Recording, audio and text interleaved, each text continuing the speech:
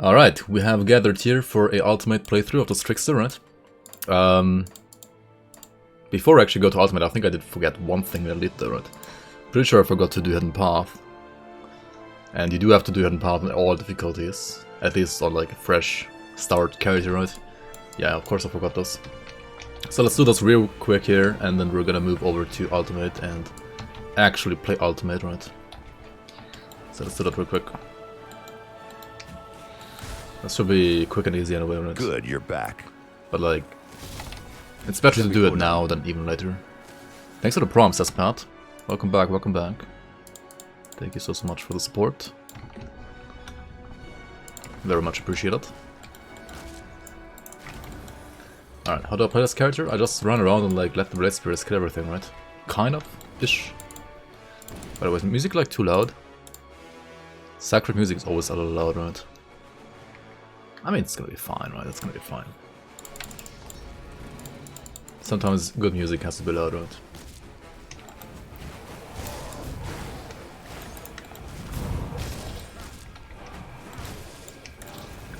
Sometimes good music has to be loud.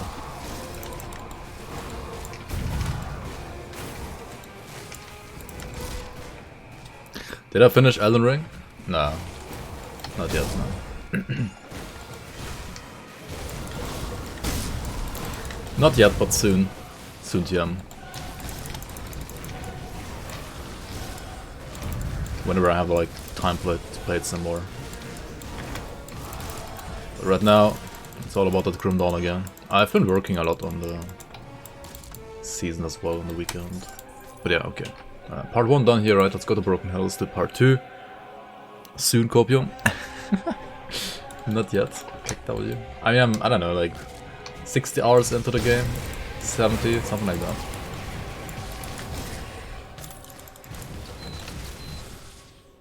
I think something like that, yeah. Yo, GM Chaos, Migok, welcome guys. And Quay Lore is here as well, welcome guys. Welcome, welcome. Alright, we see totem, we click totem, right? There was a totem like around here, right? Let's go there as well.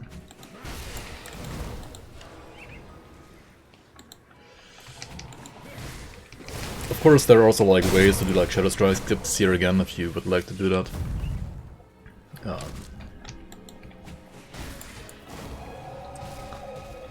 Probably won't do it right now though. Totem. Totem.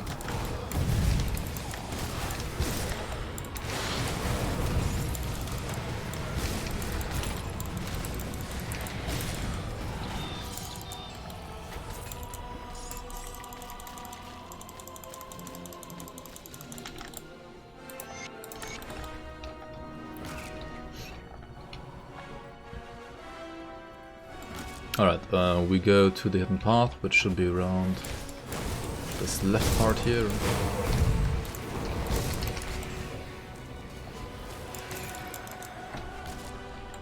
So over here. There's the stone, right?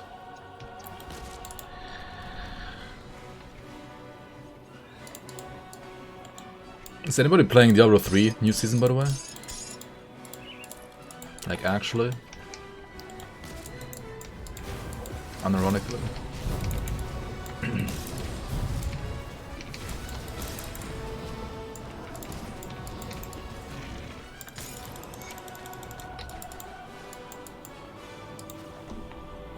You are? Quildor? People are saying that it's actually good, at least for like a Diablo 3 season. Which, as I think Migok has said on Discord, makes you want to play the game for 4 days instead of 2 days at least. What exactly is so good about the new season though?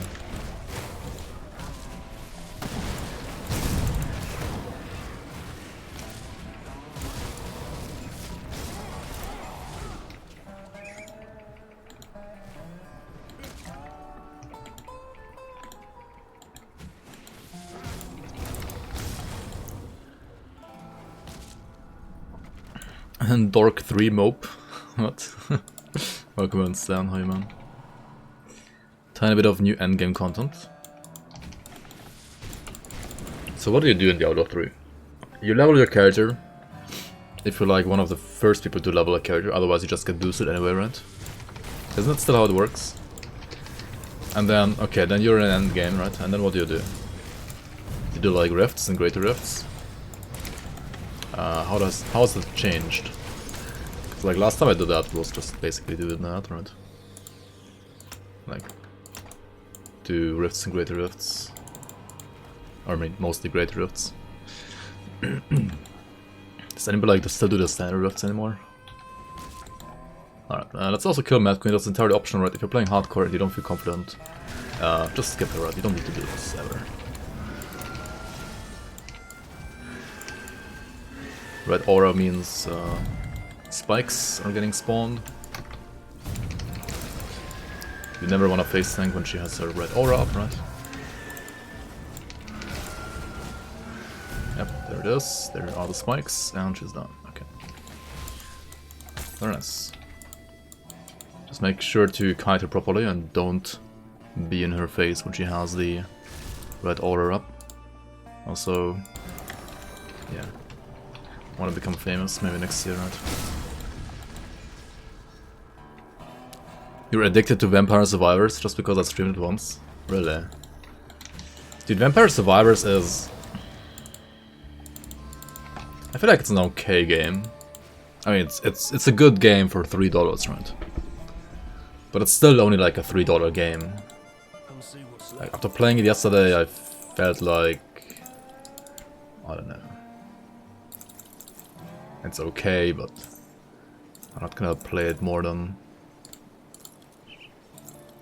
I'm not even sure if I'm gonna like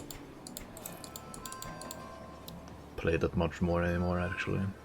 Actually, I don't know. These hidden path bosses, by the way, right? Like the Guardians of Dreek, Solar and Bismil, they have some pretty nice pants they can drop. So they're like worth checking out at least. Can be very nice.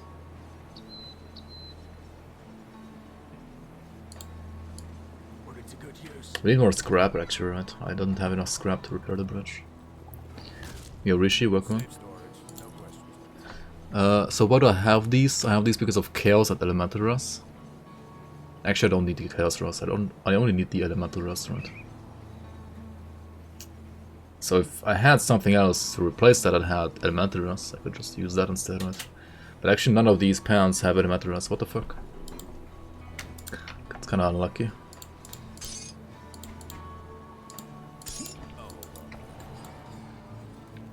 Yo, Crab Turtle, how you, man? Welcome, welcome. And Doyers is here as well. Welcome, welcome. Welcome, guys.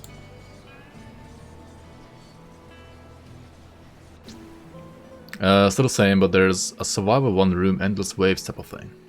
Oh, so they like made the Crucible in Diablo 3. Interesting. I feel like the Crucible as a concept is actually really successful, right? It's kind of funny how, I mean, it's been a thing like in other games, like for example Dawn of War 2 Last Stand had the same concept.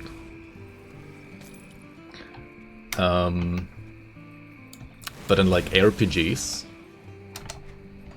wasn't Grim Dawn like actually the first to have that kind of game mode? I mean, it's not infinite waves in Grim Dawn, but 170 waves. And then Last Epoch had the arena, which is literally the same thing.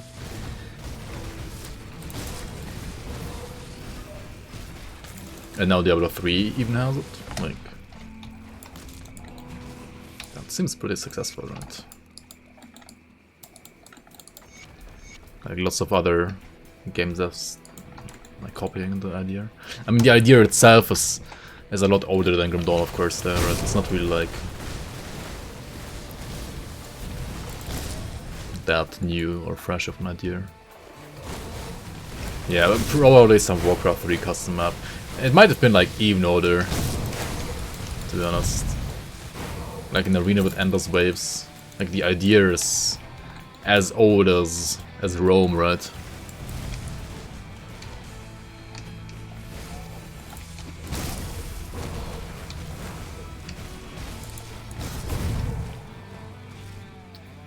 most RPGs going forward will have an arena mode.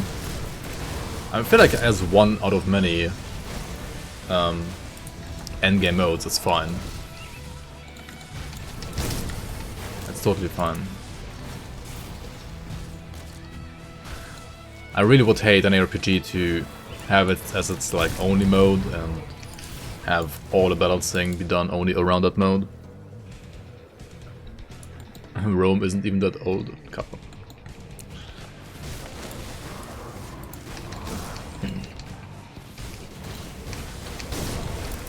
Workman Hankel.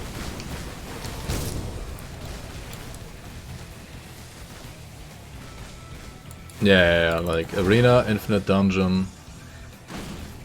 I mean, it's either you go in a straight line through a dungeon, or something similar, right? Or else you stand still and the enemies swarm you in a like confined room, which is basically arena. I mean, those are like the two concepts, right, that you can do. Like, what else can you even do? Okay, then there's like bosses, right? Like, it's bossing, arena, dungeons. And the combination of that. As like the rough, like, endgame playstyle types, right?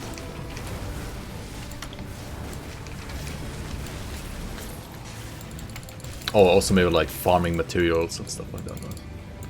Like, doing bounty quests and farming materials. Puzzles, Pepela. I mean, Path of Exile had puzzles, yeah, this one puzzle. You prefer Infinite Dungeons over Arena? Yeah, me personally too as well. I mean, people have their preferences, and I don't mind like playing Arena like every now and then. Like Arena type game, like Arena type modes.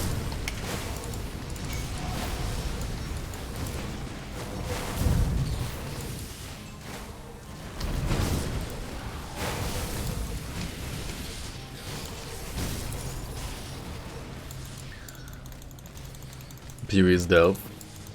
That's the perfect like infinite dungeon. Yeah, it's pretty good for sure.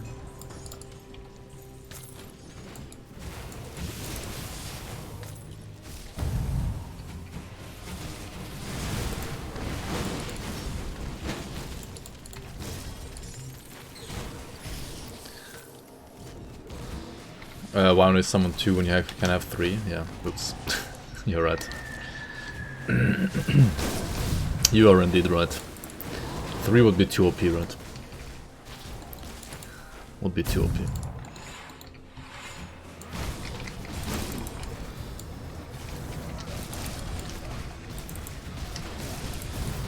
Yo, GFF, welcome. How you doing?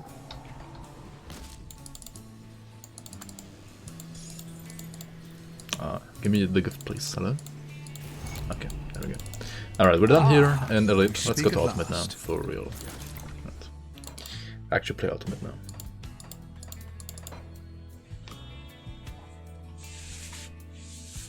Also, Thomas Ward 00, thanks for the follow, Workman. So in Ultimate, right, this is where the actual game starts, right? We've finally made it to the actual game. This is where like all the tutorials end, and this is where pain and suffering can also start if you don't know what you're doing, basically, right? So, should we like still keep these pounds, honestly? Like maybe maybe they're gonna be better later on. Imperious of Ruin doesn't have 7% away though. Like the 7% away is actually insane on the Mammoth Blade where it's going out. The aggressive prefix. Huh. Interesting.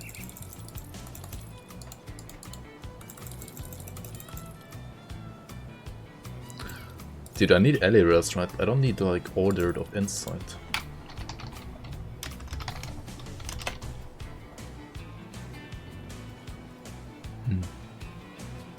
I need Ellie Rest on pants. Alright, anyway. Looking to the body, you will need to.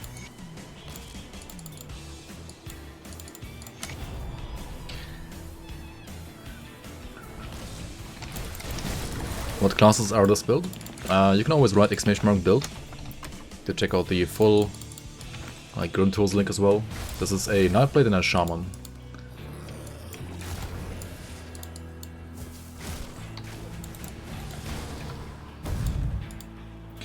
Where do I even put my points now? We have Prime Bond maxed, right? We have Blood Pact, at least 1 point here. I guess we could put more than 1 point here, but... I mean, obviously I want to put points to Veil of Shadow and Shadow Dance, right? For more DA. I guess we can do that now.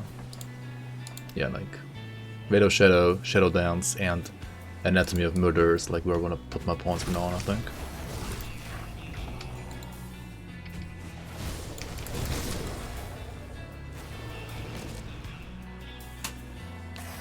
Big Garlic and Bible.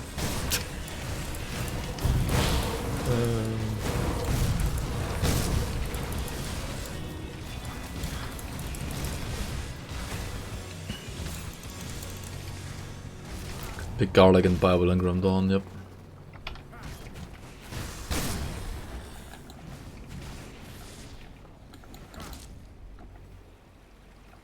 Brimel Pond.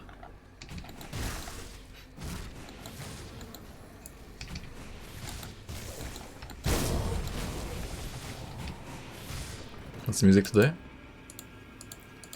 StarCraft 2. Wings of Liberty. Kekona.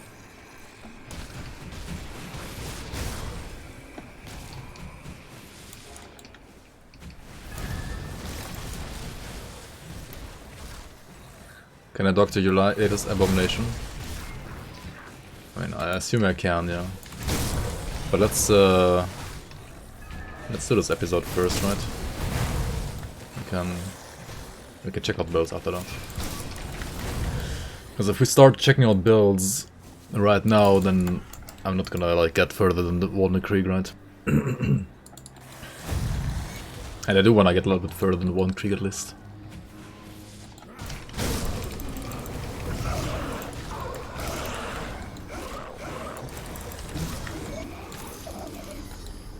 Okay, we can... also there are shrines again, ultimate, right? You can still cleanse these. You don't really need to for your like devotion points, because ideally you should already have like 55 devotion points before even going to ultimate.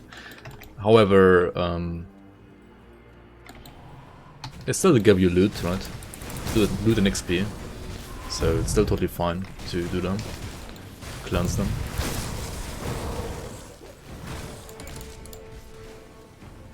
Scraping the bottom of the barrel for troll builds. Yeah, there's not that much left, right?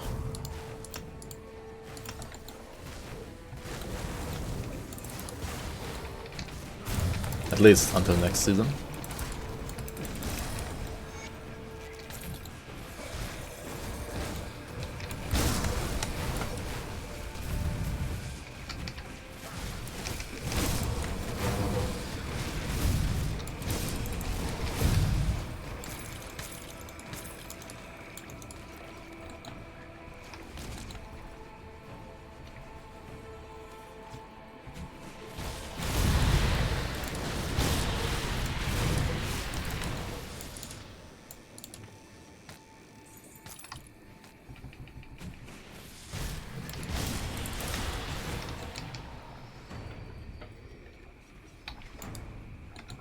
Okay, so in Ultimate it's even more important to do all the quests, right?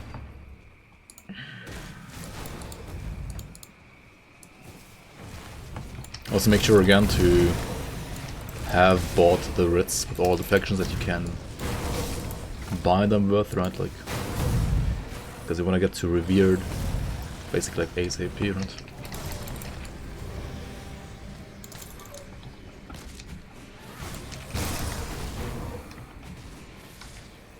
Do we have 3 of those necklaces? No, only 2. Okay.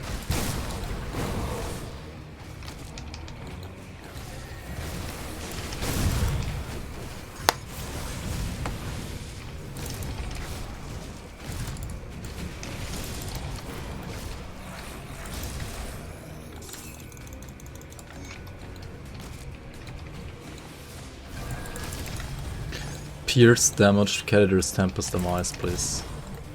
Wait, what? Is that the build you're trying to do, actually? Pierce damage, Caterpillar's Tempest. What? How even? Does Falcon scale well into endgame? I think for bleed it does, actually. For bleed it's fine. For physical damage, I don't think it's good for physical damage endgame. It's fine early game for physical damage as well. Like, you can't certainly pick like Falcon as one of your first devotions if you're playing physical damage. If you want like another like early game physical damage devotion. That is not, for example, Bull.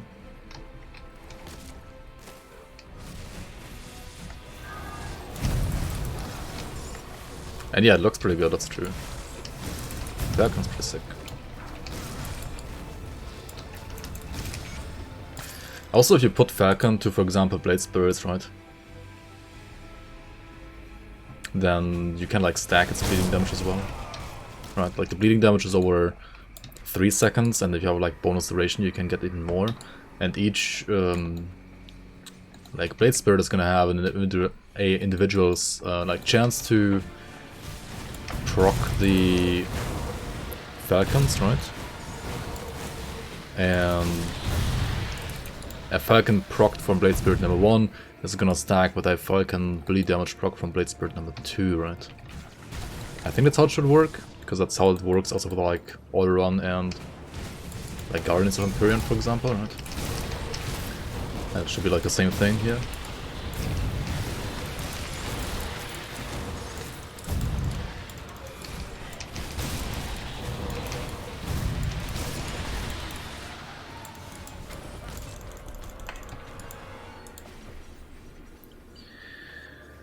Ignored. Pierce Penetemi, please.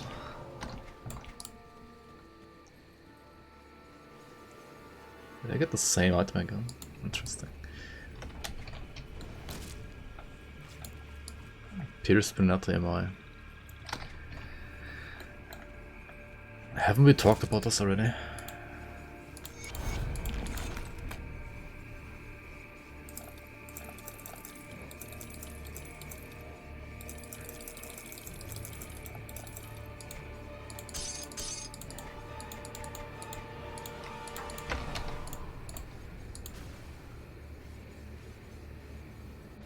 But Panetti can already pierce 70% of the time. Every time I streamed, we talked about Pierce Panetti.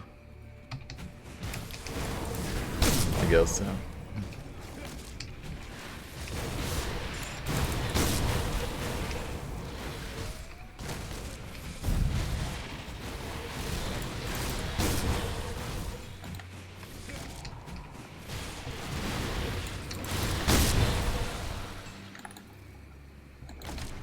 Yo, where's this guy? Hello? Not why, but why not?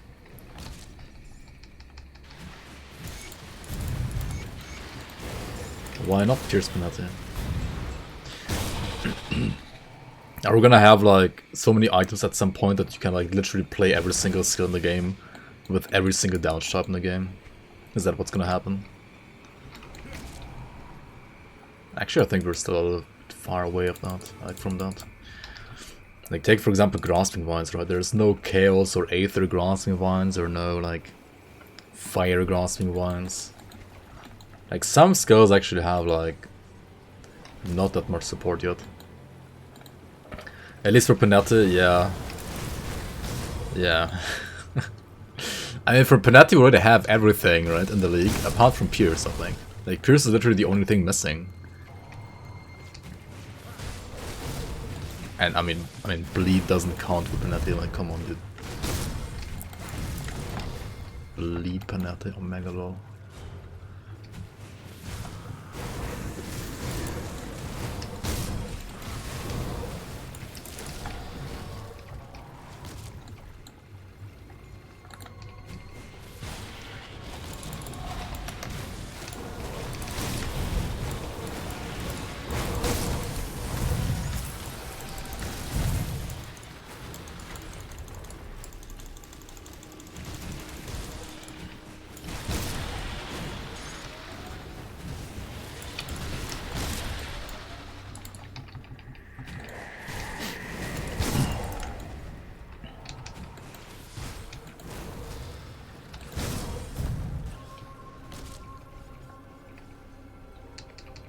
Can you do cold lightning fire though?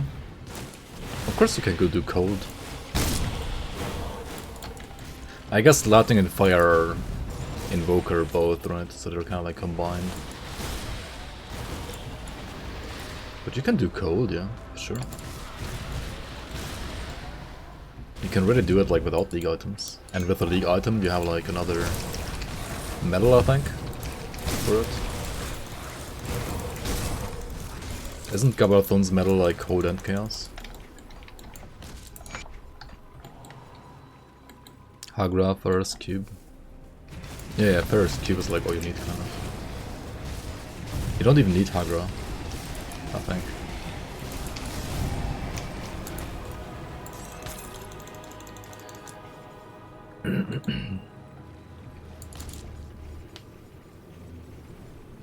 Why do you need Pierce penalty when physical penalty is so strong? Exactly. Just play physical penalty on it. It's Pog. Oh, hello.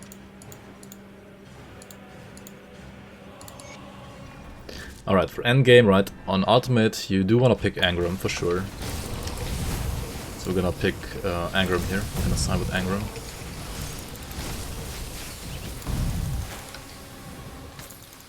Right.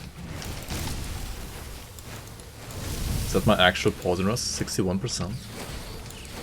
Do not have it maxed out.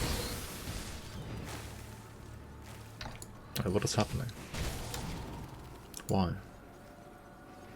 Rather, why not?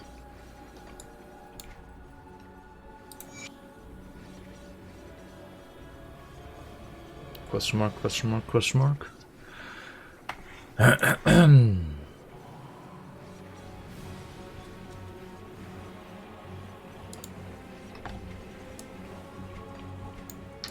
mean, I guess we're gonna craft another anti-venom salve then.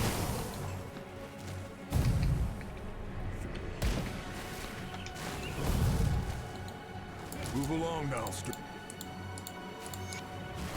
Okay, but why do you want Pierce penalty then and not more support for physical penalty? Like, Pierce will have no dot, right? You know that, right? The dead I need some time.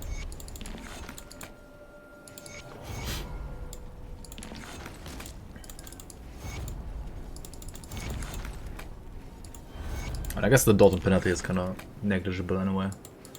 Okay, let's craft another anti-venom salve, right? We do need another one. And we're probably gonna put it on the boots. For which we do have to find the other lady first, or not? Oh well.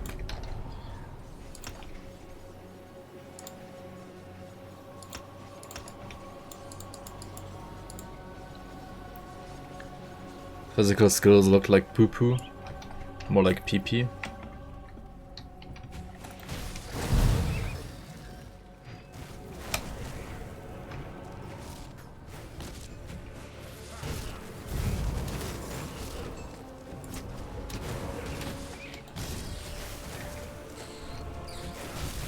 Pierce penalty can be not blitz secondary and just use blade spirits to carry it. True, true. Definitely not wrong.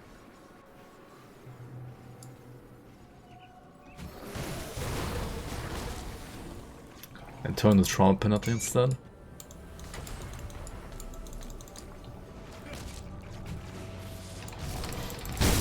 That would be interesting, right? That would actually be interesting. Certainly more interesting than physical.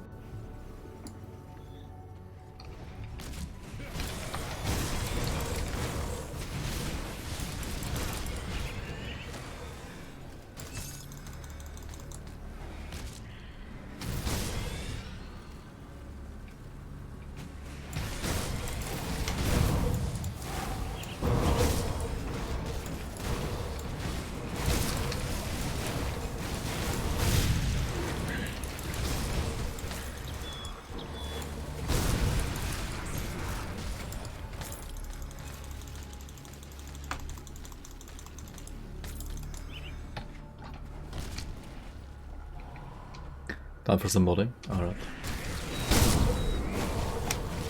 Good luck, good luck.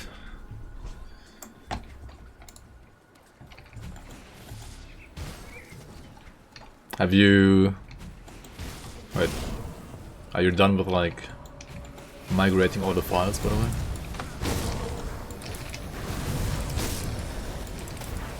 I mean, you don't have to do it now, of course, if you don't want to do it. You can only do like so much migrating per day, right? Pray you don't break the map, Monka. Oh yeah, you're gonna do that. Okay, yeah, I see. Yeah, I'm praying for sure, yeah. I mean, as long as you don't put like any files where they don't belong, I guess you can't break it that easily.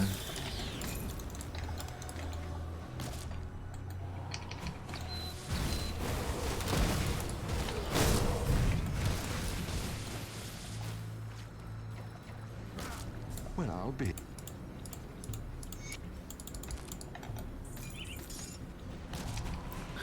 Well, I'll be down.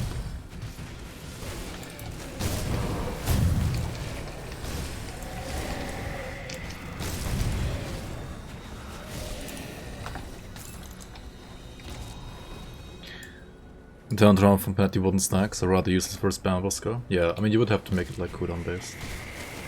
Kinda like how Lujugan does it, right?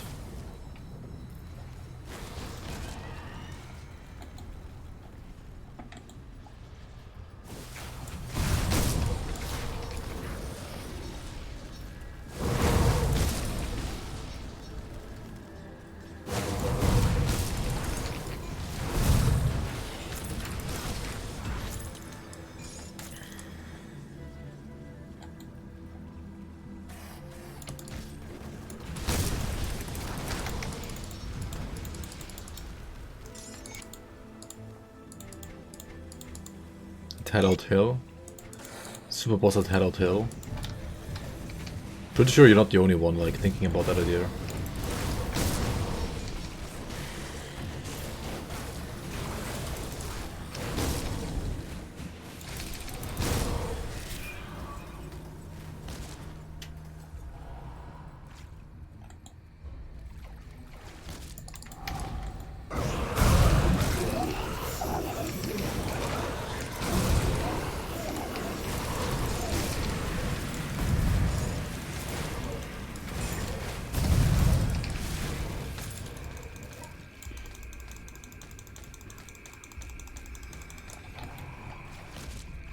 Yo, Plasma, how you man? Hitting different for sure. Yeah, they're a little bit of a change in style for sure, yeah. How you doing, man? These glasses, Monka. Yo, Illuminator, welcome on. Not streaming Slot Machine today, Pog. Yeah, the Vampire Survivors is kinda like Slot Machine in a way. Basically just slot machine, right? It's fun though. For a while. Like for a day or two.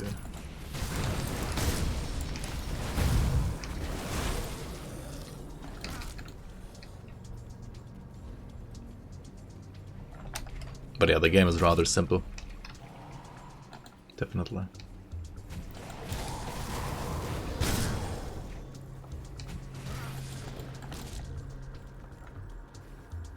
Alright, we do have to go through the cellar here, right?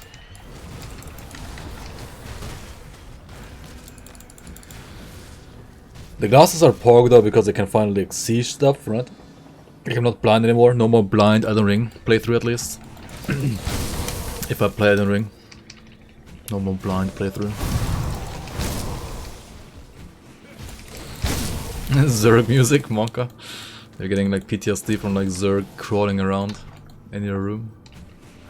Maybe they're like right behind you right now. Beware of the Hydralisks. And the little links. Pierce Panetti could do a projectile replace where it auto targets enemies. An item could be called Panetti's Needle.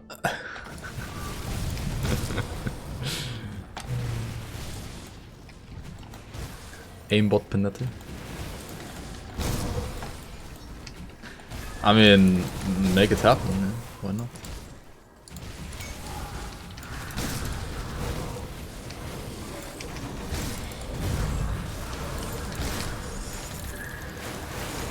Holy fuck. Right, my poison rust needs to be fixed. I forgot. Right. And we got the poison mob here as well, right? The poison hero. Okay, let's go down to the cellar here so that we can actually get our poison rust on the boots, right?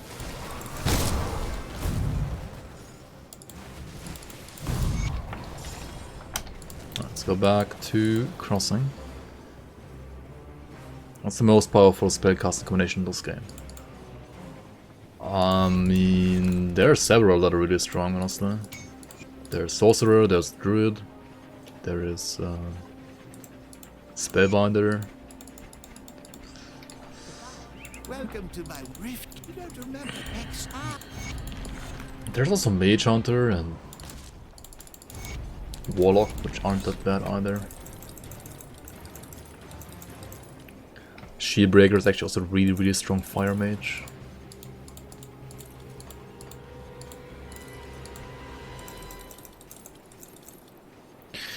I mean, in the end, it kind of like depends what you want to play more than anything else, like which skill you want to play. The game overall is like very well balanced in a way that like you have tons of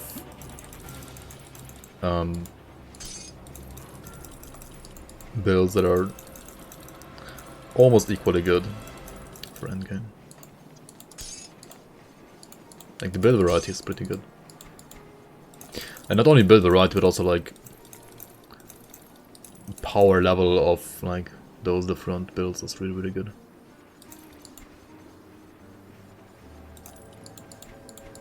Like power level balance. Put it to good use. Warlord is the most OP spellcaster.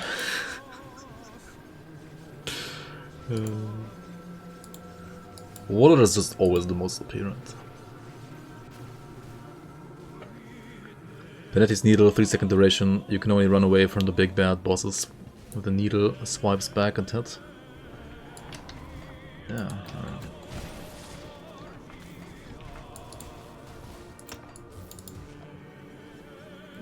How was my Easter vacation?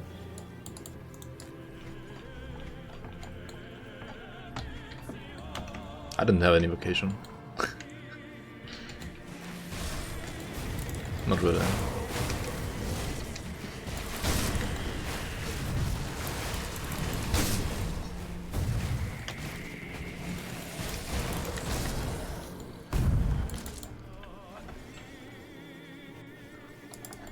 I mean, I guess I don't have uni today. That's like the only vacation there is.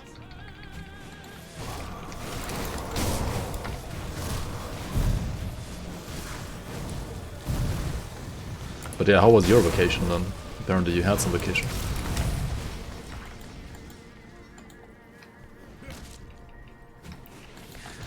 One day trip in hardcore Grim Dawn. That was my vacation, yeah, pretty much.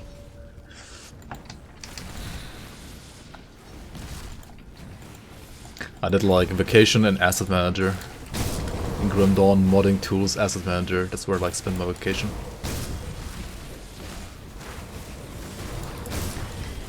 You were north of the Ruhrgebiet for 3 days, birthday parties and more. Pog? Wait, was it your birthday?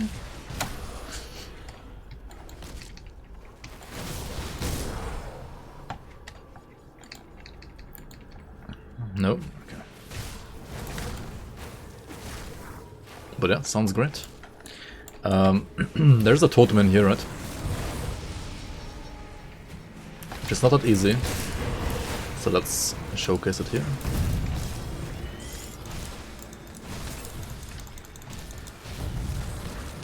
Let's see.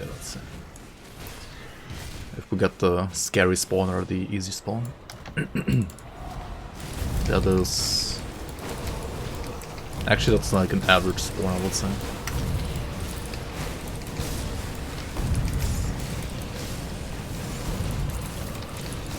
I mean, for this build, it's still rather easy, honestly. What the fuck? This build is so broken. Maybe not quite as broken as Blitz Warlord, but still pretty broken, right?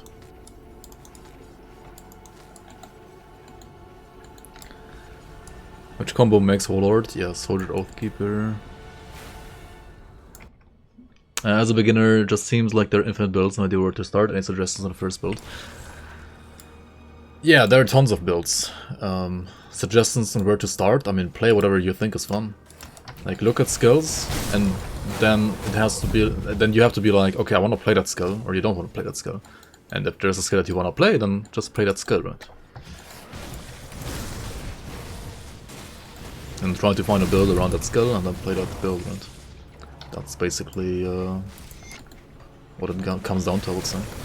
And there's some skills around which you cannot really like make a build, of course. Like you cannot make a build around Devouring Swarm, for example, not really. But there are many skills that you can make a build around. You can make a build around Promise Strike, for example, Windows, Storm Totems, Grasping Wands technically as well, Shadow Strike, Blade Burst, Phantasmal Blades. Usually like at least, as long as the skill has at least like 2 nodes, you can make a good build around it. But there's also others like Doombolt, that also, it's only like a 1 node skill, but you can also like make builds around it. But they're kind of harder to make, I would say, than other builds. I mean, you can check out all the beginner builds, right? Like ! beginner. There's some beginner guides by me. The Grim Dawn, Solo Sephon beginner starter series builds, right? And then there are also some beginner forum guides. All of those will work well for a beginner. They don't like require any like gear that you have to have found before, right? Some of them will require specific gear, of course, but the ones that do require specific gear, I mean, all of them like want specific gear in a way, but you can also like easily get that specific gear on that very character as well. Like it's very, very easy to like farm some of the gear. Like as long as the items, for example, green, like the shield, it's like super easy to get it, right? Usually.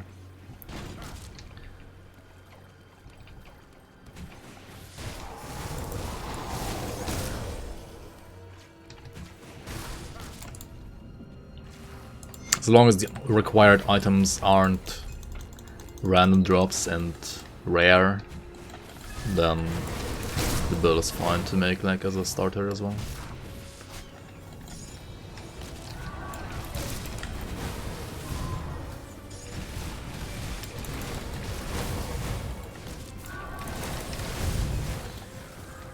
Frozen Druid is a good caster. Storm Totem Druid is a good caster. Blackwater Cocktail Canister Bomb is a good caster. Sorcerer. I mean, this is kind of a caster as well, honestly. Complete caster. In a way. Maybe not like a traditional caster. Like a... I don't know, that's such a weird like hybrid build. Like you have these spirits, which are kind of like pets basically, and then you use like melee attacks, like Ring of Steel, that have a cooldown though, and also like Devouring Swarm, which is like a debuff casting ability. You have the Vines, which are like, well, a spell cast technically as well.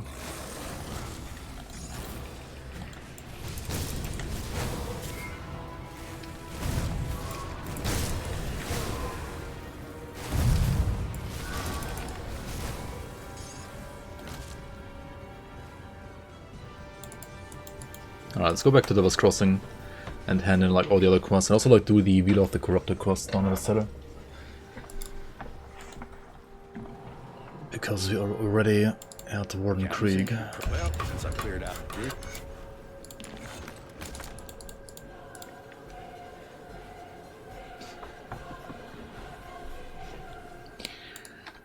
Okay.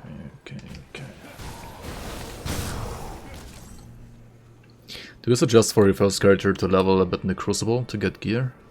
No. Crucible is a waste of time.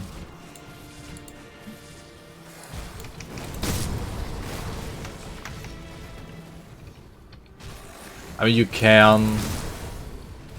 The thing is, like, you could technically do, like, the Devotion thing.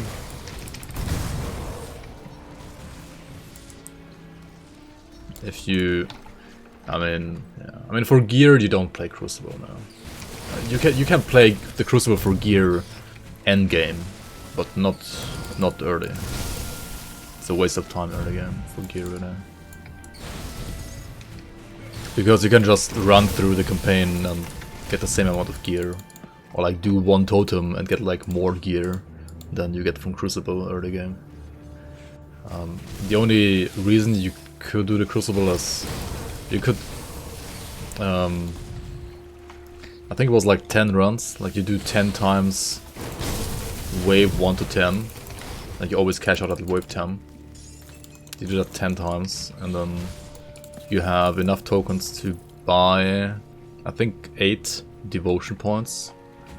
There's like an NPC in the Crucible where we can buy devotion points.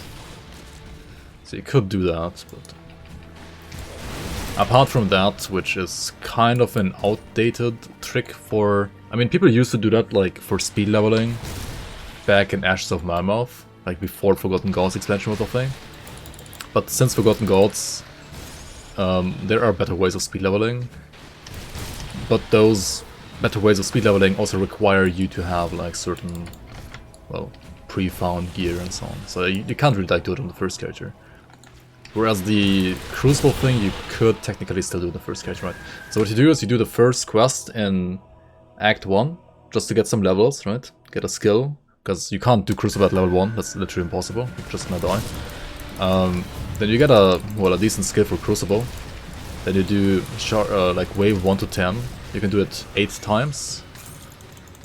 No, I mean 10 times, right? You get 8 devotion points for 10 times 1 to 10.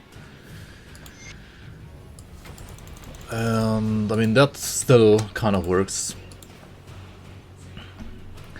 I kind of feel like it's still a waste of time though. Like even that is kind of a waste of time. But yeah, you can do it if you want to. If you feel like the campaign is too hard for you. Which it really isn't.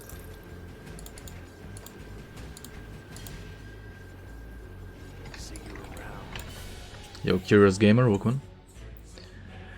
I'm playing for 2 days. Oh, that's great. Games are always like the most fun, I feel like, when they're like fresh and you have to like learn everything and everything is new and so on. It's amazing. Do Crucible to get the Searing Ember and call it a day. Yo, Grandpox, welcome, welcome. Well, Alright, let's hand in some of these side quests here as well. what do you want? Let's actually just cover Scout.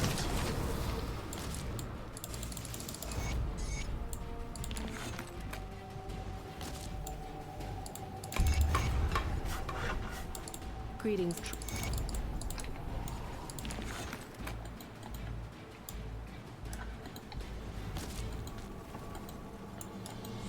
Maybe we can get another level here from the XP. Good, you're one of you. That's good. There, Warden. Yeah, almost.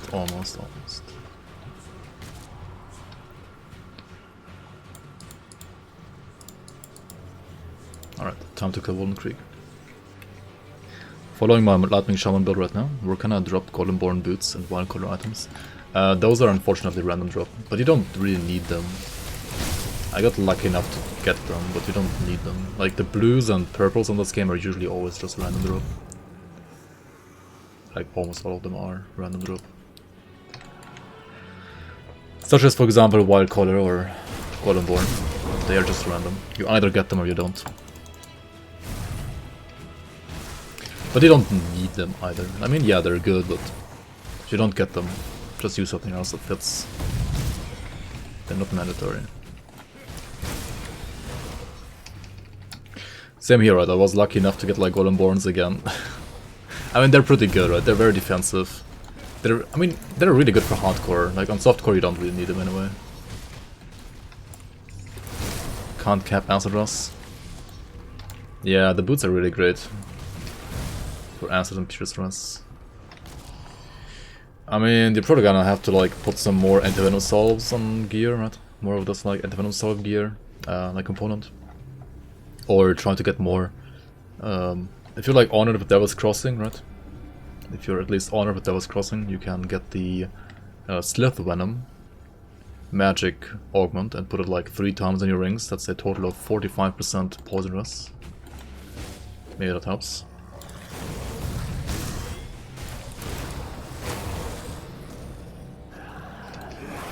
You created an Alchemist Oathkeeper? You mean Arcanist Oathkeeper? So a Templar? I mean, it's not bad. Templar is fine. I would say Templar is like a mid-tier class. That's fine. And like the thing is like top tier, mid tier, and low tier in Grim Dawn. They're still like all pretty close to each other because the game is decently balanced.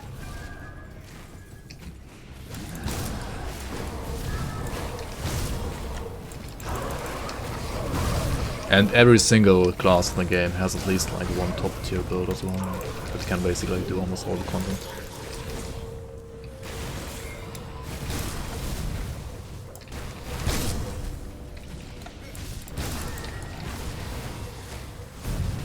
So like, don't worry too much. As long as you like playing what you're playing, it's fine. On the other hand, you can also like always play more characters, right? Like Grim Dawn. I feel like it's one of the like biggest strengths of the game is to just like play more than one character. You wanna test like all the combinations that you wanna play and that you can play and so on. Like there's so much to like figure out and explore in this game when it comes to builds for sure. Game has tons of replayability because of that.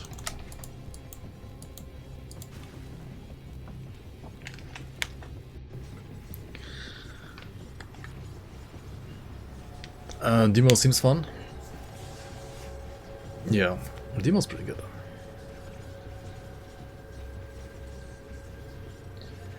Already play Sabo. I feel like nowadays Sabo is actually like... I mean, Sabo used to be like low for a long time. But honestly, nowadays, I feel like Sabo is mid to maybe even high. I would probably like overall put it like in mid tier still, but Is it finished? The warden's like in the middle somewhere. But there's some that are like crazy good as well. Alright, I'm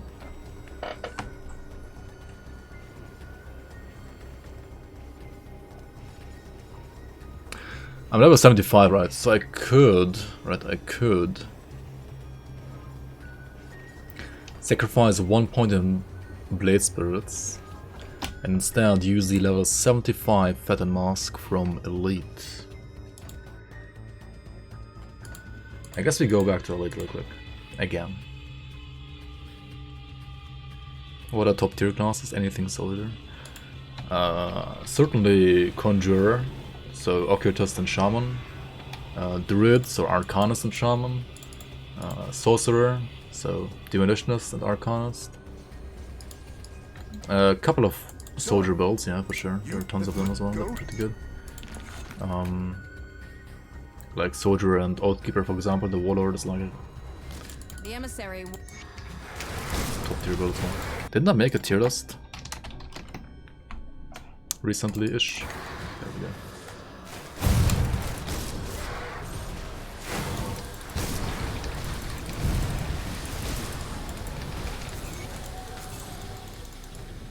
I mean, as with all tier lists, right? Always take these with a grain of salt, very subjective salt, right? Who do we start with here? Oh, we need to go back to this guy first anyway, right? That was an endgame tier list, yeah, I wanted to make another SSF tier list. True, I guess.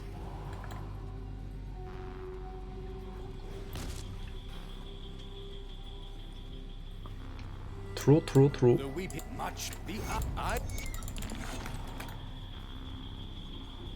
Any savagery builds that are really good? I mean... water is really good for savagery, yeah. Both for bleed and for physical. Like Avenger of Water, for example, is a great physical savagery build. You can use the troll, like 200 green troll bone crusher for leveling. It's really good as well. Yeah, Archon also works, of course. It's an old keeper instead of soldier. And then I guess you can also do like Ultos Lightning Savagery, that also works. Not too bad.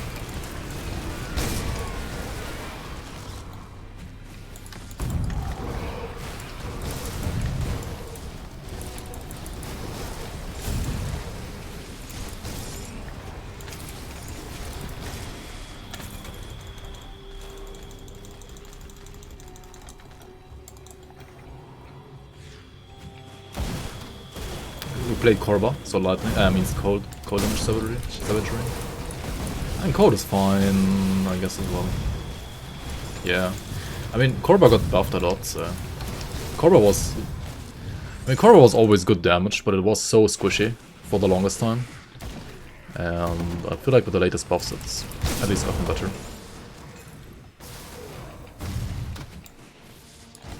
Loltos.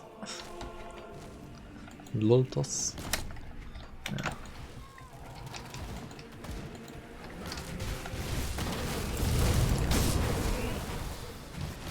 Oh yeah, there's also, what's it called? Storm Reaver? Is it Storm Reaver? There's like a 200 axe as well. That is not Ultos, that is also great for savagery actually. Like for savagery and Stone Totem. I think you play a Vindicator with that. Probably. I mean you can also do it for Lightning Cadence. If you wanna play savagery, I guess you just go Vindicator. So we're going through this act here real quick. Just to get to the Maw of Enough in Elite. I don't really care about any quests, I'm not gonna do any quests here. And we're only gonna go there real quick because you get the Star Wars mask, right? The Tibetan mask. There in Elite it's gonna be level 75.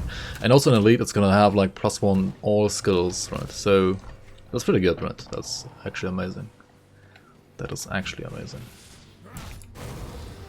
Our current helmet gives us +2 to blade spirits, which is also not bad, of course. But we kind of only need +1. I mean, the more you have, of course, the better. But you really need 24 points. 25 and 26 is like a nice bonus on top, and you do want to get to 26 as well for endgame. But right now, 24 is like all you really need to get to. So you're gonna like sacrifice basically like 1 point in blade spirits for getting +1 to literally all other skills, which should be very much worth it, right?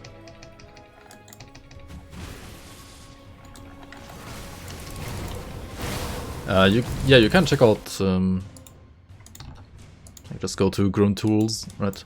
If you wanna like look out for builds nowadays, you can just go to GRIMTOOls, right? Go to builds, and then check out class, like for example, sorcerer, right? Wherever it is. Just write it. There we go. And you can also like check beginner, yes or no, hardcore, yes or no. And I mean, some of these are of course good, right? Some of these are maybe not that good. That kind of like depends, I guess. Wait, where's my sorcerer even? I guess my build is ancient. Oh, there it is. I mean, it's updated for this patch, but it's ancient. Oh well. I mean, this one is a good Stork build, for example. But it's like endgame, right? It's not really leveling. But for leveling, you just...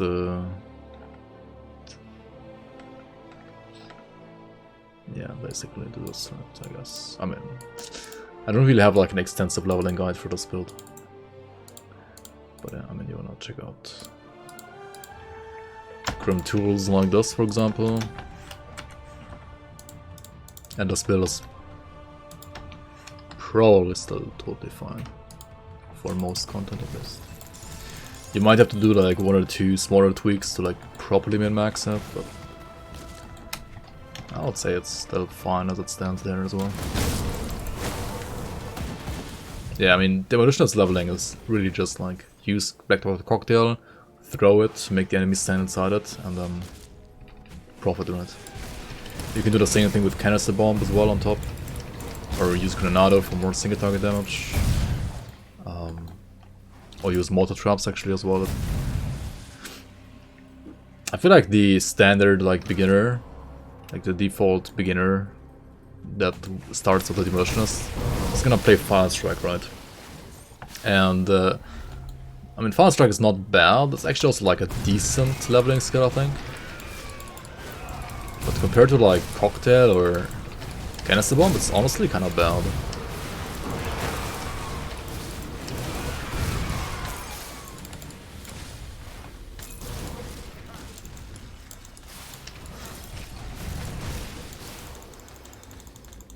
Okay, we've got too many items here. Holy moly.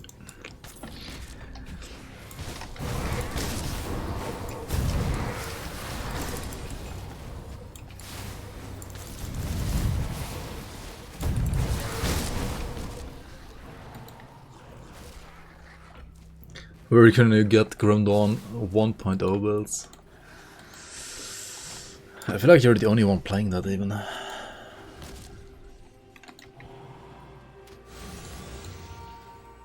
Fire Strike is okay if you rush for Brimstone. Yeah, I mean, you have to like basically only 1 point Fire Strike, then you rush Explosive Strike, and then you rush Brimstone, right?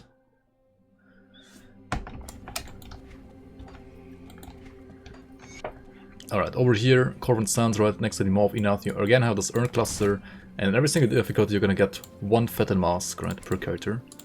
And the one normal was, well, kinda not that great. The one on Ultimate, I mean on Elite though, has plus 1 all skills, so that's amazing. It also has Elemental and Slow Rust and Vitrinous.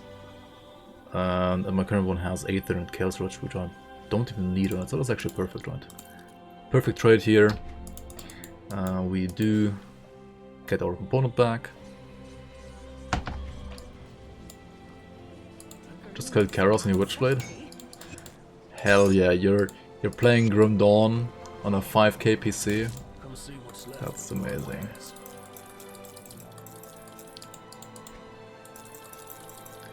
That is amazing.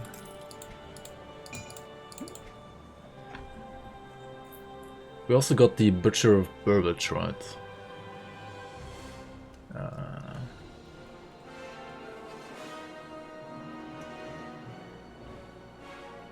This is not a bad bleed item actually. Like, you could also totally use this one. But I mean, our Green MI gives us 10% RR to Devouring Swarm, so it's like not even close. Anyway, what does this plus 1 all skills mean here for the Fat Mask? It means that we get, of course, like more skill points to play with. It also means that we can pull a skill point from Circle of Slaughter, right? We still have 24 points here. We could also like pull 1 point here, maybe.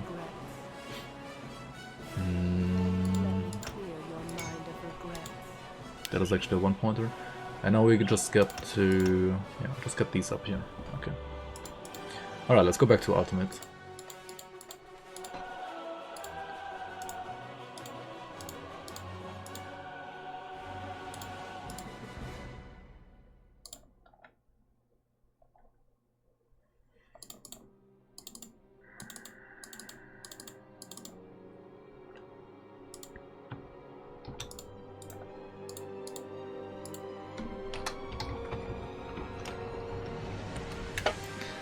And you... It's not your fault they delayed Witcher 3 Next Generation again, really? They delayed that again. Feels bad, man. Alright, let's repair the bridge and go to Act 2. Yeah, let's just go there first.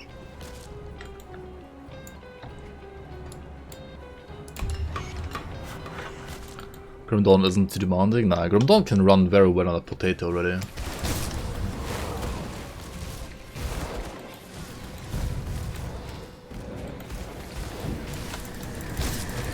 You really don't need a good PC for Grim Dawn.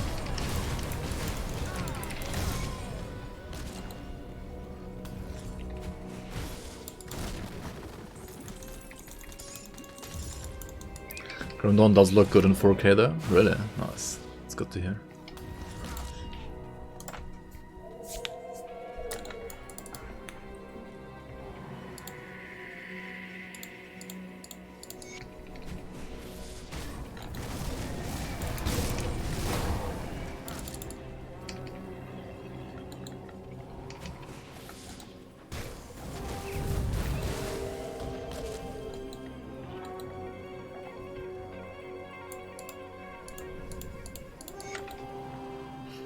Alright.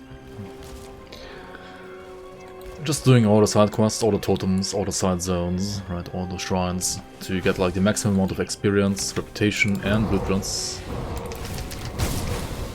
Trying to not to miss anything here. Of course, if you like don't like doing side quests, you can skip some of them. You don't need to do them, but they do help you to max out that reputation rather quicker than later.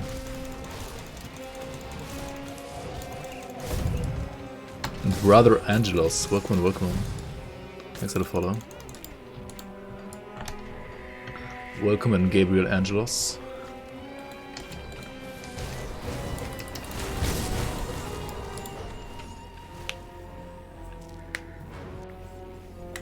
Should I run some Dawn of War music? Ah, we speak at last. I'm Sushil, welcome as well.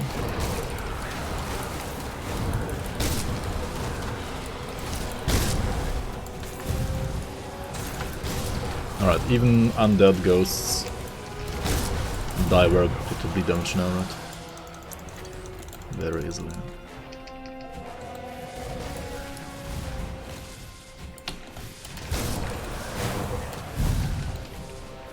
That is nice.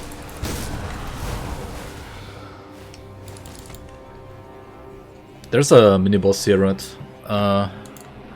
Honestly, he's kind of useless.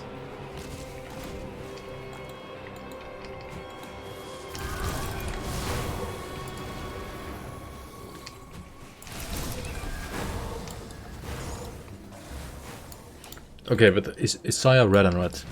With Isaiah, you ideally in Ultimate, you do not want to take his money, you do not want to kill him, you just want to spare him, because if you do that, he's gonna set up a shop in Homestead where you can buy like also special craftable ointments, right? That you otherwise would have to craft. So it's not really like a big deal if you do it like this or not, but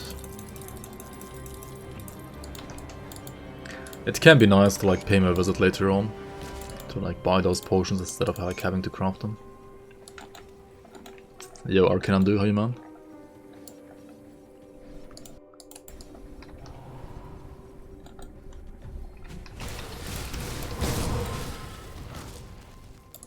You killed him because then you can also kill his daughter and she drops a ring which kills Russ.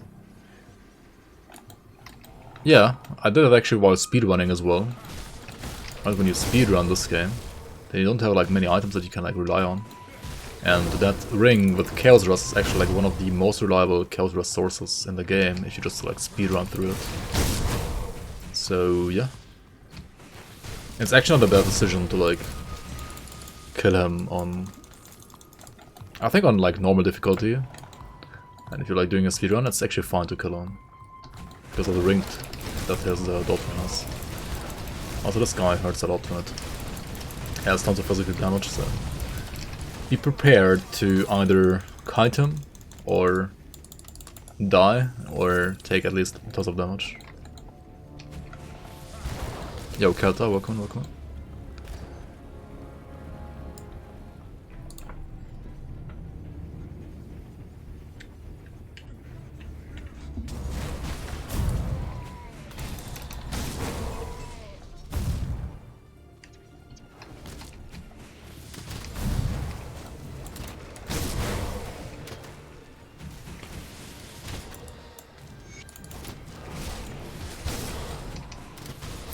What's my last steal? My bleed damage doesn't life steal at all, right? I have 0% life leech while bleed damage. Because dots cannot leech in this game. I do have bat though, right? Bat heals me a bit. But it only like heals me via pierce and vitality damage, so it's not really like that reliable either. How else do I heal? I also heal with the living shadows, I guess. But also those only heal with like pierce damage. And then I have this, which also only leeches via vitality damage. So I really don't have any last here, to be honest. I could heal with Dryad, maybe I should like pick Dryad later.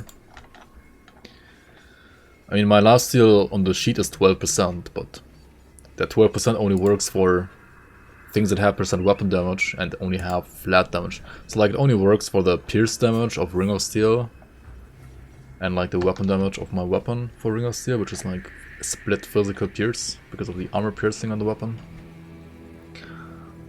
On Shadow Strike, which deals like no damage. I'm honestly like mostly just healing with Pneumatic Burst, right? Like the Pneumatic Burst ability does heal me, but other than that, the lifesteal, like the numbers for the leech look good on paper, right? The bat has good lifesteal. My sheet lifesteal looks good for weapon damage based abilities and so on, right? But my actual lifesteal, oh yeah, this also has lifesteal, right? Devouring Swarm. But all my lifesteal is only based on Vitality and Pierce damage abilities, and I'm not really scaling those damage types, right? So yeah, this will become more and more noticeable, like the closer I get to level 100, that I don't actually heal with any ability, really. So I might have to like respec actually into Dryad. Maybe not even play Twin Fangs anymore. I don't know how well Twin Fangs is gonna heal me later, actually. Since I, well, don't really scale its damage chunks. I mean, I guess I do scale the pierce damage a bit. Trickster needs all 3 attributes confirmed to scale the vitality and pierce damage, yeah.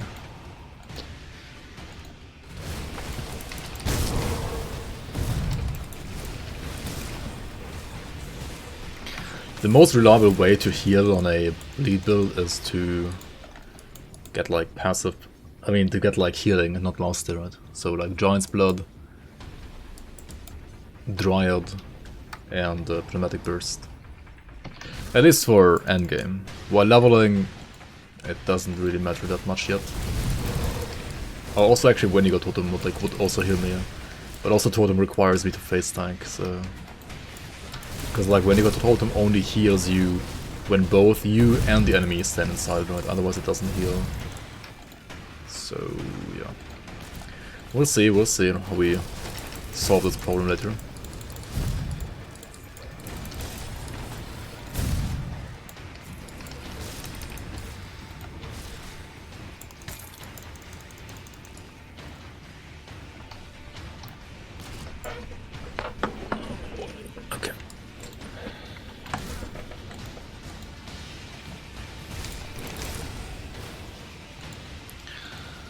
Oh yeah, right, you can also play Blade Barrier, of course. That's very true, that's very true. Blade Barrier heals. I think it also got buffed, right? Actually, doesn't it not?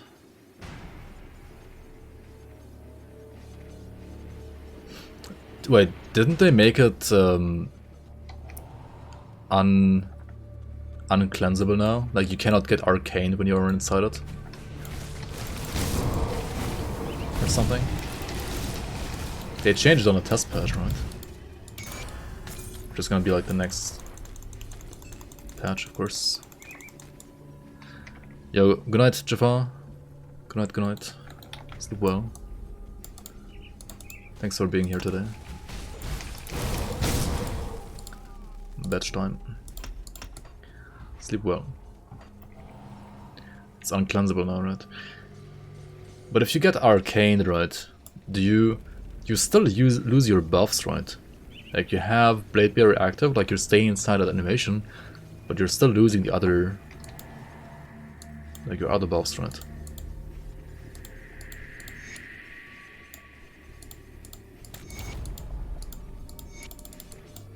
So like still the second you get out of the Blade Barrier, you're gonna take like giga damage. Why don't I try it? Smile. And maybe I'm wrong. Maybe I should try it. I mean, we can try it like when you find like one single arcane elite. That should be fine.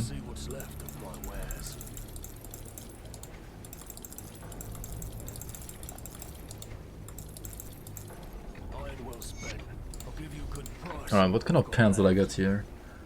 Slith, scale, leg wraps. I don't need LRS at Valley anymore, right? Yeah, it's actually fine now.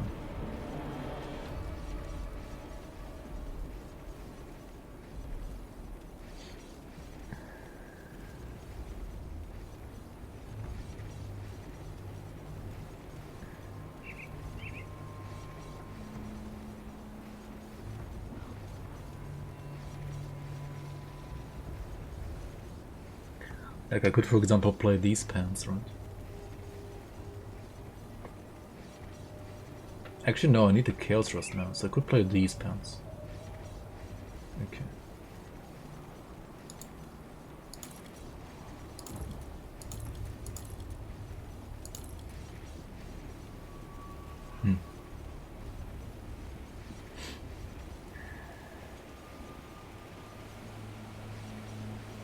Or these.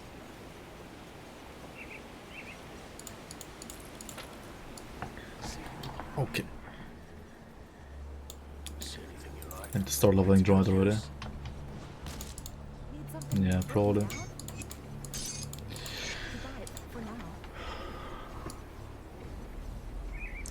So Droid means I take out Lion and then I have Droid, right? The thing is, what do I play then? Like, what do I remove? I need like 2 more points. I need to like remove like either Living Shadows or Bat then. Try it on Locksmere. Yeah.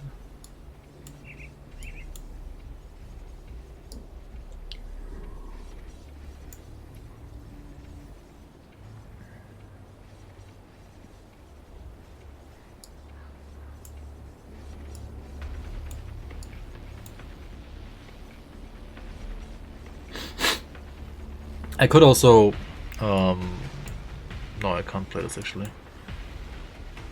If I remove Bat, I need to play... I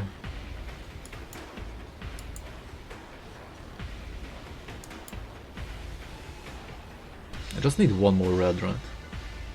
1 more red and 2 more green. 2 more green.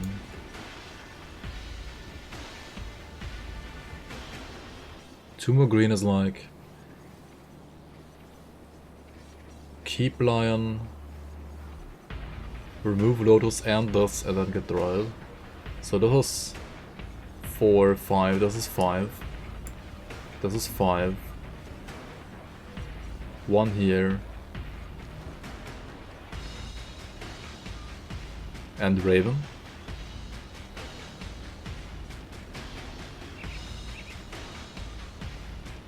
Yo, Jude Workman. Take a rat instead? Nah, fuck rat, dude. Fox. Right, we take Fox instead of Raven. Yeah, let me actually try that real quick.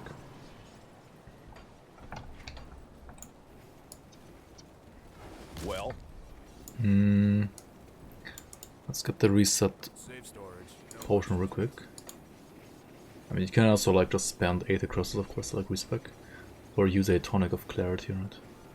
So yes, let's do that. And now we do what exactly? So we don't do Bat, we don't do Lotus, we don't do this, we do the Ride instead. Put this to whatever, right?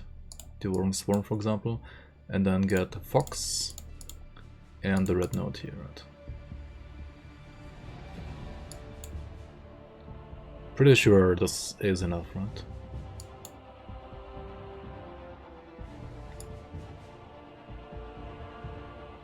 But you wouldn't drop Lotus.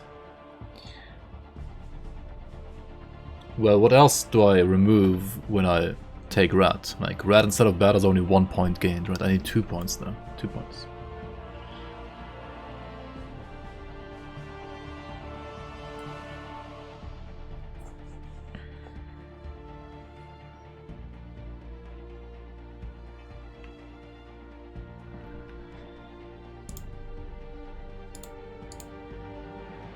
Also, I'm still like not sure if Fox or Raven.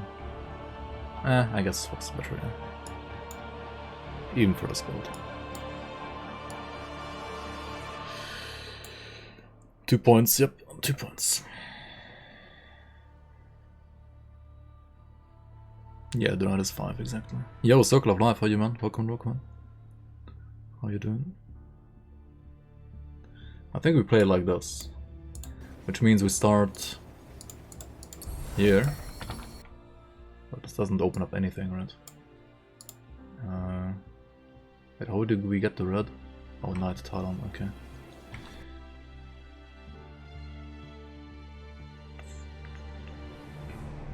Pretty sure we need this and this, right?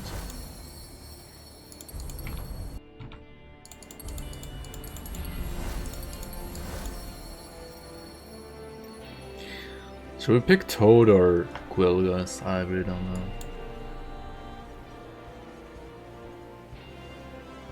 I needed Quill for Aether resistance when I last picked it. But I feel like Toad is better now, maybe. Hawk.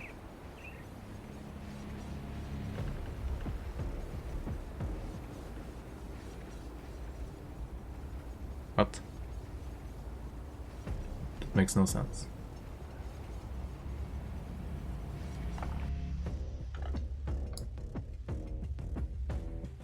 You're saying red instead of bat and then hawk instead of what?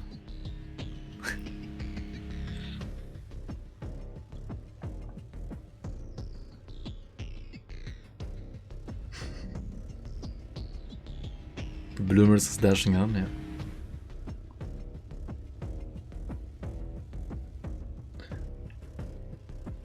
Hawk instead of bat.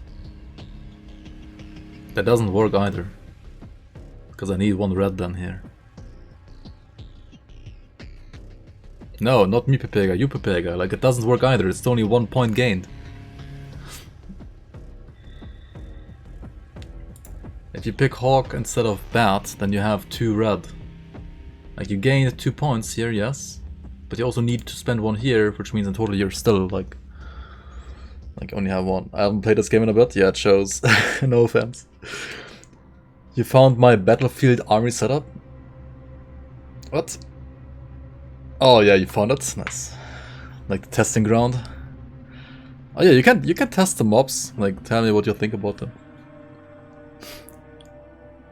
Consider they're also like, don't forget they're like level 100 only, so they're not really scaled up to like with area modifiers and so on. So they're a little bit easier than how they're gonna be inside a dungeon. Just get Mythical Unchained Might, problem solved. Yeah, just get the item, lol. Anyway, we're gonna do this for now, right? This is fine for now. This looks fine for me for now. But the question is, do we go Toad or Quill? Maybe we go for like some Toad, right? Maybe we play some Toad. Which means we have to play purple, yeah. Purple for Toad. And then Fox here, and then greens was like Lion and Dryad.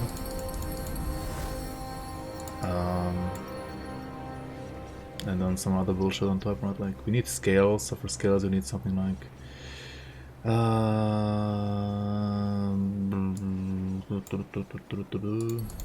something yellow, right? There we go. Something yellow for now, and then we reset it later. What else do we have here? We got Owl. Owl, the Huntress rather. And what else? What else? Oh yeah, Falcon of course. Falcon on Blade Spirits, right? This one on Vines. Got this one on, I think, what was it? Desmo Blades, sure. And now we go and talk to the Spirit Guide real quick. Let me clear your mind of regrets.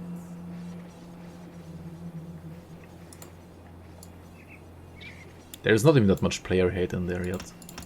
In those mobs, I think. They're pretty tame so far. But then again, they're only like... yeah. Stay strong. It's not their final form yet, you know. They're pretty tame. Okay,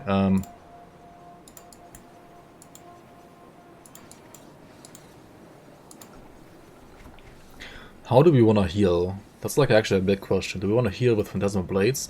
Do we want to heal with Ring of Steel? Or do we want to heal with something like Swarm? I mean, Ring of Steel has a 100% chance.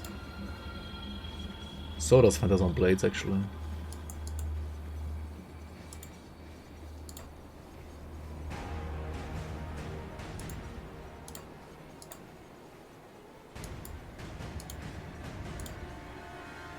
What's the cooldown at max level? 2.7. We don't really have any CDR, right? So with 2.7, yeah, I guess we put a 2 P-blades then, right? So here with the blades, right? Alright. Yeah, let's try this setup instead. I think this is safer. Like, the bat sure was great earlier, but the problem is really like the scaling will fall off, and thus we might get like a healing problem. And Dryad is way more consistent. Welcome in each one to each one. How you doing? Good to see you.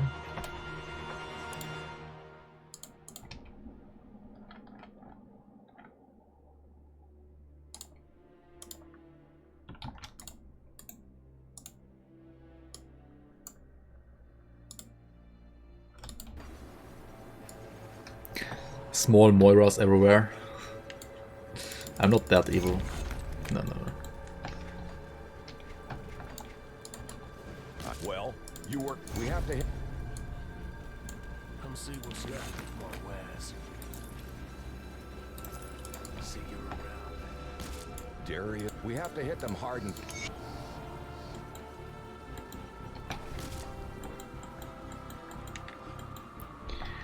We have to hit them hard and fast.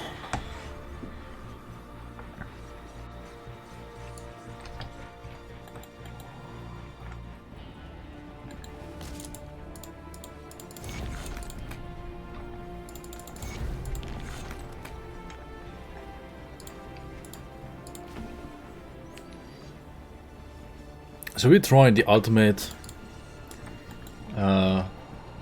Masters of the Pit? Keep your. Sure, right? I think we can do that. We can try them. Try taking them on.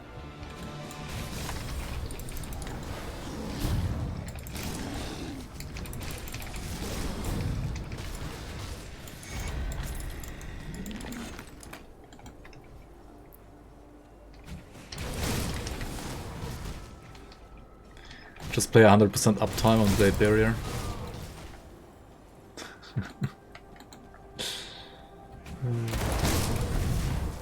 Does she even have something that procs the retail? I mean, I guess the melee form does, yeah.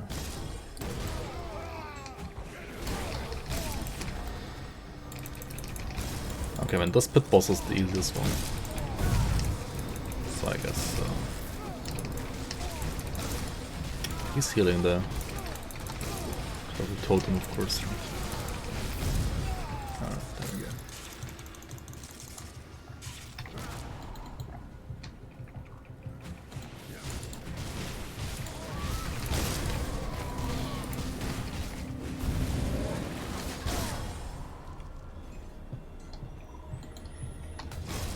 No, I didn't spawn there.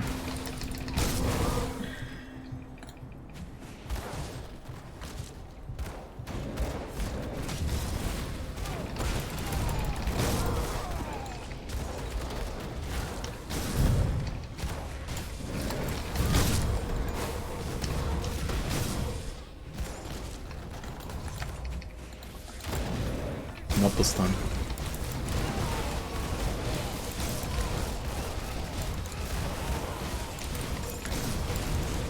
No suicide this time.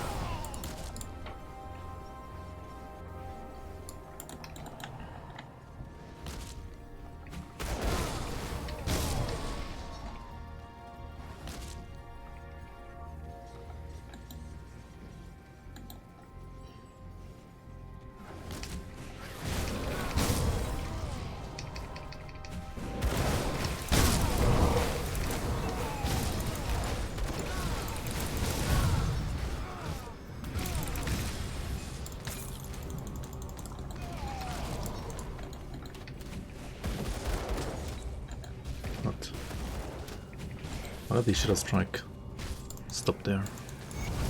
That was weird.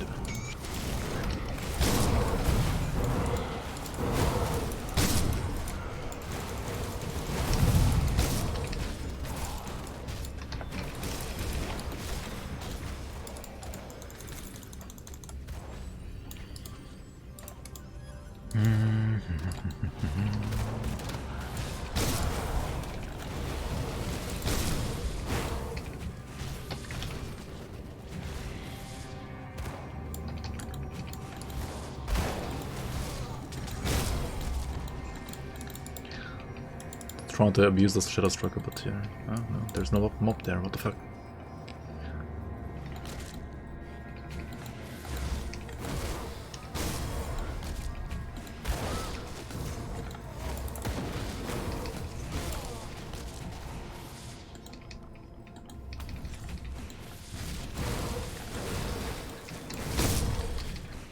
But yeah, this Druid healing should be way more consistent later.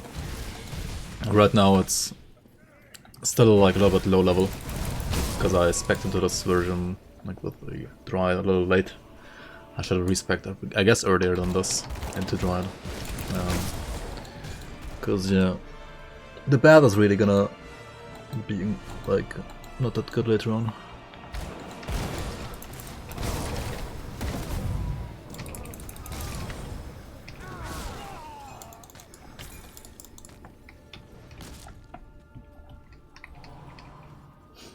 I mean, losing Lotus hurts a bit, because Lotus is also like physical resistance, right? Like, Lotus is really, really good, but what can you do here?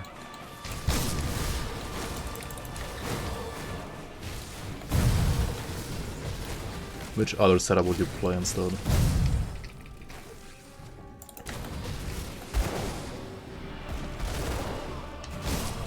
And you can change the build again, of course, once you have a certain glove that is a legendary random drop there.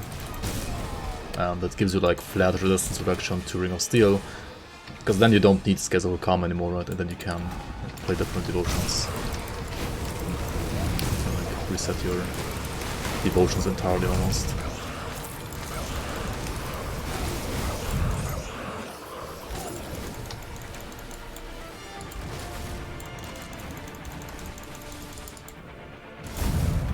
Alright, more blueprints. That's why we're doing these totems, right? For the blueprints.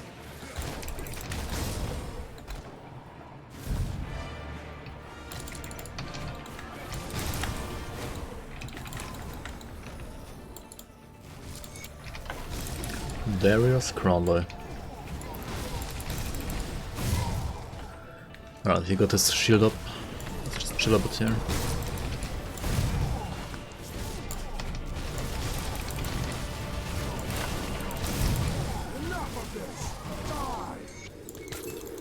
There we go.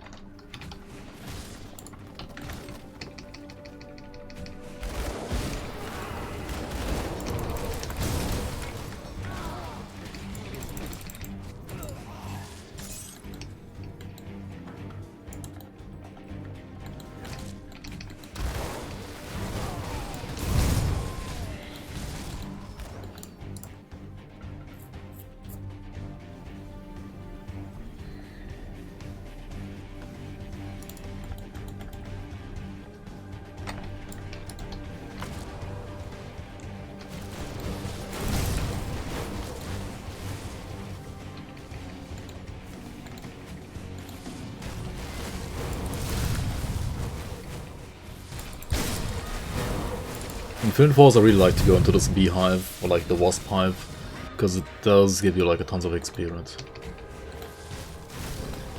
These have very nice XP actually, and the density is pretty good here as well always. I mean, there's no quests attached to these, but it's almost like always worth it to go here just for the XP. Like the raw XP these wasps provide you. Also, Why does Crate not know like the difference between wasps and bees? Like, they call it wasps, but how can they like produce jelly like bees? I don't know. I don't get it. I still don't get it.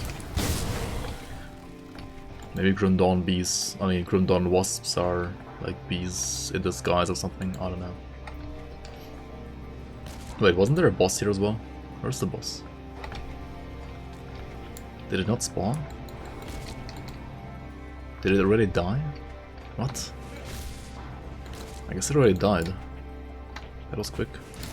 If so. Oh, let's get the raw jelly as well. Let's grab it.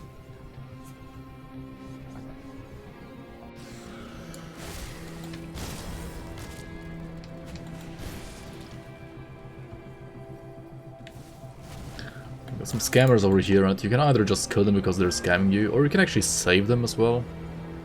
I haven't done it in a long time, but you have to like give them money first, and then talk to them again. Actually talk to her again, and then you can actually like save them, bring them to the prison as well. I didn't notice for a pretty long time actually that you can actually save them, because I think I always like only trying to like talk to him again after giving him the money, and not to her.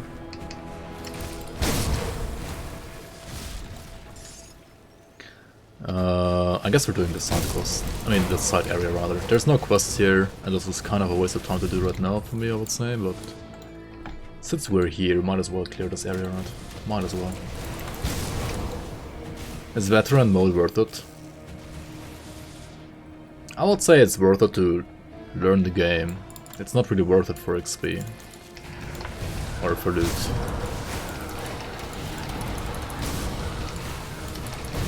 It's there if you like the game to be harder from the start. And if you would like to learn the game in a harder way. Which, I mean, usually like the harder the game is, the more you learn, I would say. Because like, I mean, ultimate difficulty is like the actual game, right? And everything before that's more or less tutorial anyway. And veteran is a better tutorial than normal. But if you just want to like level quickly, then don't do veteran. If you just want to like level quickly, then play normal. Veteran's not worth it.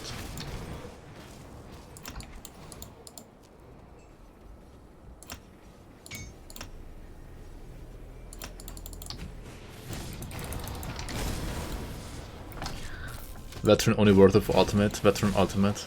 I mean ultimate veteran. I mean.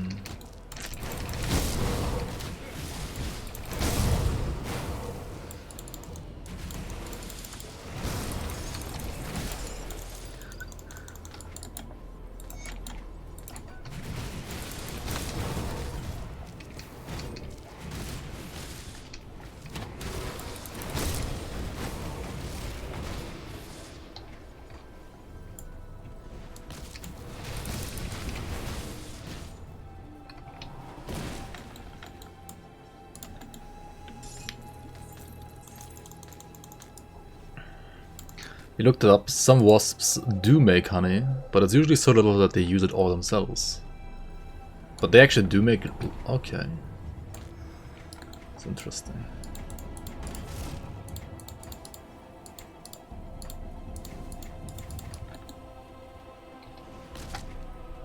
Like to feed their babies. It's actually interesting, I didn't know that. I thought like all wasps do is like hunt bees and kill bees and then like eat the honey of the bees or something like that.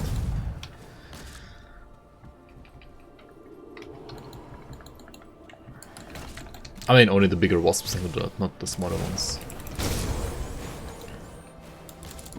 I thought wasps for the most part like just kill other insects and eat them though. Yo, Fossati, welcome on. Any thoughts on Dawn of Mastery mod, or you don't play Grim Dawn modded? Currently I don't play it modded, this is a vanilla playthrough.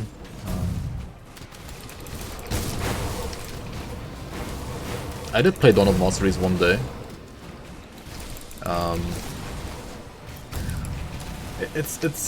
It's good if you want like tons of options, right? But I feel like the balance in Dawn of Masteries is But pretty much non-existent, right? And because of that,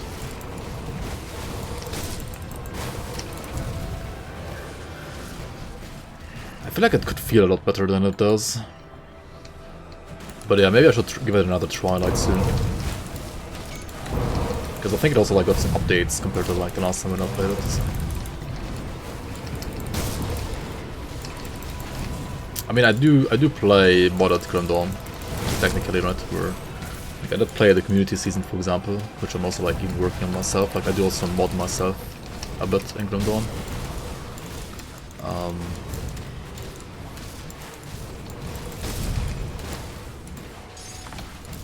So saying I'm not playing mods would be a total lie. I did also play the Nidia Mar mod.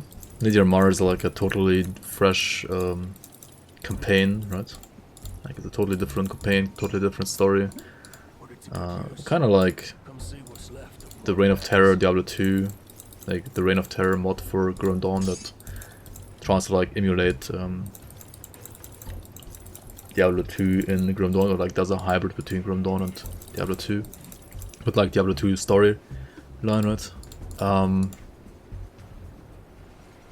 I did like both Nidia Mar and Reign of Terror quite a lot though. Maybe I didn't play Dawn of Masteries enough, or like I didn't like it enough, because when I tried like all the settings in Dawn of Masteries, and like I tried like putting everything to max, and I mean the game was a little ridiculous then, and I didn't like it that much when it was that ridiculous. So maybe if I like played a more tame version of Dawn of Masteries, which apparently is basically Grim Aurelian, then I might have more fun. The gods. Well, What build is this? You can always write !build in chat to find out what build this is right now.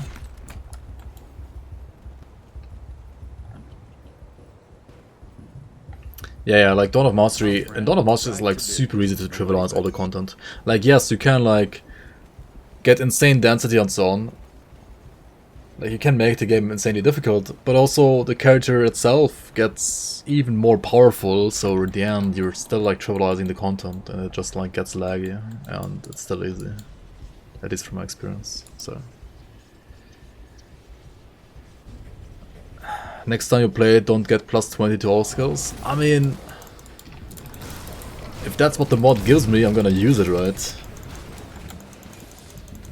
That's what I was saying, right? Like the balance is bad in that mod, right? You can't. I feel like it's a Dawn of Masteries is not like a mod that you play, really. It's more like a mod that you test, right? It's a testing mod. It's not a mod you play. I don't know. I mean, it's like a sandbox mod, right? Like, I guess Grim Dawn in a way is already kind of like a sandbox RPG in a way. Dawn of Mastery is like really makes it a big sandbox.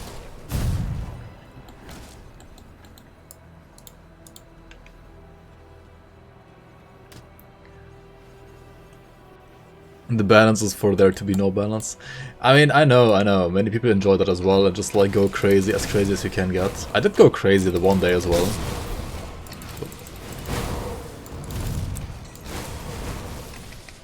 I should definitely play it again to get inspiration though. Right, just to get like inspiration and ideas. I think it's good for that. Like see what other people have come up with when it comes to like classes or skills or even enemies and so on, right? It's really fun. It's a good like inspirational mod, I would say.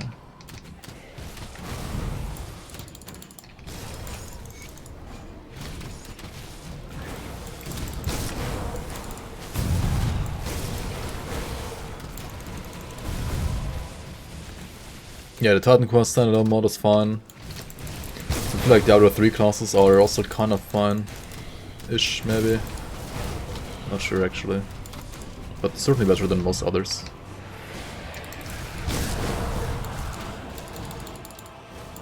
The Diablo 3 class mod I think also adds like, oh yeah, it does also like add new bosses to like Crucible. I mean, or was it Shadowrun rather, not Crucible. It's pretty fun. The Ninja Mar mod also added those classes, or like there's a version of Ninja Mar mod that has those classes baked into the mod as well. That's pretty fun as well.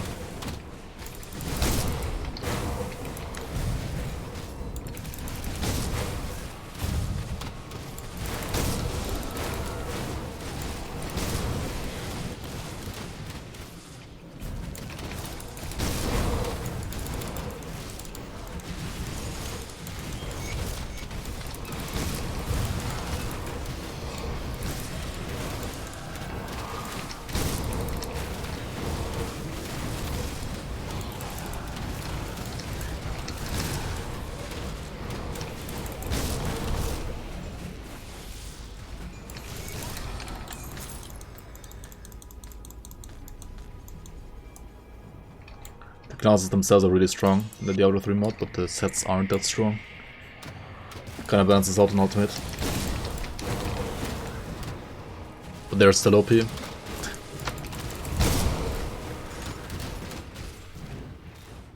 I feel like some skills just don't translate it well into Grim Dawn Engine.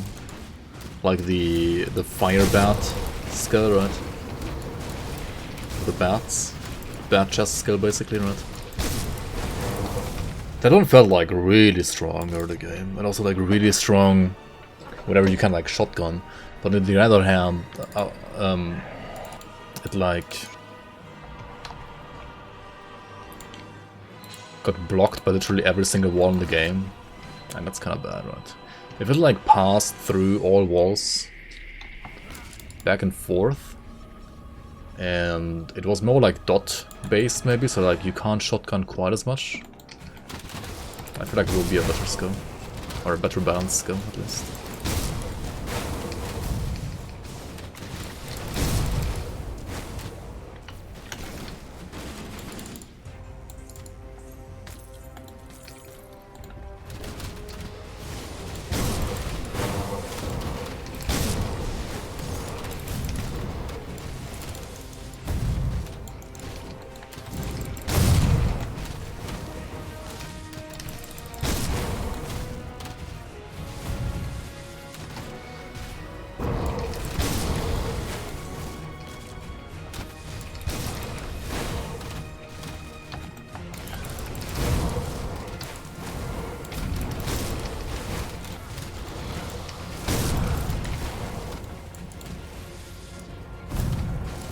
We already finished this quest, right? Yeah, we did. Okay.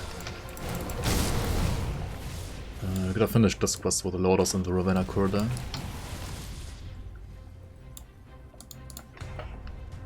Have to translate skills from other games engines for sure, yeah. Yeah. I feel like the creator has done an amazing job, like, translating them over there, like... It's pretty good already. It's obviously not perfect, and obviously some of them aren't like as balanced, so like don't fit the game as well as the Grim Dawn skills do, but still pretty good.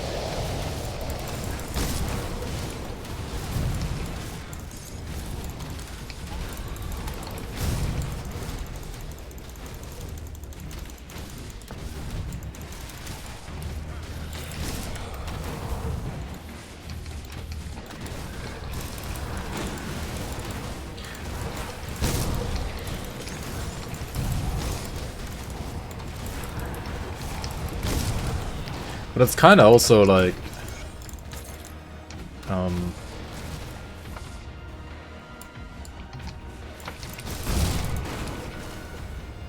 similar to like it's I feel like trying to implement another game into a different engine most of the time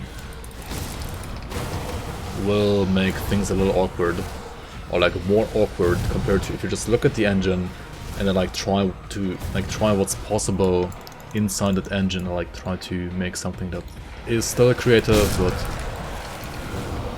fits the engine more. Which is why I think I personally enjoyed like the Ninja Mar mod, for example, more than Reign of Terror mod.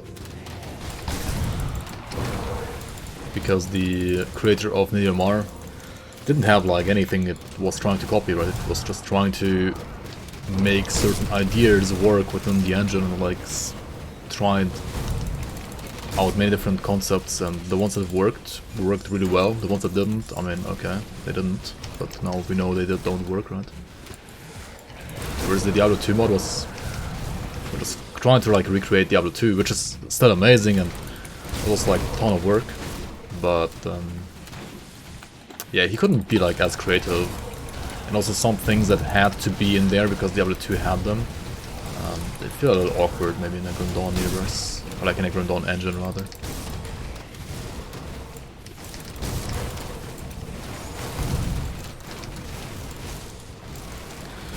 I mean, Grim Dawn is already like a great game in its own, like out of the 5,000 and something hours I've put in this game, I would say 4,800 are like unmodded, maybe like 200 are with mods. Something like that. I mean, I guess with the season mods there's more in mods. But our season mods are basically just the base game and like just adding some more content on top that like fits the base game as it is. It's not like trying to be like vastly different or like vastly... it's not trying... The mod is like not trying to diverge too much from like... or like as little as possible from like the base game, really.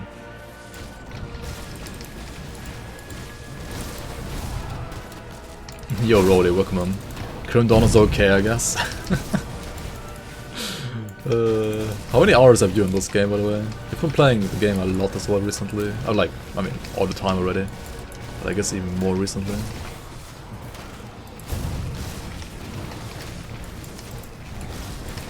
$2.6k, yeah, that's not too bad. That is pretty solid already. For sure, very solid.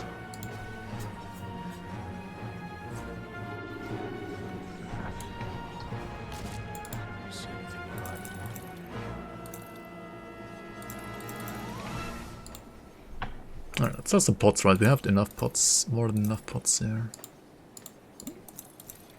Already known, okay, okay, okay.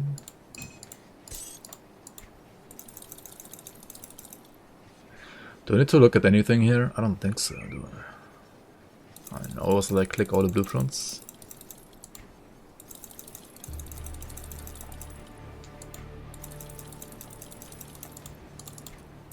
What else do we do here?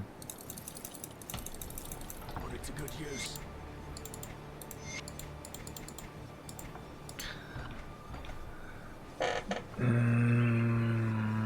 I mean, the build is honestly just fine to like go through the campaign still, right?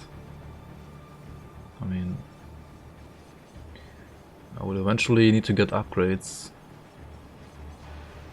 but for now it's still fine. Like my gear is gonna be a little under-leveled, but it's still better to have like the right gear that fits your damage type or your plus skills or your resistances than having gear that doesn't fit that's like 10 levels higher.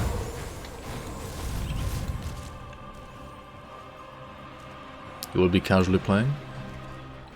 Yeah, that's what I thought at first as well.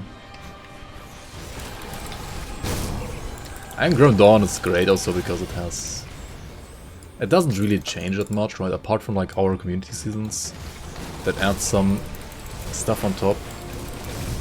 It doesn't really change that much over the years or like over the months, right? Like official development has basically stagnated. There is like another balance patch coming soon, but it's like if you haven't played this game already like for a long time, you probably won't even like notice the patch happening, really. Apart from your like, I guess next patch has one mechanical change, which basically makes like ranged gameplay overall a lot more enjoyable, because it like shifts some of the pass-through power from certain items over to well, weapon pool skills themselves instead, right? Which I think is a great change overall.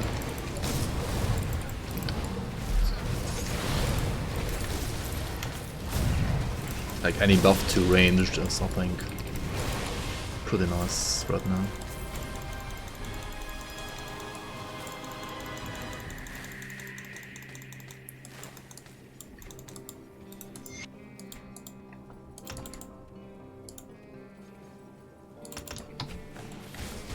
Alright, we're gonna stop at 10 points here, at 11 points here.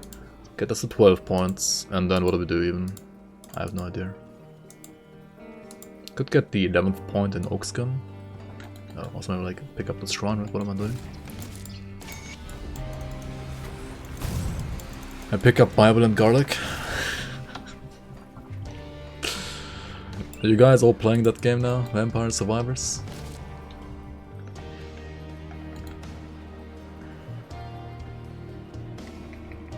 Just a few hours, Copium. I'll be just playing this game for a few hours. Yeah. Oops. You're addicted to Vampire Survivors? Yep. Really? Wait, even you. Wait, weren't you playing like Elden Ring like crazy? How are you playing Vampire Survivors over Elden Ring? I mean, I guess you already played Elden Ring a shit ton, so...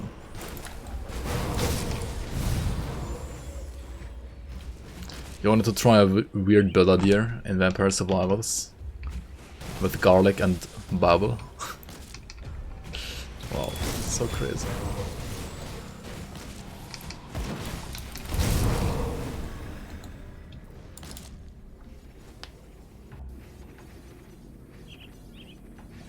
You also got yourself some nice dinner. Nice. Enjoy, enjoy. What are you having? Vampire Survivors is much better value than Elden Ring.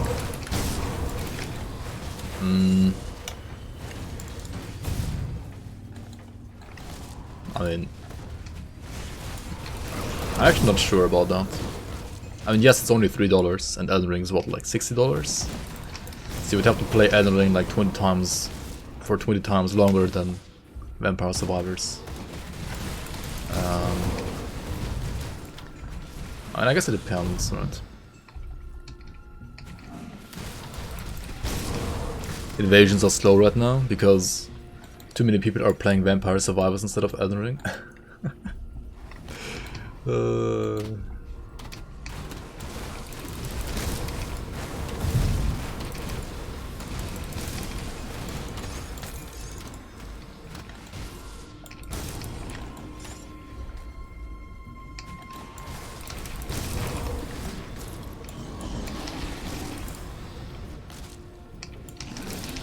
Don't get overhead slammed by the troll, right? Don't wanna get slammed by Voidrak the Crusher.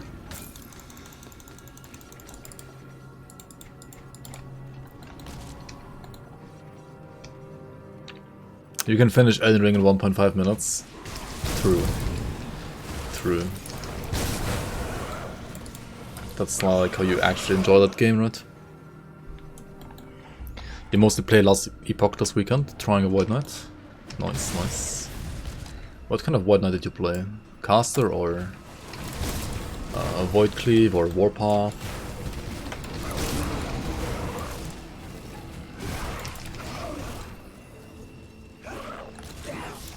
Yeah, you can like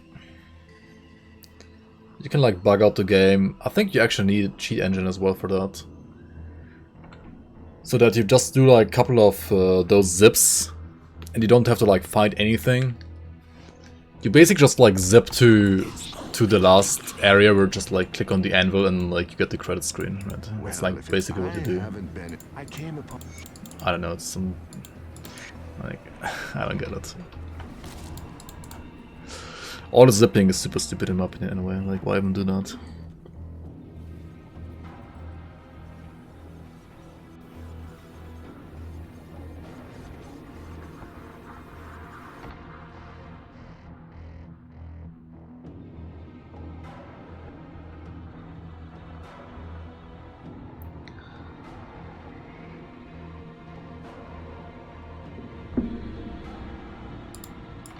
Going for an orb build? Devouring orb?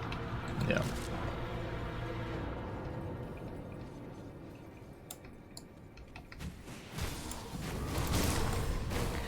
play that too. Like, vitality stacking seemed really strong. Getting down antagonists from one start. Pretty solid. Maybe OP as well, actually. Not sure. I mean, I'm pretty sure you can like balance it in a way that like it's not like too broken.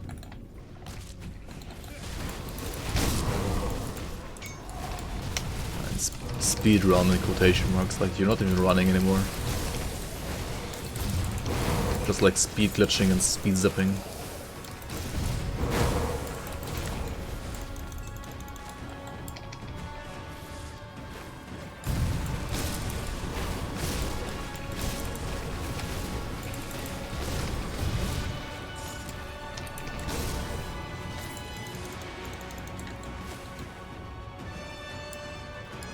I'm gonna go to Icrits for the side quest, right? Over here.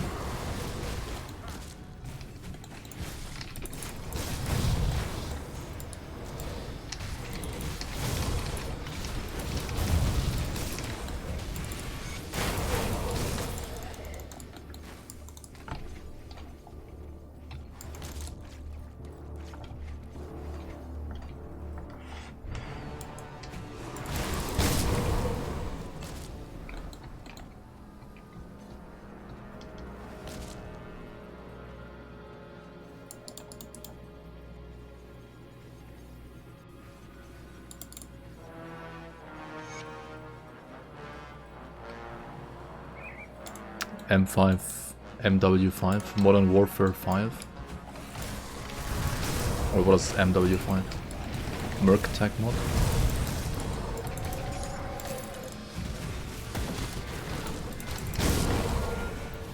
What do you think about... oh, Mech Warrior. Oh. Interesting. Wait, did I play a Mech Warrior game?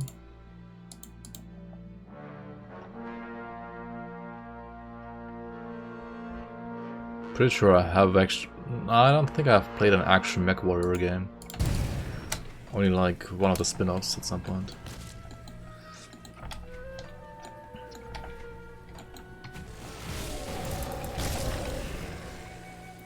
What do you think about Titan Quest beta patch where you can activate debuffs? Let's put a portrait here. Activate debuffs to make the game harder, but get items from it too. Oh, it's like the curses? Like those curses.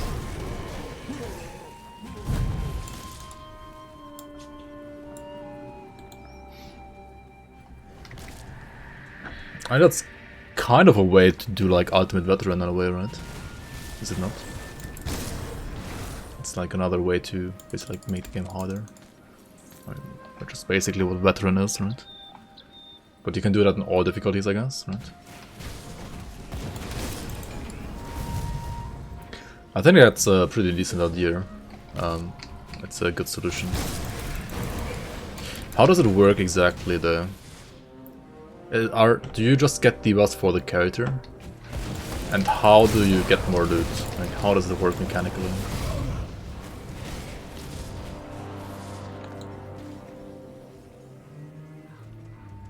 Yeah, trash can, I have no idea, man. Like,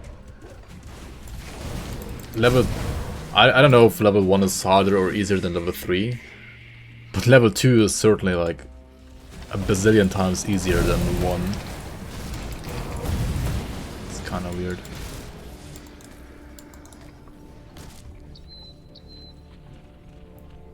The base game is quite lame, but with Merc Tech mod it's really fun. What does Merc Tech mod add to Mech Warrior? What does it do? I have no idea. I barely like know Mech Warrior in the first place.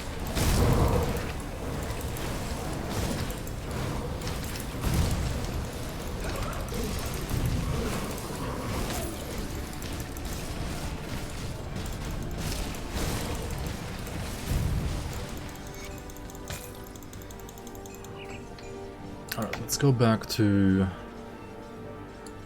Actually, that was crossing first because we want to sell, and then we go back to the personal portal because we want to do behind Barons, right? And then we can go back to Deadman's Gulch, and then we go back to Homestead, right?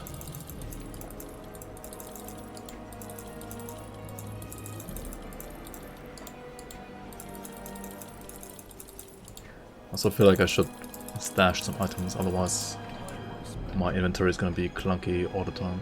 I mean, clogged all the time. Got something you need stashed?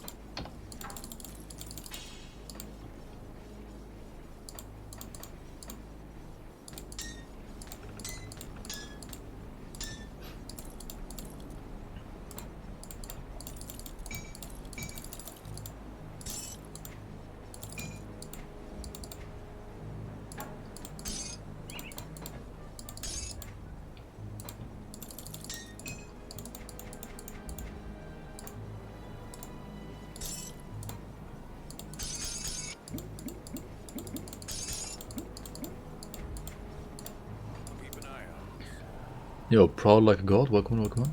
See anything you like? And Ground Zero, how you doing, man? Welcome, welcome. You activate the debuffs on the shrines, and then while you're cursed, you get an extra currency for killing mobs, and with that currency you can buy orbs that contain items of the base game of Titan Quest and have new items too. I think you can't get in any other way. Not sure about that though. Yo, Tyler, welcome. Season 4 theme. Rule 34 is the Season 4 theme. What? What are you referring to? I don't get it.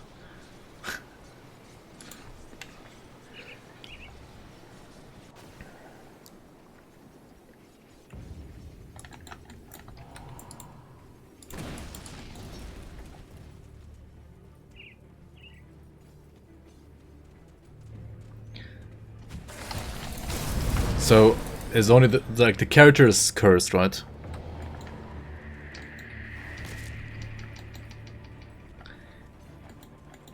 I mean, I know what Rule 34 is, but...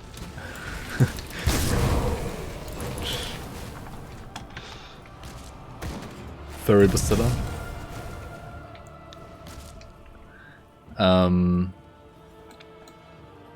Just in case, yeah.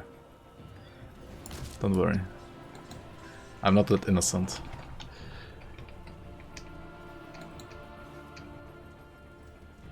Yeah, you... okay, yeah. I wasn't sure what you were referring to, Tyler. Like to Rule 34 or to the cursed things. Yeah, yeah.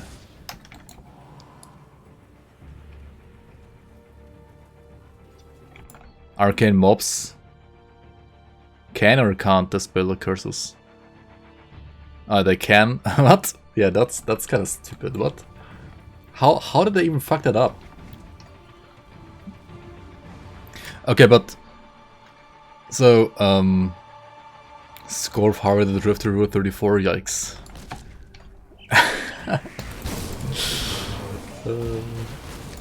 This isn't the search bar. Wow. So the enemies are the same still, right? It's only the player getting cursed. Like you get a debuff basically per curse. But with that curse, you also basically gain the power to like extract tokens from enemies. How is it even? I'm just like trying to comprehend like how it works in Grim Dawn engine. I mean, or Titan Quest engine. It's the same basically. They forgot to make it non-dispellable, yeah.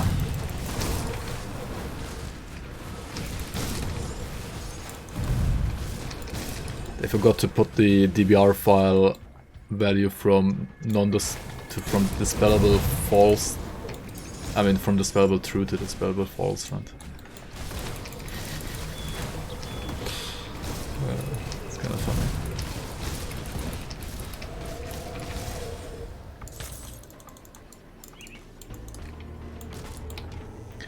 Heart of the Mountain. Well, this is technically +1 to all skills and upgrade as well, which is pretty insane, right?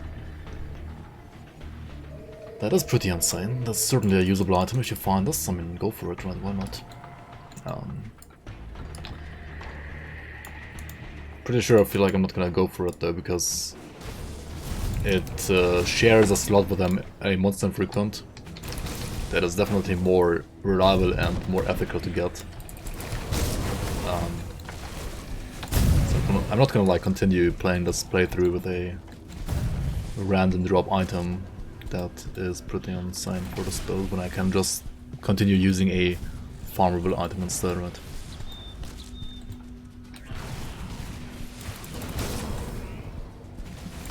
What if Wilson Studio acquires Titan Quest?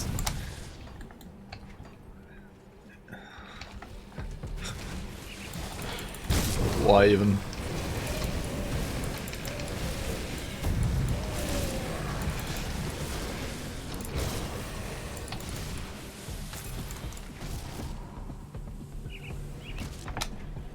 Yeah, then like Titan Quest would also die. Just like Wilson, I guess. I don't know. Still can't believe Devastation can be dispelled. Yeah.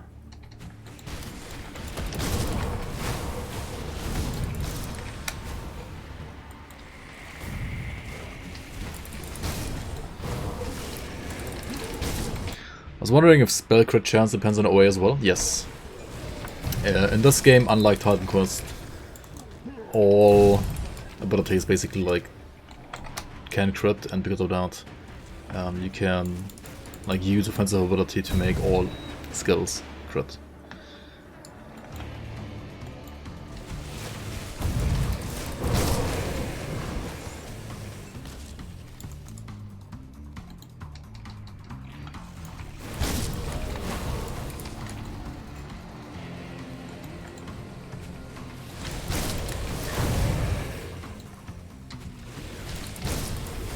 I wonder how...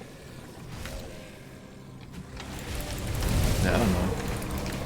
And it has to be like different things that are getting like triggered at the same time, right? So those shrines, right? Do you just... like where you can curse yourself on Titan Quest? Are they like in every town and like you can basically like talk to the... like click on the shrine and then like choose curse options, or... are they like random spawned, like the already existing shrines that Titan Quest have?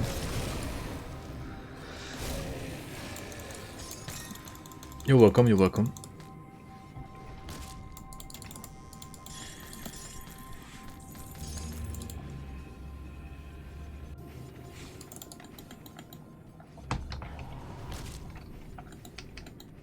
There's a shrine for each curse, okay. But do you have to like find them, or are they always like a fixed spawn like in all the towns, so you like, always have access to them?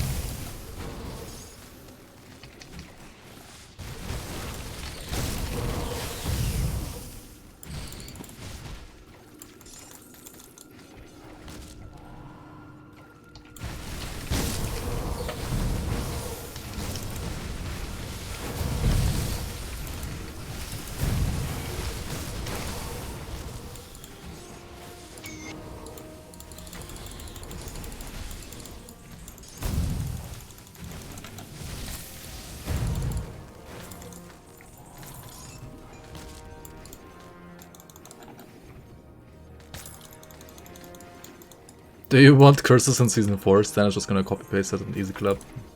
Implement it in like 10 minutes. Just to show like how easy it is to make that.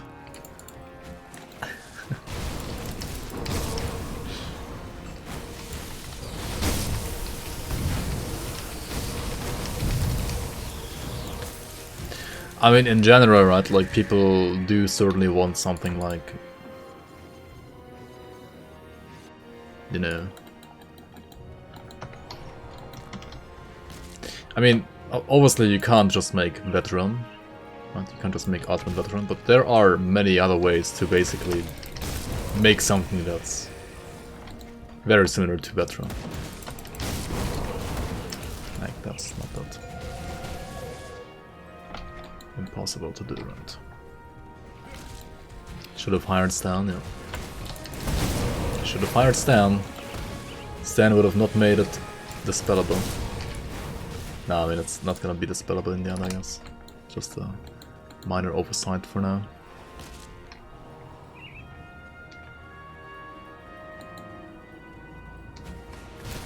Yeah, Titan Quest has like a new system on the beta patch of Titan Quest that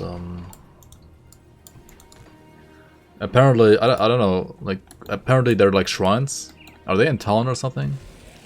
And then you get like you can interact with them, right? And then you get certain curses, and those curses make you as a character weaker, but also make you able to get certain tokens from enemies, which then you can apparently use to buy items.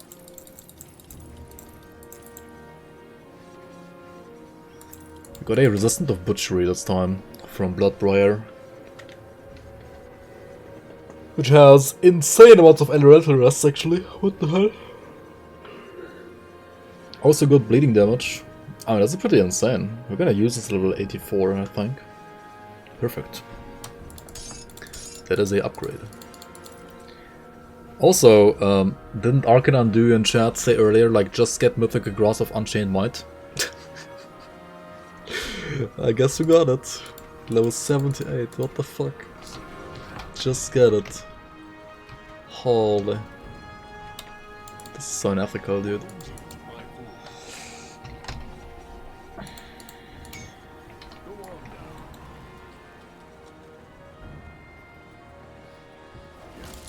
They drop like non-stop.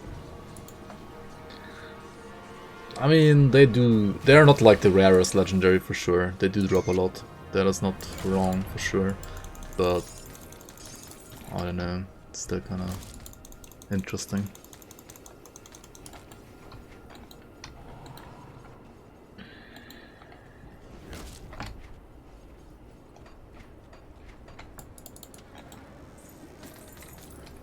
How do you guys feel about like epic and legendary drop rates in Grim Dawn? Are they fine as they are? Are they too rare? Are they too common? Are some too rare, some too common? I mean, obviously like some are just different, right? There's a totem over there, I kinda wanna go to the totem. Totem. Totem time. My main damage will be off spirits, yes, in a way. I mean, that is true. Oh, that's a Celestial Totem. It's gonna be Monk ass, actually. Holy fuck. Alright, let's not die to the tentacles. Let's just kind around. I mean, yes, but it's about the RR, right? It's about whether or not you have to use Scales of Okama or not. And for that, they're actually huge.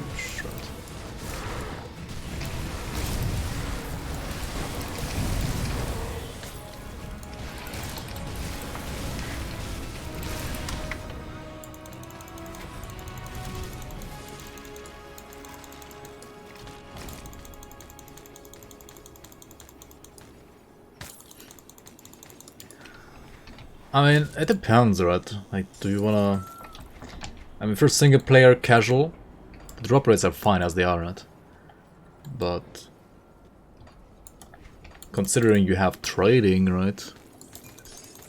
In the seasons? Like, I personally think, like, if anything, drop rates should be lowered a bit, right?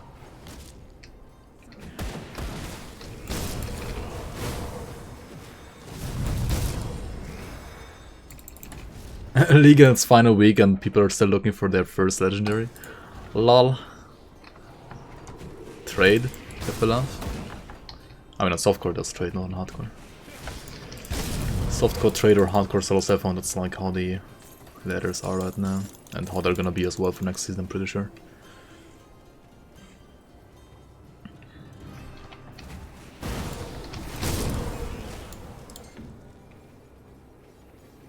Some are pain in the ass to obtain.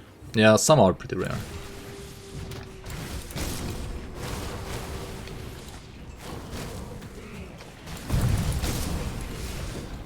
Shurath rings are too common.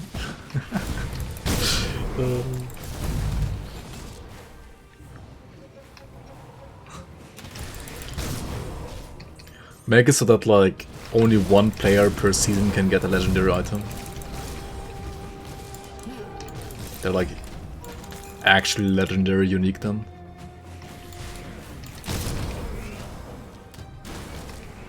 Yeah.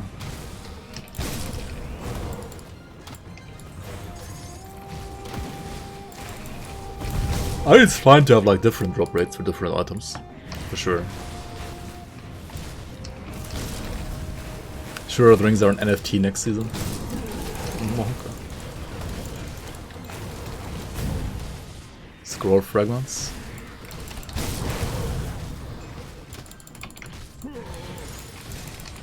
Yeah, true. Very much true. Yeah, they were pretty rare indeed. They had like proper rarity.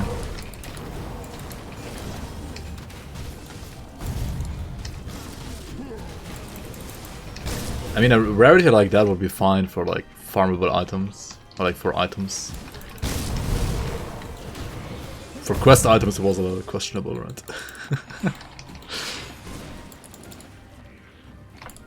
Big blood prayer, I mean that drop rate 0.1% monk.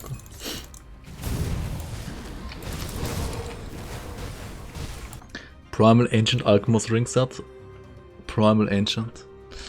Diablo 3 season now.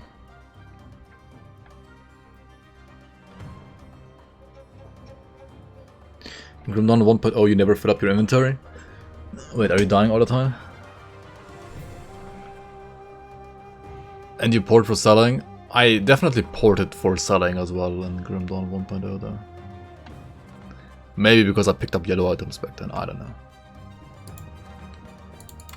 Oh yeah, Shard of Eternal Flame, for example, is pretty rare indeed. Yeah, especially like some rare amulets are a pain to get, indeed.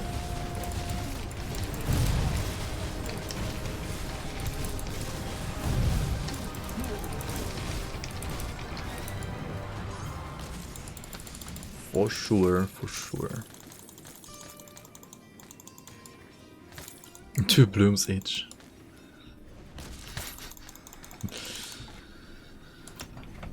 Decreased bloom drop rate again, monk. No, don't actually do that. Alright, let's go to Deadman's Gulch. Fetch Algrim. And of course also talk to the guys in the Pine Barrens, right? Yo, Michio, welcome. So how good? How you doing? Are you enjoying Diablo 3? The new season? Hopefully Grimdawn season soon, right, as well. Copio.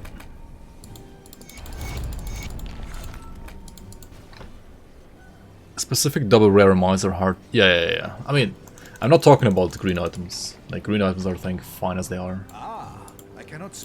If anything, like, change drop rates for blues and purple. But... These are.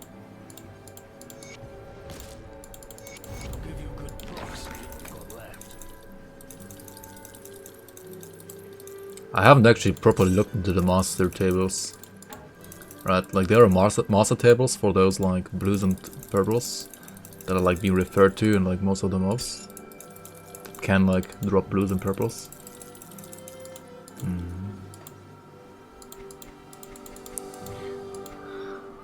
How do you guys feel about your top 6? Dang, very nice, very nice. Yo, Pewsquare, how you man? Is next Grimdawn season going to have NFTs? I think somebody in chat just spoiled that it's gonna have NFTs in season 5, not season 4. I wish I'm going to. So you have to hold your horses for now. Don't get too excited. Alright, don't get too excited yet. Not yet. No fucking trolls.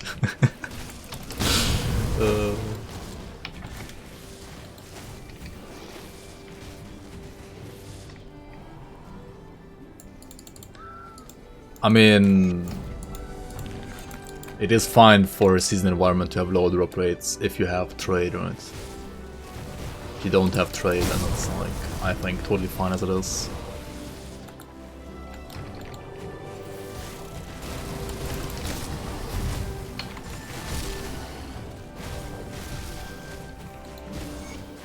And also, even if it's as it is, I feel like some of the more casual players, right, they wouldn't really enjoy like lower drop rates. They really like wanna trade even with the current drop rates, right?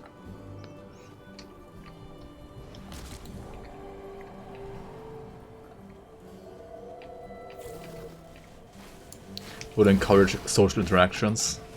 Social interactions, monk ass.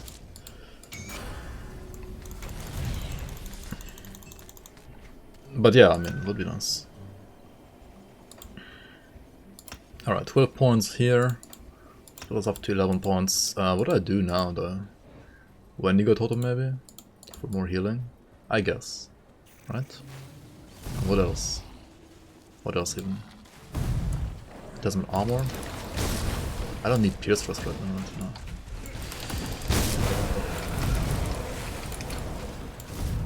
Imagine not being social on a competitive ladder. Well, you can be spooky as well in a competitive ladder, right? Can be very spooky.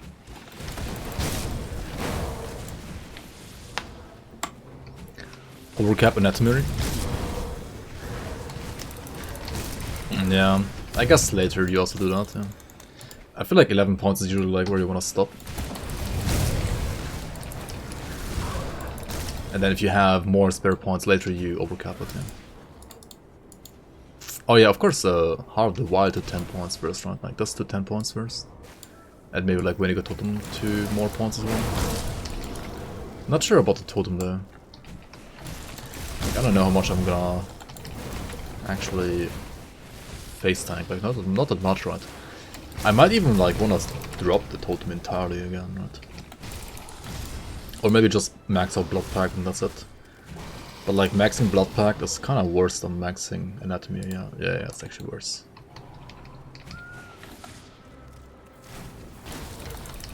The max tenacity of the boar here. And this.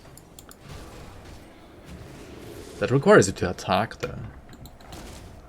Do I wanna attack? I mean, maybe I wanna... I mean, maybe I should get Savagery on Tenacity to get the away.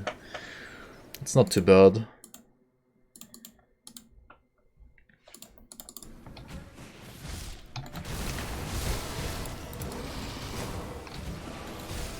Bring back vendor farming. How about you just trade?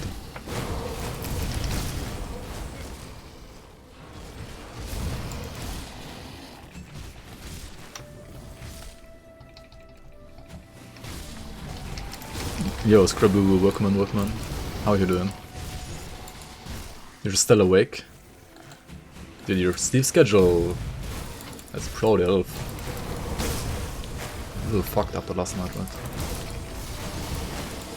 But Blood Rager Savagery actually deals damage? Yeah. Yeah, of course. But we're not playing Blood Rager here yet. You have experienced your first hardcore death? Wait. You have? Do you have a clip? Also F in chat. I guess you got wrecked.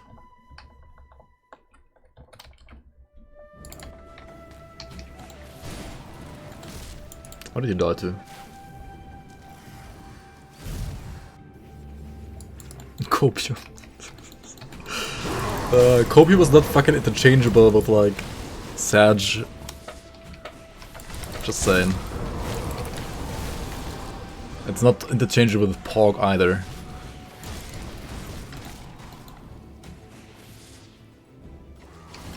I mean, you know what it means, right? When you die in hardcore, you just make a new character and don't die next time. I mean, you got through the tutorial at least, right? I assume you died in Elite somewhere. Yo, Shell Power, here. How you, man? Welcome. Shambler. Hopes and dreams and shambles. Just like your character, I guess. Holy fuck. Don't walk into this poison, guys. Because this game is fucked. This poison actually doesn't deal poison damage, right? It deals... I mean, it also deals poison damage. But also physical damage. apparently, and it's just for some reason like Giga broken and deals too much damage. Just get good. I mean, you gotta learn from your mistakes, right?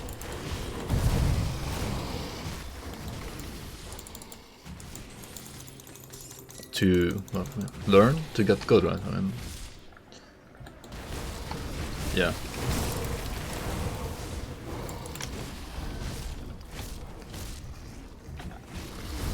That's how it works on the world, right? He debuffed you and threw a rock on your face. I mean, yeah, that's what he does, yeah.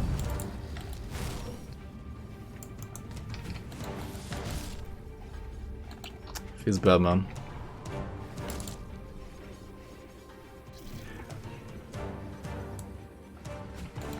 Aether Wind Devil? Wait, are you trying Aether Wind Devil?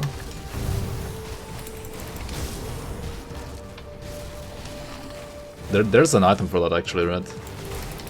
But I think it's pretty meme, is it not? Has to be.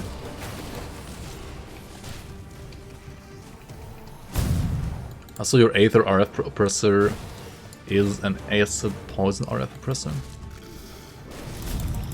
Right.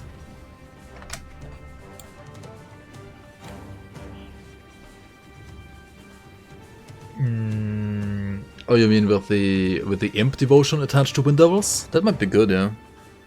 That might be pretty good.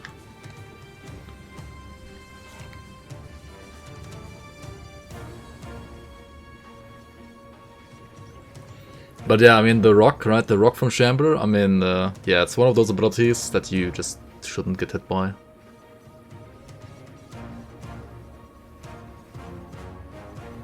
Did the wreck put you up to elite?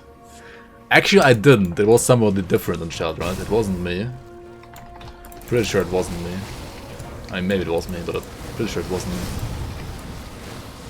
I would tell you. Pretty sure it would tell you to stay in softcore. Nah, I wouldn't do that either. Hardcore is fine. I mean, but you gotta like play hardcore with the mentality that you're gonna die, right? Like, if you don't have that I'm gonna die mentality, I know, like, hardcore is not about if you die, it's about when you die, right? At least for the first like 50 characters maybe.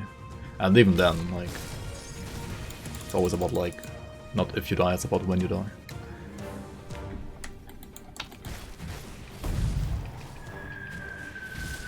So as long as you don't take deaths like too hard, like too harsh on yourself, but you still learn from them, and you don't die the same time next time, then it's fine. It's actually one thing, right? Like in hardcore, I feel like in softcore, when I played this game in softcore, like I died to so many things like over and over and over again, right? On hardcore, I feel like apart from maybe like one or two abilities, I've never got, like I never ever died to the same thing twice, right? Because you actually like learn, like those deaths are like basically stamped into your brain. So like whenever you have a certain ability that you like die to and you realize that ability is gonna happen, you're gonna like try to avoid it by any cost, right? And like you're gonna try to avoid dying to it like at any cost, right? So I feel like you do learn more from hardcore deaths for sure. Like 100%. Because you just remember them like better.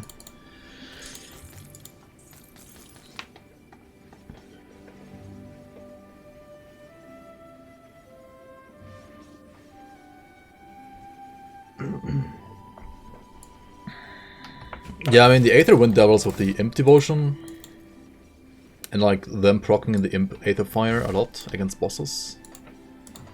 That might not be too bad actually. Wait, Imp is limited to 8 pools? Oh, it's like a hidden limit to it? Oof. It's still not gonna be good, let's be honest. I mean, it's not gonna be like amazing. No, definitely not. Bro, not. Holy shit, sorry. Clip the second I died.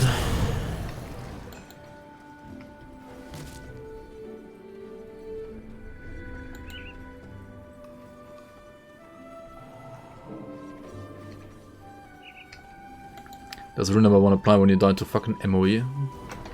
What is MOE? Mass of effect?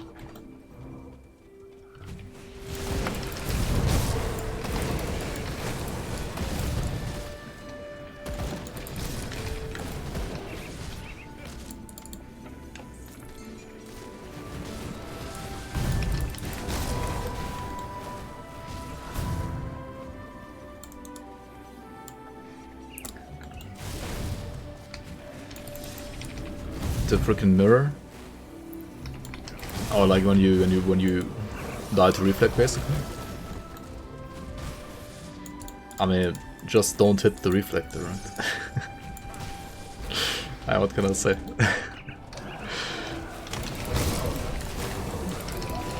Just spot it, right? Like in thousands enemies around you, like just spot the one guy with the mirror and don't hit him, right?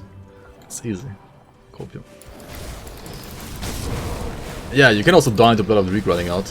But have you died to Blood of the Reek running out twice in a row? Or like, in general, twice in your life? On hardcore? Have you actually?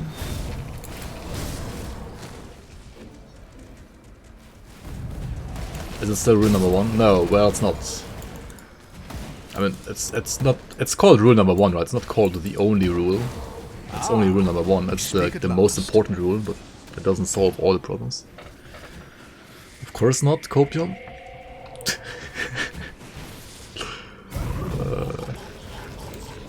Wait, you actually died to it twice? How? I mean, I guess it's pretty well burned into your brain now, though.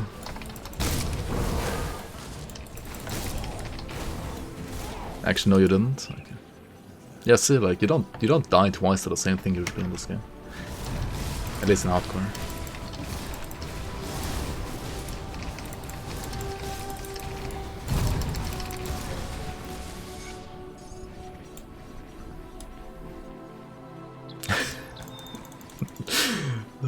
The 5 dead sentinels. Yeah, I actually also... I thought maybe like actually 2 of them died to the same thing, right?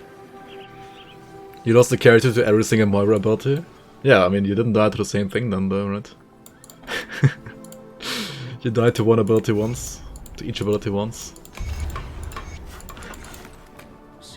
I mean Moira's a very special case though, right? Same for Crate, right? Like, those 2 enemies, like those 2 bosses are basically like super hard, so... Yeah, you're not gonna... It might very well like happen that you die to the same thing twice there. But that's also fine because they're like actually super hard, right? That's fine.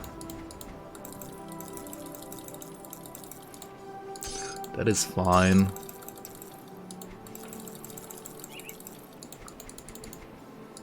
Okay, should we look at these? Or not yet? I guess actually not yet. Right, like my Shoulder God of Justice is still good enough.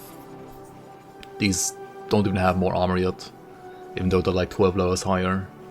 And these are pretty heavy shoulders, so... Yeah, I guess we just look at gear like maybe like 10 levels for now. Or once we get to areas where the gear actually matters for my build. Like the Bloodburst Amulet, for example, did matter, of course. You press Ascension now, okay?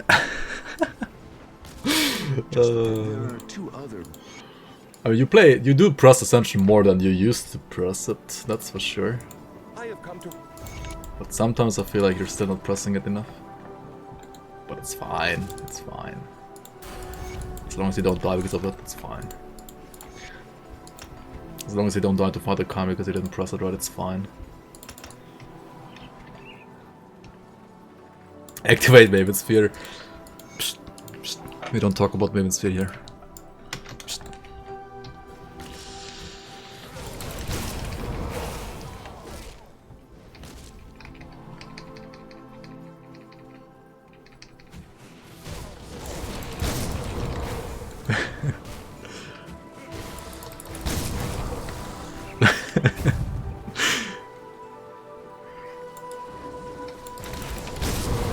Pretty sure Groundzer just says don't play Occultus burned into his brain.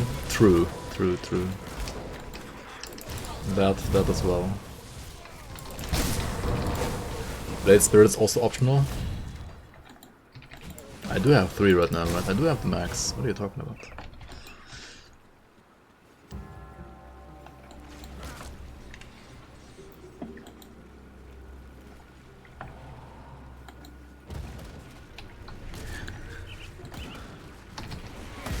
Dude, Season 4, like, once we're finally done with all the stuff that we want to do for Season 4, it's gonna be awesome, I'm telling you guys. Like, holy, I'm actually excited right now.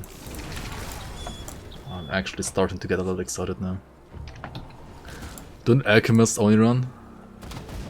We only use potions? Yikes. Wait, but... Fuck, I killed her. Oops. No, I didn't mean to, I'm sorry. Oops.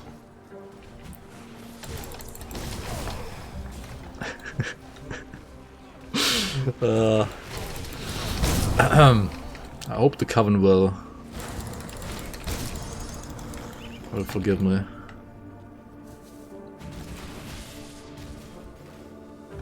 Didn't you do half a Ravager fight without them?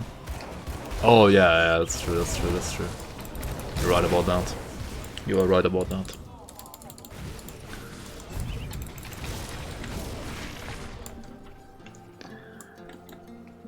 But yeah, how do you even build down, like, potions only, right? So like, no class, no items? Or yes to items? Like, there are no, like, throwables like in PoE are there in this game.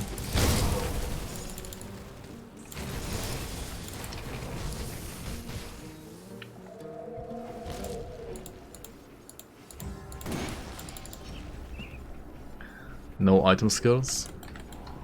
So like you're allowed to use armor but like no item like actives. Wait, so you just have to default attack? Yikes.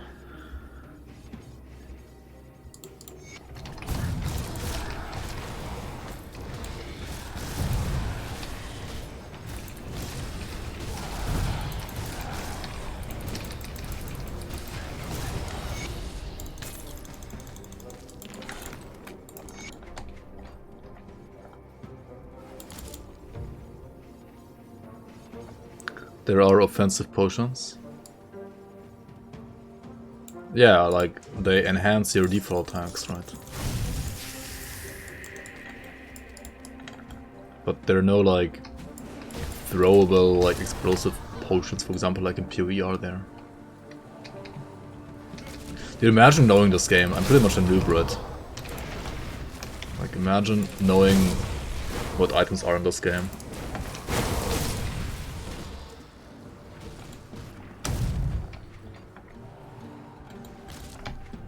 Dude, where the fuck do I go? Everything is blocked. I guess we go here, like this, and then here, right? We need to find Final Black Legion insignias, we need to kill Bolvar, we need to rescue the farmers, right? That's why we're here. Yep, yep.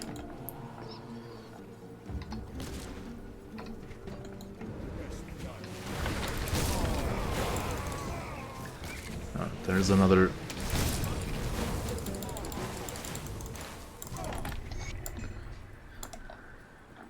Another insignia here. Okay, okay, okay, okay.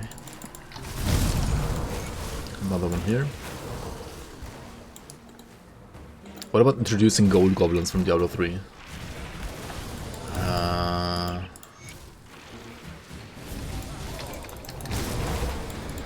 Didn't you say that, like, didn't you complain that there are too many items dropping in this game earlier? Why do you want like gold loot goblins on top now?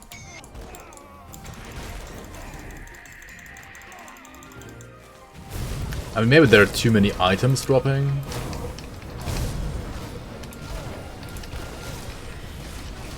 But like, you could just also make the loot filter more strict like this, right? I mean, I guess maybe we should do that as well. You do need tons of iron buds though, right? But maybe it should be a little bit easier to like farm iron buds without having to pick up items and sell them. Loot goblins for rare mats. Ugdenborg. Ugdenbloom goblins.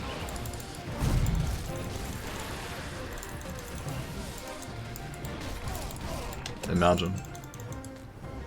Actually, I think it wouldn't be the worst idea. Certainly, like, heard worse ideas than that. Not bad.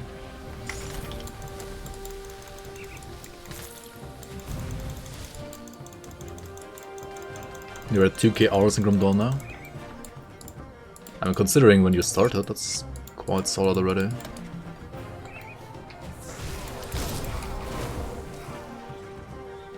That is quite solid indeed.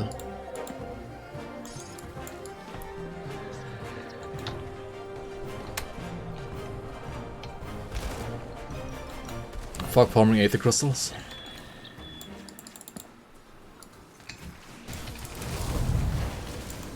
Crystal farming is quick though, right? It's really quick. Really, really quick.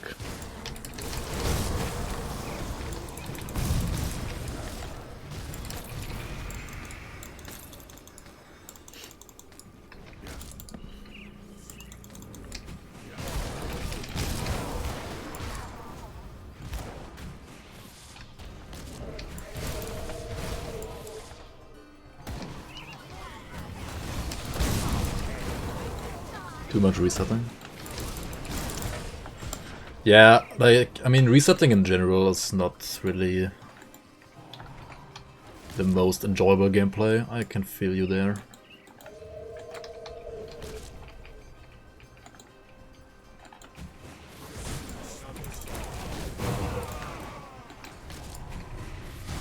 Heart, brain, blood farming sucks more. I mean, for sure, but you also don't need those, right? Like, when do you even need those? You need them like on your first account. I mean, on your first character, because you didn't like build up a lot of them yet, and you need them to like craft certain items, right? Like certain hands for sets, so that's it basically. Yeah. So like on the, I mean, okay, you also need it for relic crafting, right?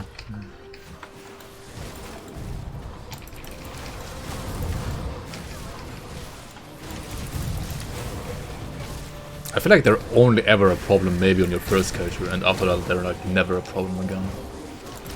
Like you don't ever run out of brains or bloods. Unless you like spam skeleton key dungeons, I guess, maybe. Just checked Steam, 5,978 hours, holy moly. Since 2017 though, okay. Yeah, I started playing in when? December 2017? Or 8? Wait, when did the Grimdawn release again? It was 2017, right? Literally a 5-year-old game already. March 2016 even? Wait. I guess I started playing in December 2016. But I didn't really like play the game a lot before AOM. Like I really started playing the game in AOM. I mean, Vanilla Grimdawn just didn't have like the same level of replayability. Yeah, okay, 2016. Yeah, I started playing, like I bought the game in December 2016.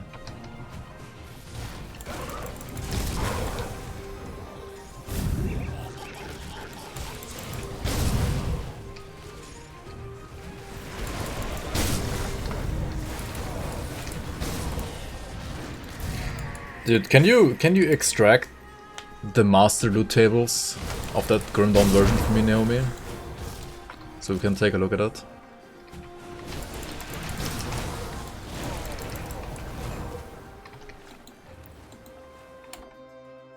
First hardcore death copium. The random copium. Alright, what is this? You died? Let's put cam here. Okay, that really hurt. Let's actually stop this amazing music as well. Right, you're fighting Shambler, right? That really hurts. Okay, that really hurts. Yep, it does indeed.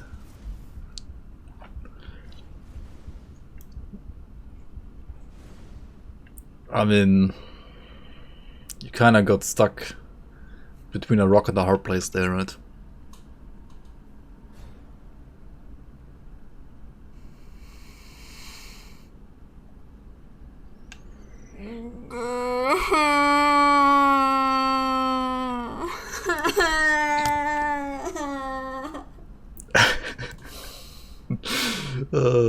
No more Pog Lord.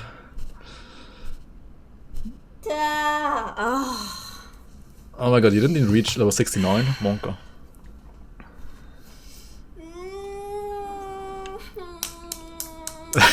What are you doing? Okay, that really hurts. Okay, but like, so you already got hit a lot here, right? You have your menhirs well procced, you have this procced, like you have all your defenses procced, internal traumas like eating away your life, That really. and then yeah, like this one always is like you dodge it or you die basically on higher difficulties. Unless you're like full HP, right? Then you can maybe like face tank it. That really hurts. So yeah, that's just like a classic you got hit moment there, right there, right? Also against Chandler, right? If you wanna like kite him, usually like don't go here, like try to kite him towards the shrine. You have like way more room then. Way more space to kite. But yeah, I mean, my first hardcore death was at Elite as well. A little bit later than yours, but not too much later, so don't feel too bad. Hardcore deaths always happen. And there are some that also happen to me that are way more stupid than this one. So.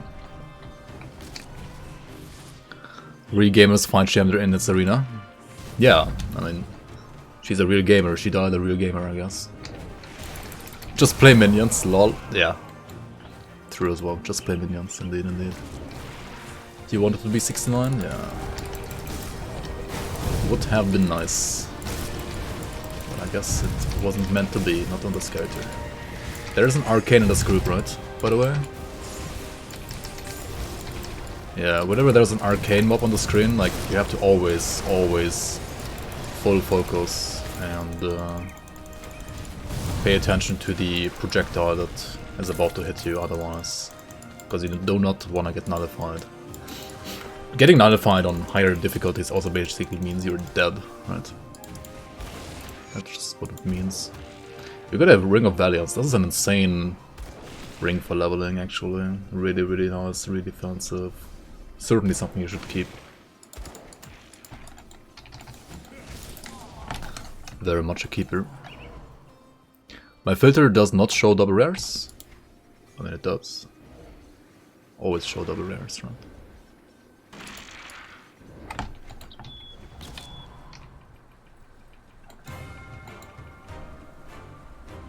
Imagine dying to something like a bee. Yeah, who would die to a bee, dude, right? Right? Certainly not you and me.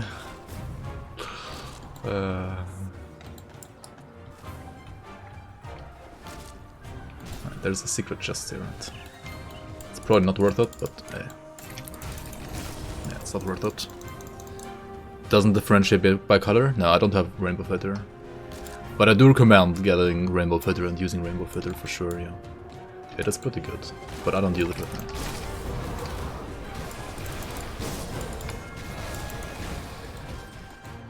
Purist? Yeah, kind of.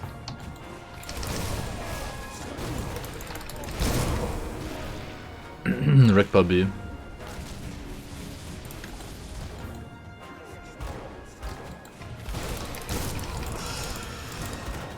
Dude, the bees are actually no joke. Like, especially run-up procs, right? The poison bee, I think that's the one. I mean, you probably died to the same one that also killed me in Ground Zero. Like, she is no joke. Is there a way to look at the Grim Dawn loot table? Yeah. You have to extract the files though with the modding tools. Like, you have to set up Asset Manager and extract the files. And then you can check out all the loot tables.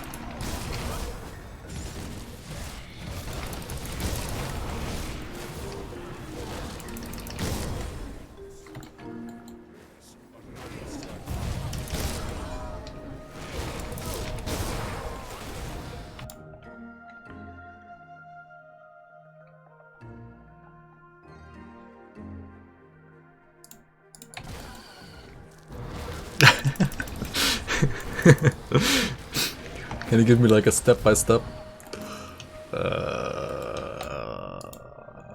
There's a thing called Asset Manager, right? This thing here. It's already like in the Grim Dawn installation folder usually. Not sure if it's in the like 1.0 version as well or not. If it's not, then you have to get the one from the standard game. And then there are guides on the forums how to set it up. It's basically like the modding for noobs tutorial on the forums. Right? That like explains you how to set it up. And then you can click extract the files, right? And then you have the files and then you can look at the files. And some of the files are also, of course, like the loot tables.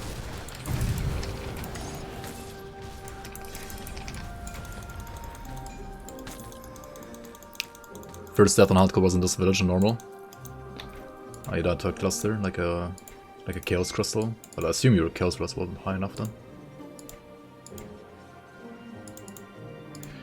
That would be my assumption here, right? Alright. Let's kill Zarya, speaking of her, right? So she has a curse, right? That reduces your resistances, and then she also spawns crystals, which frickin' zap you, right? You gotta be a little bit careful here. With your Chaos Rush getting reduced and your Vitality Rush as well.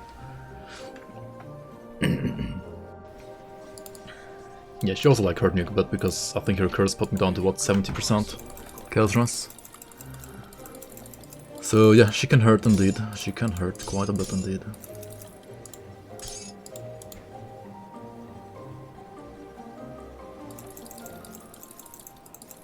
Pretty sure I'm still gonna just like blindly sell all items without looking at them right now. Because I don't really need upgrades right now.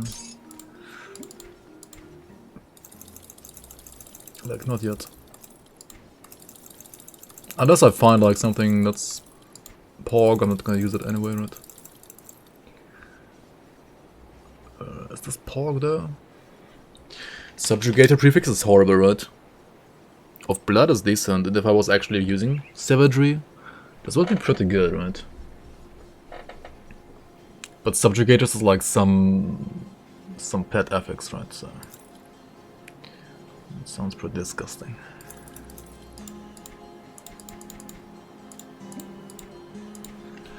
Okay.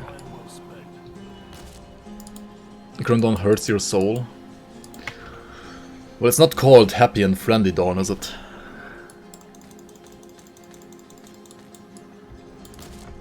It is pretty grim indeed.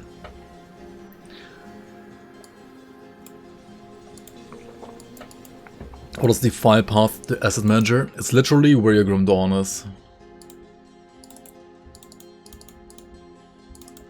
Right, you have like Steam Apps, Common, Grim Dawn, for example, and then it's literally in the same folder where you have your Grim Dawn exe, right?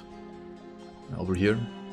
It's called where is it? Asset Manager, right? Here, this one.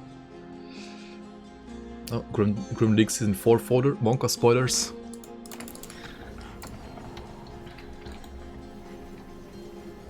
One 1.0 has no Asset Manager. I don't know what you... I mean, I'm pretty sure you can use the one from the non-1.0 one and still like set it up in a way so that it works for your like 1.0 as well. I mean, maybe not. So I think it should work.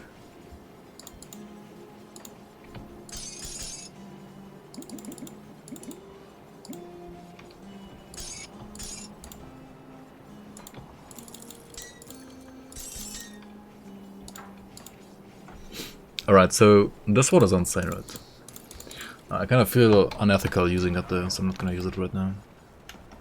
Yo, Marriott guy, welcome, welcome. Another stream, another leak. Dude, Ground Zero is doing leaks all the time. But I mean, the things he's leaking are like supposed to be leaked. Unlike the stuff that I'm leaking, right? At least it wasn't the Manticore super boss. When the Legion was forced to A Manticore super boss, eh? Nice bait. Or maybe actually a leak. Maybe actually a leak. Manticore super boss confirmed. Pog. I guess we will never know. Can anybody send you asset manager? Yo, PM me your asset manager, please.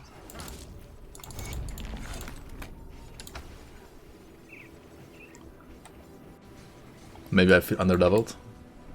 I mean, yeah, but even if I had the levels, right?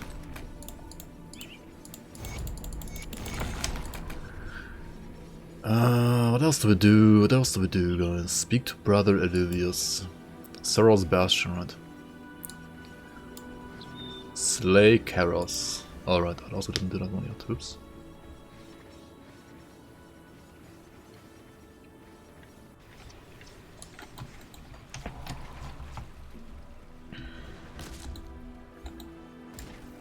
Modding tools got introduced with 1003.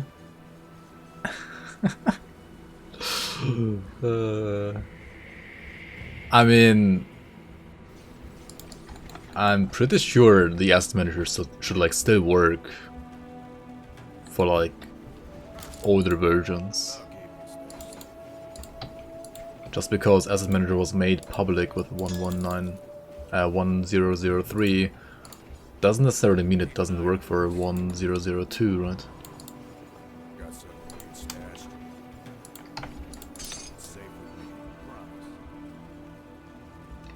promise.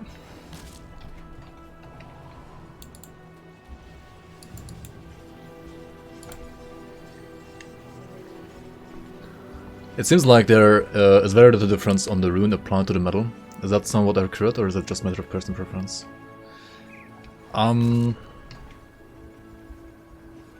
I feel like the standard rune that you get from the like vendors early is totally fine to use basically until endgame. At least on your first character. I mean, there are some others that you could get in between that are better, of course. But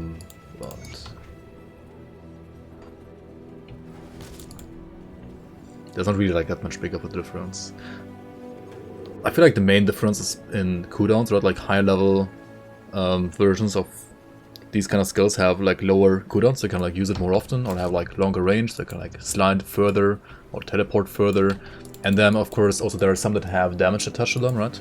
So ideally you can also use, I think there's like a bleeding augment, for example, that has, well, yeah, like additional bleeding damage alongside its movement ability. So that's gonna be great for this build, for example, later on. But like until you get that one, it's also totally fine to just like use the standard vanilla ones. I haven't played Grim Dawn since June 2019. Has the game changed a lot or nah? Since 2019, that's like shortly after Forgotten Gods release, right? I mean, we have, ever since then we have like monster totems, we have a completely new dungeon, we have a couple of new side zones, new items. So yeah, I mean, there also like balance overall has become a lot better. The game has changed a decent amount, I would say. But not like that much. However, well, if you want, like, if the content I just told you is not enough that you get on top compared to the last time you played, I can very much recommend you to check out the Community League mods. Season 4 is currently in development. Season 3 has already finished, but you can still play the offline version if you want. The community leagues are basically aiming to give you a very much, how do you say that? Like a Grim Dawn, like a true Grim Dawn experience, like not heavily modded like other mods, It's still like a true Grim Dawn experience, but like with some additional content on top. Like there's some additional like endgame super bosses. There are there's like another mechanic similar to these totems but different. But yeah, these totems, for example, have been added. Like you click them, you get like, you find like a pack, and then you get like additional loot. And they're like a risk reward kind of thing, right? They do make the campaign like harder in certain areas, but they're optional, right? You can like choose to do them and do like a hardish fight and get additional loot. Or you can like choose to skip them and not get the additional loot, right? Yeah, I mean some things that were just like broken OP got like nerfed of course. Others that were like bad are like a lot better. As I said, like the game is balance wise in the best state it's ever been, right? The game is still great. There's still like tons of great builds, like even more tons of great builds than before. Some broken ass stuff is not as broken anymore, fortunately, because that was kind of stupid of it, to be honest. So yeah, I mean the game is honestly like better than ever, and there is only gonna be, well, unfortunately not that much more content, like official content from the devs, because they're kind of done with supporting. I mean, they do still like do another balance patch at least, but there's not really gonna be actual content, so to say. That is why the community is there, to give you additional content while the community seasons.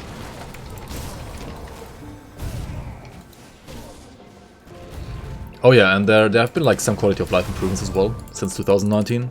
Like you have the option to, right, it's over here somewhere. Gameplay, auto loot materials, right? Materials are like automatically looted now when you just walk over them, just like iron bits. You have health bars for the player, which I mean I use health bars only like for bigger enemies usually, but you can also have like health values, player health bars, right? I might have like a player health bar here as well if you want like to health values on enemies as well, if you'd like to have that as well. Which I think is personally only like useful against certain bosses, and otherwise it's a little bit of a clutter. But if you like it, right, you can just have it on all the time. Rainbow mod still needed though. I mean, so like all the quality of life improvements that were like there in Grim Internals, or like that were like the reason why you used Grim Internals in the past, I feel like you don't need Grim Internals anymore, right? Like the only reason why you play Grim Internals nowadays is, well, if you want like maybe the damage calculation and damage taken calculation active all the time on on your screen, or if you would like to like play the game on higher speeds, right? Then you can also like play Grim Internals. But I mean, I honestly think you don't need it anymore. Like it's not needed really. Rainbow filter mod, however, if you're like, I mean, yeah, if you don't know the items too well, and even if you do know the items, Rainbow mod filter does have a bit. But it's not really like a mod, right? It's just like a txt file that you just like put in your folder and that's it, right? It's not really like a mod. But yeah, Rainbow filter is still great to have. And like the less knowledgeable you are with items, the better it is, right? For sure.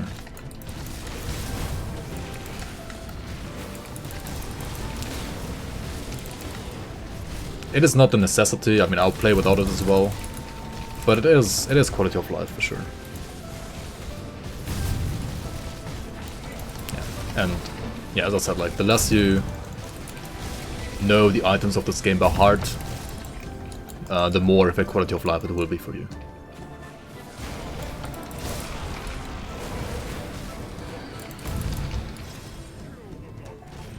And yeah, as Lucas has said, like over the last 2 years, like people have figured out like many more builds compared to like 2 years ago. So there are tons of strong builds you can like choose from, tons of fun builds. Build variety is bigger than ever, and it's amazingly good as well. I mean, like the build variety balance is really good as well. Like it's not like some other RPGs where you have like maybe 5 OP builds and the rest is like medium to trash. It's more like you have, I don't know, like 100 builds that are like all like top tier basically. And then like maybe another 100 that aren't quite top tier but still good. Right? I feel like all like properly good like built builds nowadays can like clear all content, like if you build them right. Except for like certain super bosses. Like some specific super bosses still like require a very specific setup or like setup combination.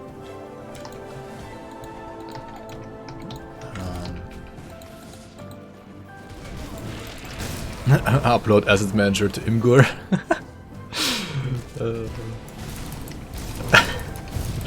What?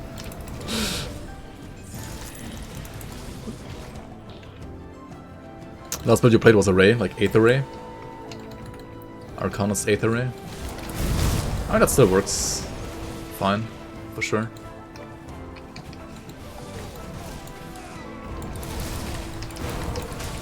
Tanky as hell and did insane damage. 8th Array tanky as hell. I'm not sure what content you did. I wouldn't describe 8th Array as tanky as hell. And also I'm like thinking about which 8th Array version was tanky as hell like 2 years ago. I mean... maybe you played the Physical Array. I think the Physical Array was like a little broken at some point.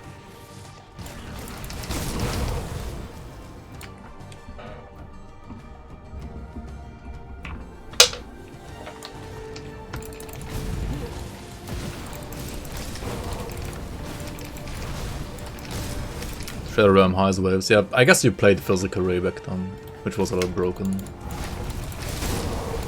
So, I mean, it got nerfed.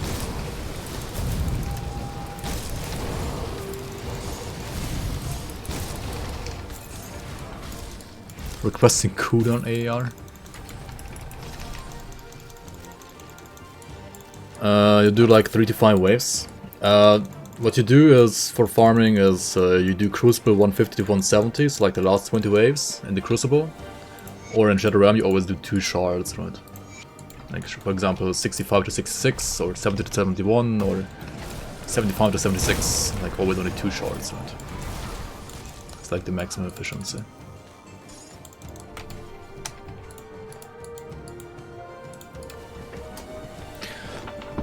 Yeah, 75, 76 is like the standard for softcore. I would say for hardcore the standard is more like 65 to 66 or 70 to 71. At least for like comfortable farming.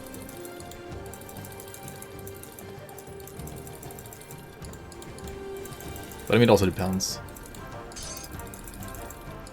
on like how much you like the game mode and how much you would like to play it and so on and so on.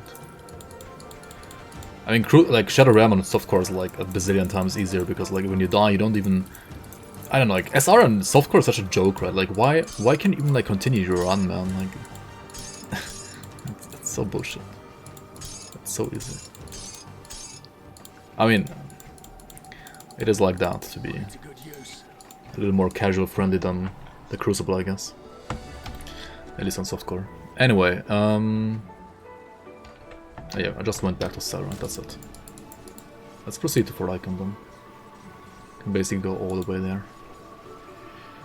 75, 76 is Reppy. I mean, with the right build, it's not really Reppy. But, like, even in hardcore, you can, on certain builds at least, like, farm it comfortably. But yeah, like, let's say the, like, generic standard. Like, the general standard for softcore is like 75, 76, because reps don't really matter that much in softcore. And on hardcore it's 65 to 66. It's like the standard across like all like decent endgame builds.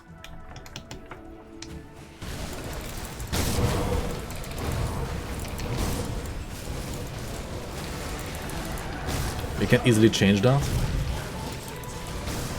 I mean, we could, yeah, no.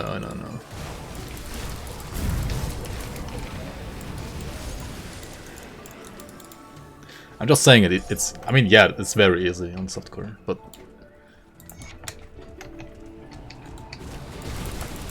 You You also have to always like think about the more casual players, right?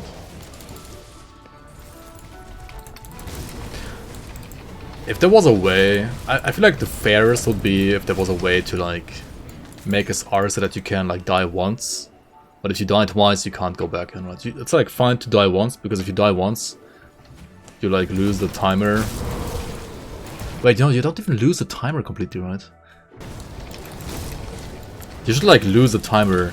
Okay, I think softcore could be fine, right? Even for league balance. If you like make the timer become 0 after one death already, because I think currently you don't even like the timer is not even 0, right? You like lose some seconds only or something, like maybe like 1 or 2 minutes.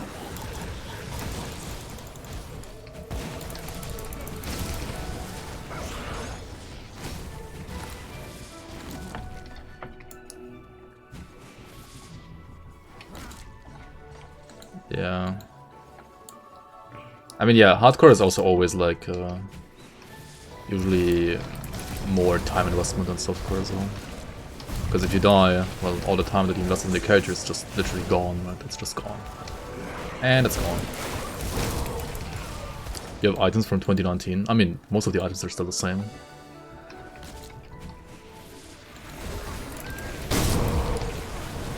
In the world, you can recommend something very fun to play, strong for softcore, not enough knowledge motivation. Yeah, I mean, especially when like you come back to the game.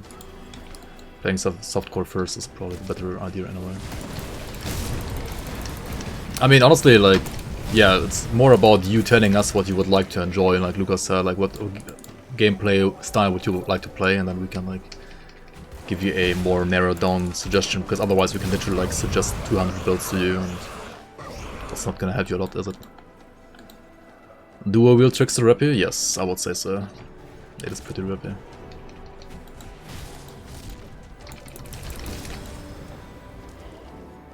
And if you're playing bleed, it's not even more damage than this shield, because this shield is just broken. Or like, very strong at least. Is there any form of randomized endgame loop like maps and PoE? There is to a certain extent, yeah. I mean, there is the Shattered Realm. Okay, so first of all, in this game engine of this game, there is no such thing as, like, it's impossible to make actually randomly generated maps. However, there is a game mode called the Shattered Realm, where you basically usually do 2 shards, and 2 shards consists of like 4 chunks each, and well, each chunk is like a map basically. So the first 3 chunks are just like maps that you like run through, that where you like kill mobs to like build up like a bar, kind of like in Diablo 3, right? You like build up a bar to summon the Guardian. But like you build up a bar, and like once the bar is filled, you can get to the next map, like the next chunk. And then the 4th chunk is like the boss chunk, where you like fight up to 4 bosses in a room. And there are, I don't know how many maps now actually, but there are like a ton of maps, right? 100, more than 100, maybe 200 maps, right? And there aren't that many boss maps, like I think only 10-ish or something like that. So like whenever you get to like the boss chunk, you will like get one of the 4, or I mean one of the 10 boss chunks chosen randomly. But like there are still like tons of combinations of bosses you can get, so there's kind of enough variety. And then the first 3 chunks, the maps will be like chosen out of the pool of like 100, 150 maps. So it's like 1 out of 150 times 1 out of 150 times 1 out of 150 or something like that, right? Per shard run of combination of maps that you will encounter. I mean, it's still not fully randomized, and at some point, right, after a couple of hundred of hours or thousands of hours, you will recognize all the maps, yes. But it's still like pretty good, right? It's still pretty good. Like it's good enough for a game like this, which is obviously not the same like size as PoE overall. It is, after all, still an indie game, right? People actually like sometimes forget that like this game has been made by like a total of what, 12 developers over like the years. So yeah, it is still an indie game, like very much an indie game. Like the size of this team is still like a lot smaller than, say, the team that's working on Lost Epoch, for example, right now, right? Like Ellie has, what, like 50 people? This game is like 10 to 12 people, and right now, I mean, the game is kind of finished, right? So right now it's literally like one guy working on a balance patch for this game, and then there's like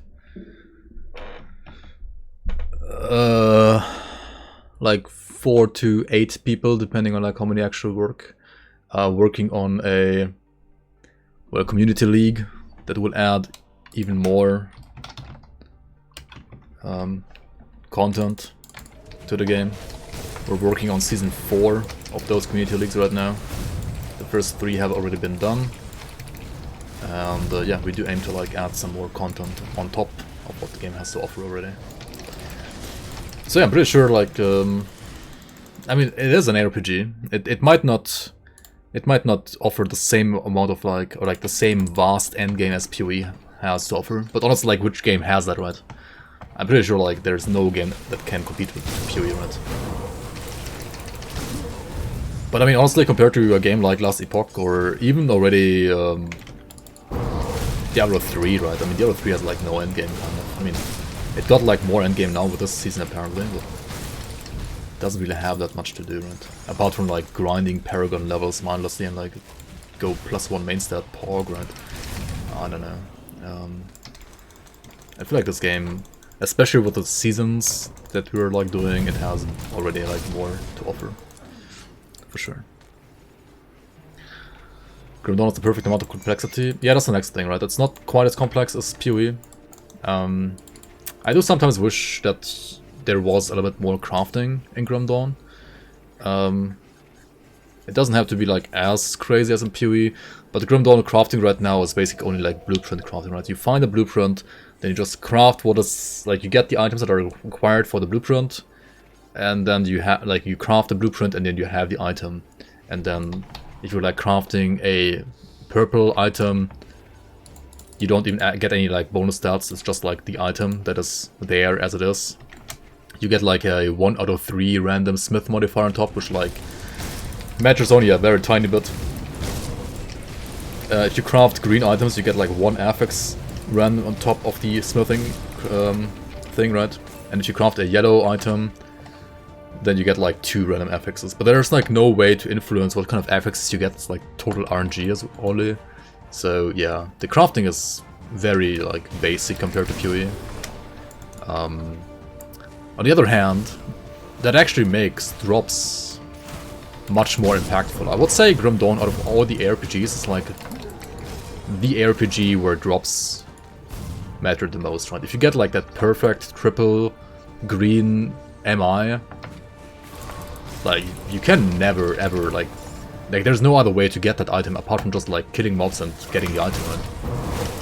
So it does incentivize playing the game and killing mobs a lot, actually, which I like. Except Sanctum Crust, which only crafts with Pierce Stress. Well, with my luck, apparently it does, yeah.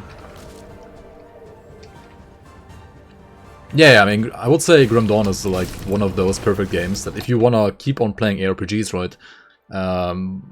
But yeah, you only like play PoE, I don't know, like maybe 1 or 2 months and not the full like 3 months of a season, right? And then you have like a downtime, and then Grim Dawn is one of the perfect games for that downtime, for sure. For sure, for sure.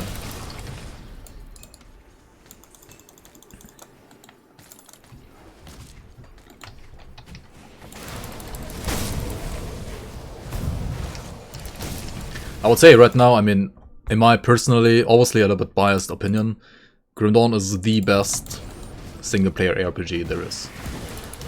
It is literally the best. Like, PoE is better for like maybe trading and so on top, but... or like with all the seasons and all the officials like stuff, but like PoE is like a... it's like a ginormous game nowadays, right? Like, it's hard to compete with PoE, right? Actually. So... but like, just for like single player and chill, it is the best game. The Real Sleepy Z, welcome on, thanks for the follow as well. Yeah, I mean, that's the thing with the campaign, 3 times the campaign is, I mean, yeah, it's like a very old school Diablo 2 kind of thing, right? Wolson, hello, yikes. There are, I mean, you only have to do that once on your first character. And then when you get like certain items on your first character, you, well, can skip difficulties, for example. I have a guide on basically like how to speed level your second plus character in this game on YouTube as well. Hashtag shameless self-advertisement, right? So you can speed up the leveling and the campaign process a lot. Not on your first character though, on your second and so on, right? Which I think is fair, right? You play through the game once normally, take your time, learn all the maps, learn all the lore maybe as well if you're interested. I think the lore is actually really good, for an RPG at least.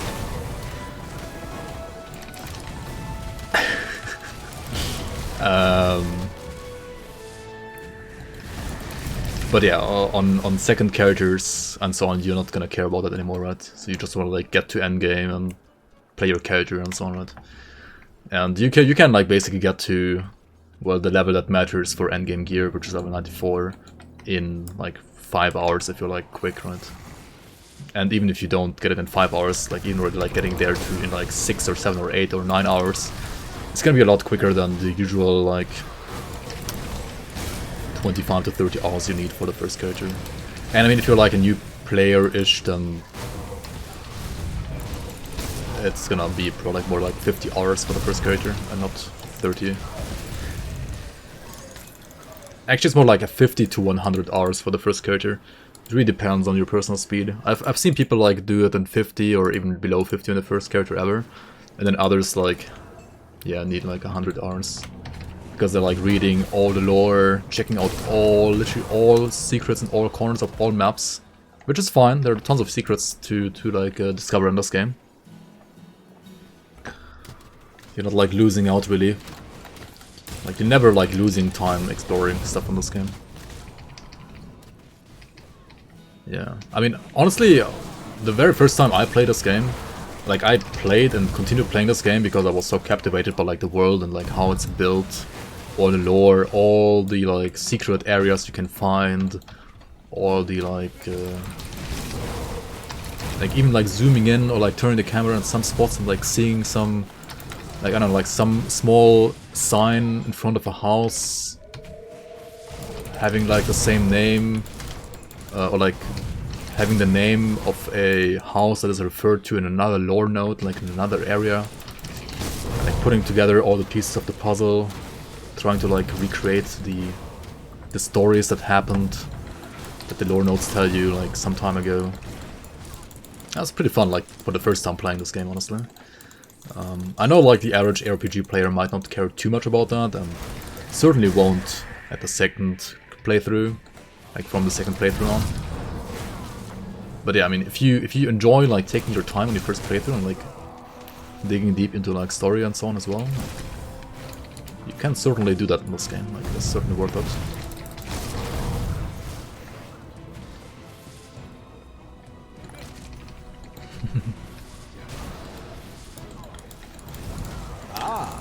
We speak at last. And then later you can like do some skips and twerks and even speedruns, I guess, in this game are possible. I'm not sure like why not too many people are doing speedruns actually for this game. I think speedrunning this game is kind of fun. I also did one in the past, which wasn't like particularly fast, but I was one of the few people who actually did one. Thanks for the follow as well, Bujo. Welcome on. Recently got into Grim Dawn, love your guides on YouTube. Glad you like them. Thanks for watching as well, and welcome in, man. Welcome.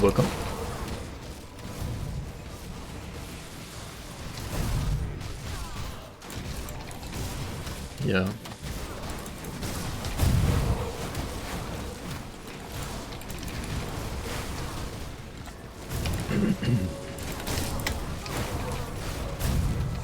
Or just for example this area over here, right? Like you think you have cleared the map, right?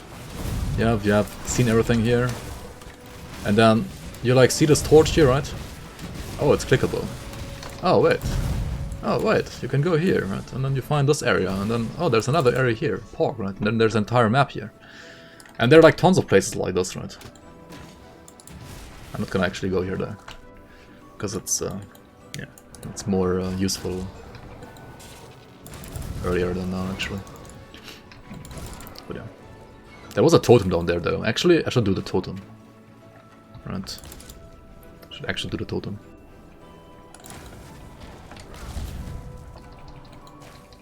Don't troll. Right, and then you have this one. There's another chest here.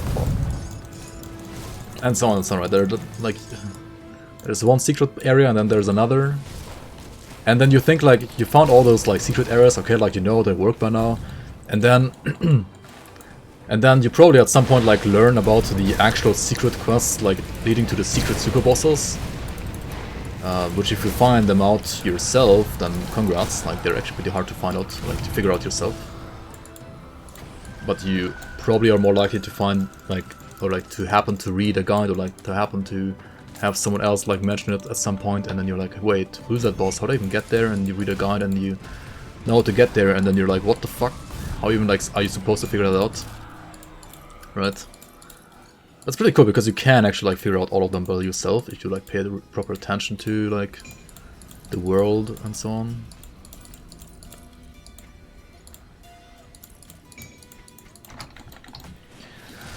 Pretty cool.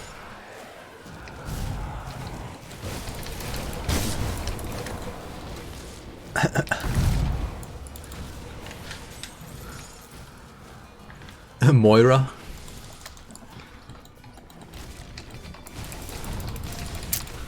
Well, yeah, and then you find this shrine and you're like, what the fuck, this is a scam, right? You press cancel, and you feel good that you saved yourself materials, I guess. This one is not quite as of a scam on lower difficulties. This is like such a scam on Elite, I mean on Ultimate, like holy shit.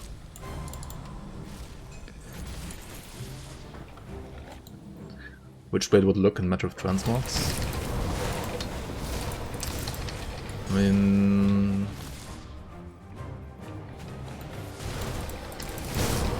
there are some pretty cool like Witch Blade style items for sure.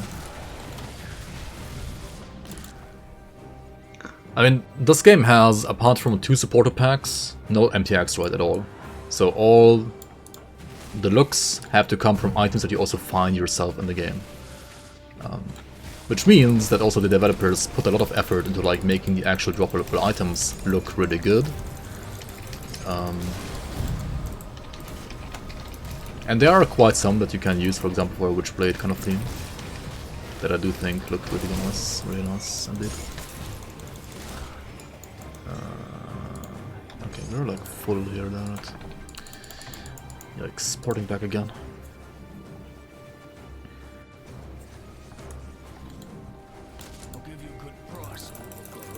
There are only like certain ultimate shrines that are like really bad though, right? Most are okay.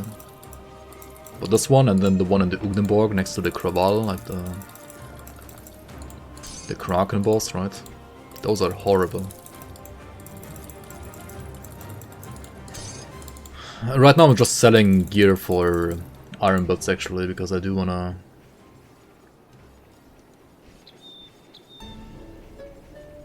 just mostly get iron butts, and I don't really need upgrades right now. Like my gear is pretty good right now.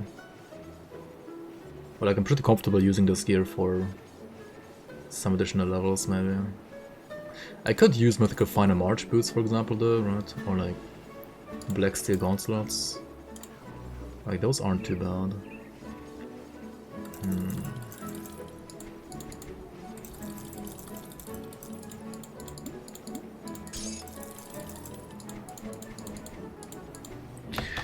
But I mean, as long as my gear works, I'm just gonna keep on using my gear, I think. We can like do another maybe like 5 to 10 of those with us, for sure. The one that costs 1 Lotus and SR? Yeah.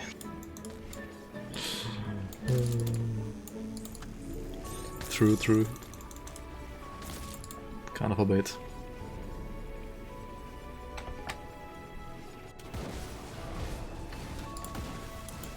Oh yeah, you can look kind of similar to the loading screen guy, for sure. I mean, not this lady, but like the red loading screen guy from the vanilla game, right?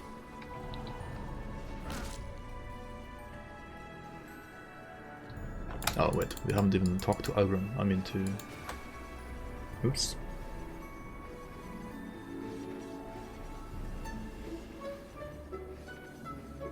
Just use Baldir set. I guess I could as well. I feel like Baldir isn't even that great for this build. Baldir is great if you're playing Soldier or Bleed build, right? Then it's actually great. But like, on this build, you want this chest, right? This chest has +3 to Blade Spirits. Like, that was just amazing. And then you want Fat and Mask, I think, over Baldir's Mask as well. So you only have like the shoulder open. I mean, Baldir's shoulder is fine, but I found this one. So it's like, yeah, just use this one, right? It's more defensive. Chains of Anguish. That's the best belt in the game, right? The best belt in the game. I'll give you a good price on what I've got left. Kappa. The best bait in the game, that's for sure. Oh, you meant the transmog? Oh, you mean for the Forgotten Gods guy? Yeah, true.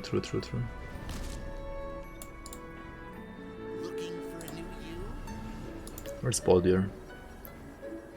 Baldir, Moldir? Yeah, this is kind of like how the guy from Forgotten Gods looks like, right?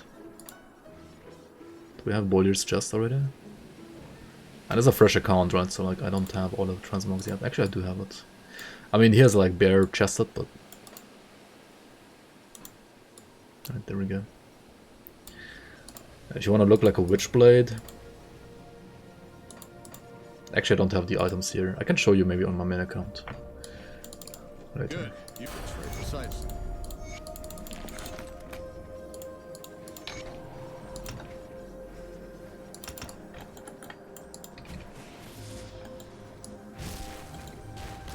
It's Baldir-ish enough, yeah.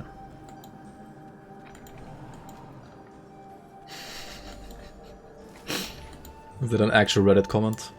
Feels bad now, dude. People getting baited.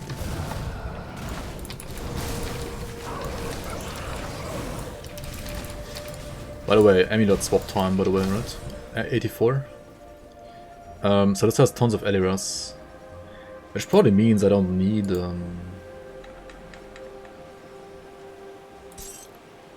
I don't need the movement speed either. I'm still gonna need the Poison Rest though, right? From the Slip Venom for now. Or I could just use armor augments because I'm revered now, right? Like, why am I still using no armor augments? What the fuck am I doing? I'm trolling, right? Basically. Basically trolling right now.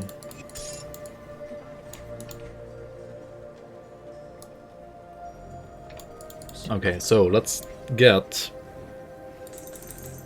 3 poison rests, right?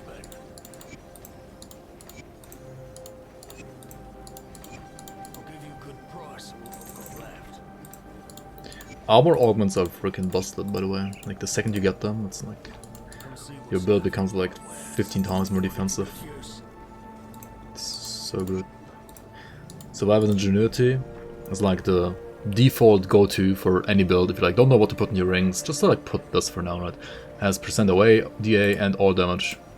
That's solid, right? Very solid. What do you put on my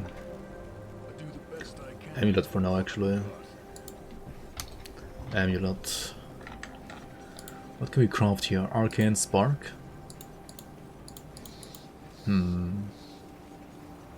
Or I put a Arcane Lens? Huh. What is this? Attuned Lodestone? Actually, Attuned Lodestone has damage reduction, right?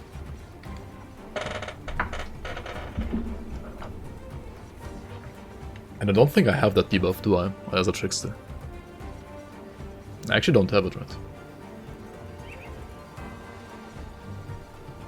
So yes, it only gives me 32 away and like 5% crit damage and nothing else, no bleed damage, right? But the static charge, right? I mean, it only has 3 meters radius though, right? And it's only around you, right? It's kind of bad as well. I could play this.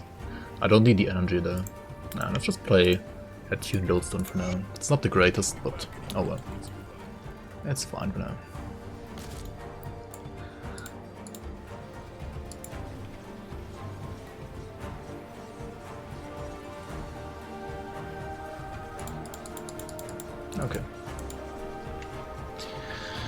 Okay, let's go.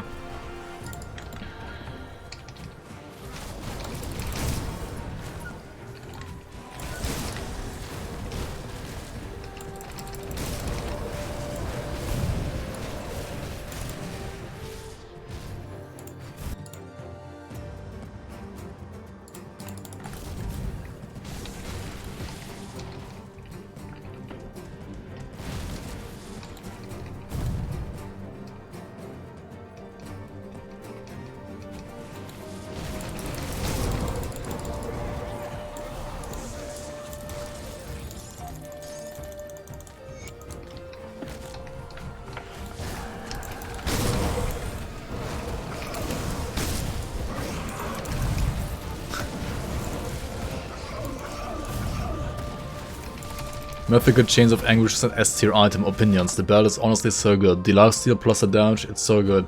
Usually overcapped by a lot on resistances anyways for late game, so the minus elemental resistance is basically negated. And the minus phys res isn't that big of a deal as long as you have at least 12% physical resistance and play safe whenever you see the debuff up. Oh boy, he doesn't know. He's unaware, people laugh.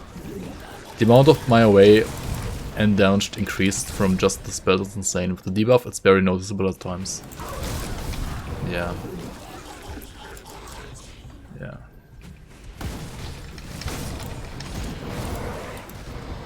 It was actually unironically good on one patch, when like the item was bugged. Like the debuff actually didn't work or something like that. It was actually good on one patch.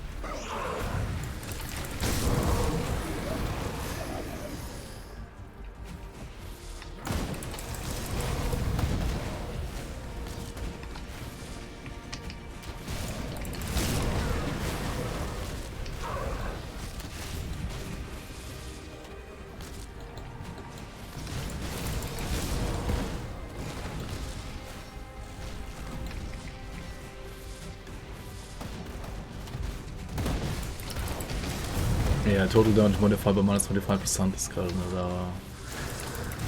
kinda bad. Only slightly bad.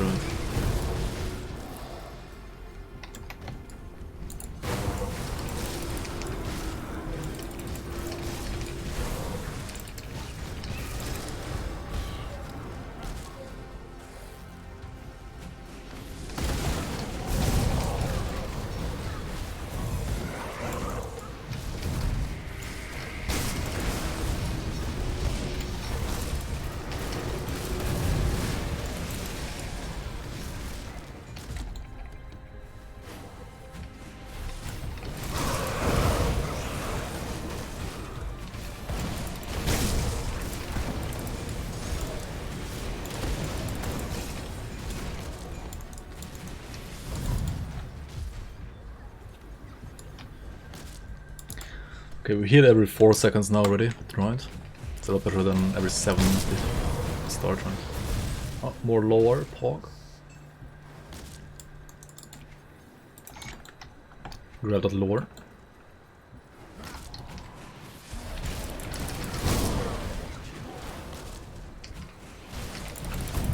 You can do Black Sepulchre ultimate if you want, right? But I mean, I'm gonna probably just skip it. It's like the side area here in this map. Maybe I shouldn't go there and instead show you the smith. Yeah, let's do that instead. So for skeleton key dungeons, right, if you want to like run them in endgame, you need skeleton keys, and to craft those you need Chthonian blood, right? Blood of the Thorn.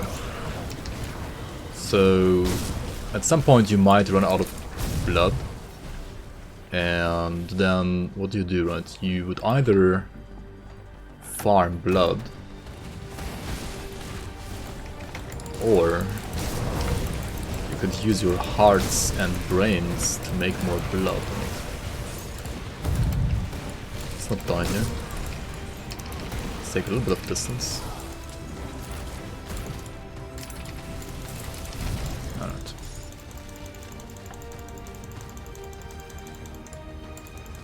Yeah, welcome back, Toma. Yeah, what do you have for dinner? What did you get? There's a smith over here in the necropolis, right? There he is. And you can actually transmute your hearts, brains and bloods into each other at this, like, smith. So over here, right, if you're like running out of a certain material that you need for either crafting or for like running the dungeons, right? You can just talk to him and then like scroll down here, and here you can like make a brain out of a blood, blood out of a heart, and a heart out of a brain, right? Ah, But it's pretty nice. speak at last. Pretty nice to know. Thanks for the follow. Welcome in, Gier. Welcome, welcome.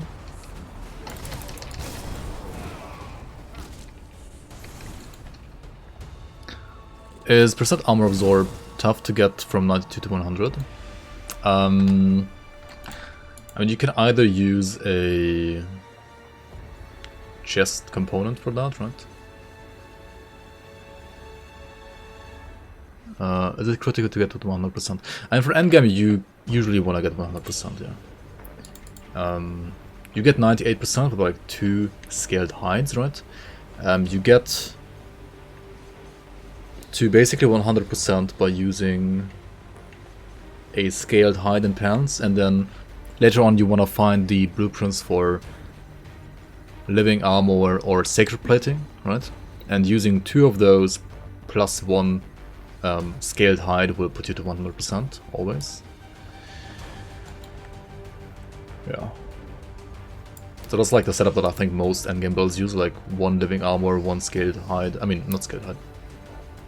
Like, yeah, scaled hide and pants, and then living armor or sacred plating in chest and shoulders. Or sometimes also in helmet instead. If you're a soldier, or if you're using the Obelisk of Men here, then you don't need as much, right?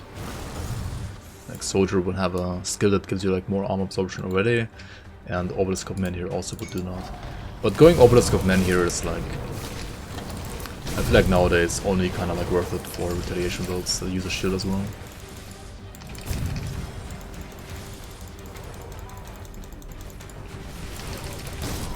I mean, these 3 side nodes are still fine, right?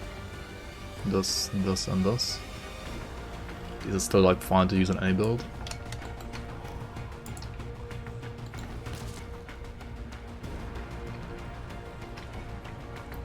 There's also ancient armor, right?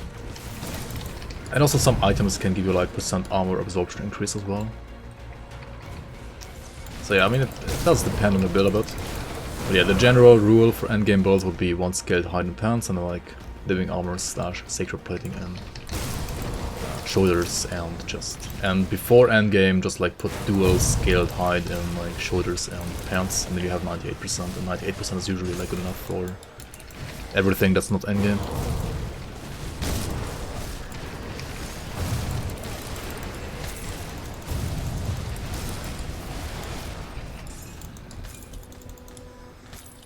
Alright.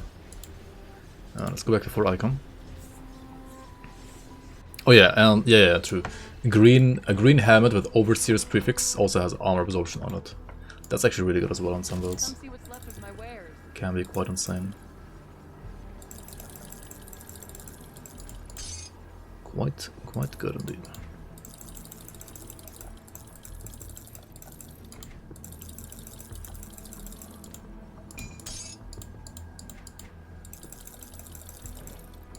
Put it to good use. Good work down. We cannot simply.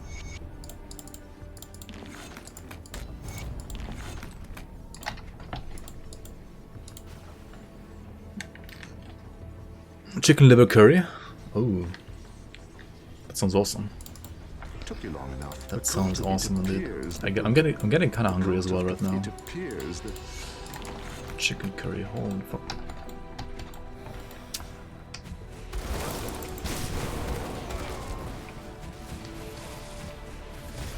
Just eat. I mean, we got a Logorian to kill first though, right? Can't eat when you have to kill a Logorian.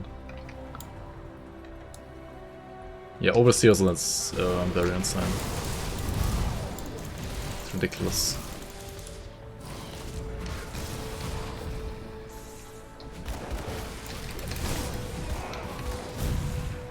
But again, I mean, it doesn't fit every build, because many builds need another helmet. Like, need a blue or...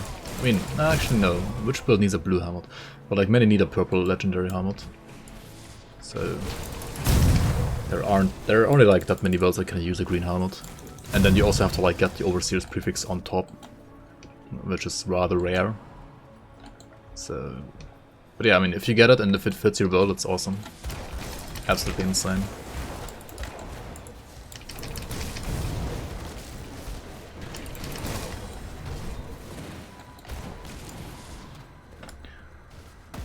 It's kind of an impromptu thing the chef made and was like, do you want this? And we had it and it was delicious. Alright. Wait, do you have your private chef? Nani? Oh no, you went to a place. You went to like an Indian place?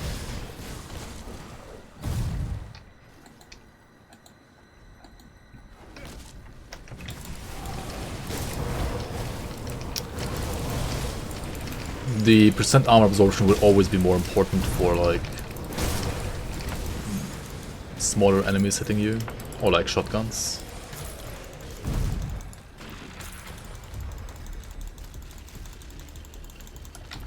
Like say you have 98% absorption and 1000 armor, right?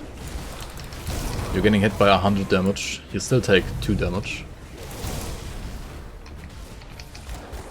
If you have 900 armor and get hit by 100 damage, but 100% absorption, then you would take 0 damage.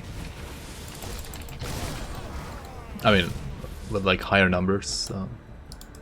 Absorption can matter quite a bit when you're like getting swarmed or shotgunned. If you're like fighting one single enemy, then sometimes the higher total armor is better than percent, like the last 2% absorption. Depends though, depends. Logorian tastes like calamari. Fuck, dude, now I want calamari as well. Oh my god.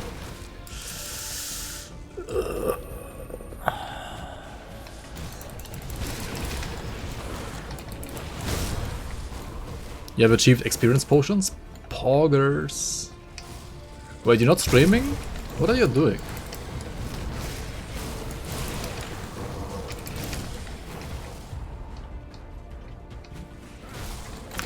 Salmon and tilapia. Oh yeah, there's amazing as well. Indeed, indeed. Streaming? Yeah. Why aren't you streaming?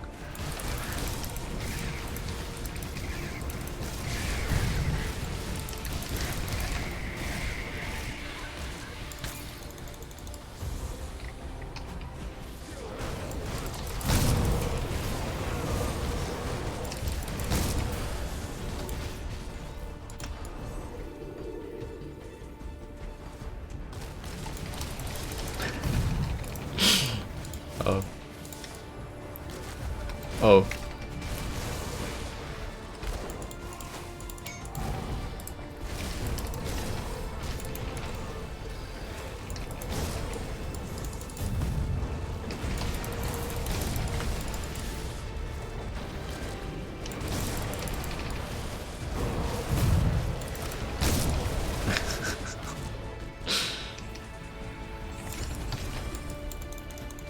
Wait, you get 1000 embed? What the fuck?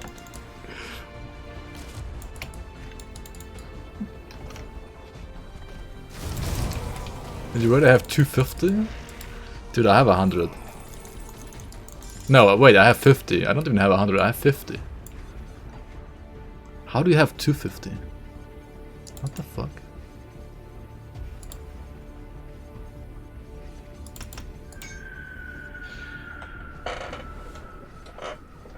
Oh my god, dude.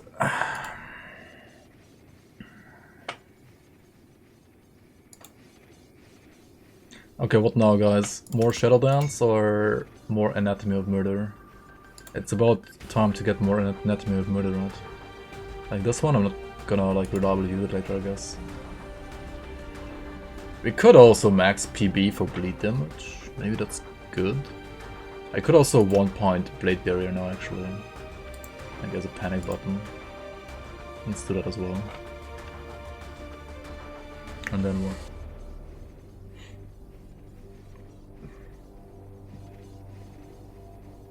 Blade Trap?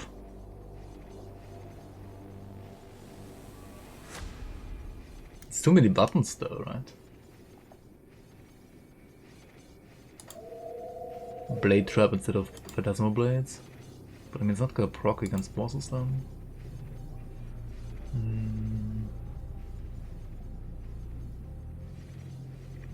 I mean, technically you could just not play Shadow Strike, right? And like play Blade Trap instead of Shadow Strike.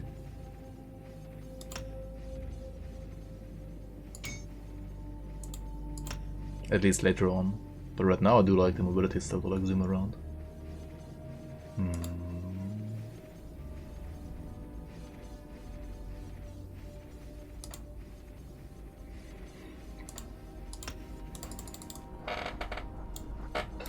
We don't need cluster. Right.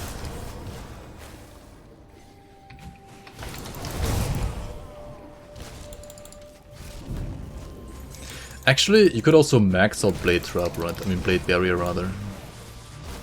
Why did I put the point here?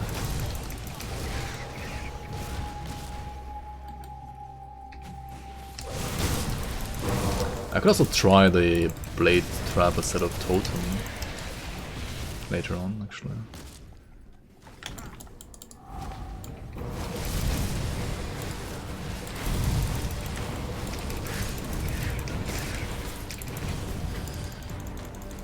Hey, we got Bloodied Crystal. That's Pog. It's a really good endgame blueprint component. Wait, did I get it twice? How do you get this twice from the same totem? Oh my god, unlucky. Lucky, but actually not lucky.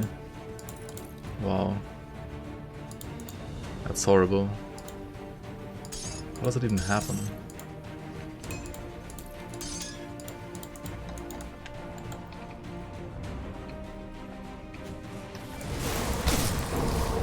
It could have been like another good component for endgame. Yeah, 560 down. What? 340 up?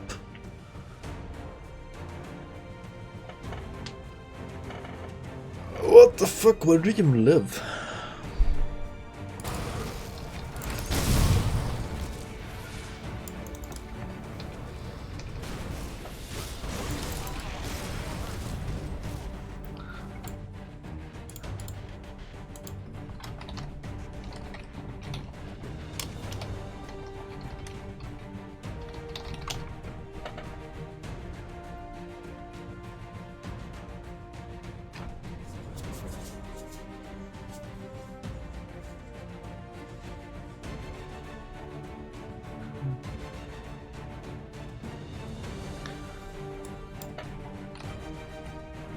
Wait, are you talking about mbit, like bits, or megabyte?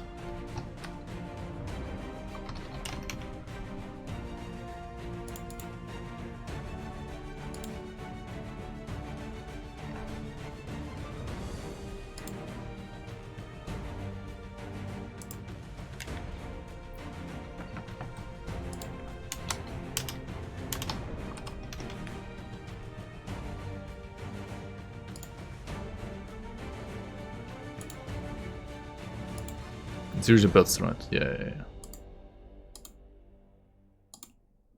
And byte would be even more insane, right? Or am I preparing right now?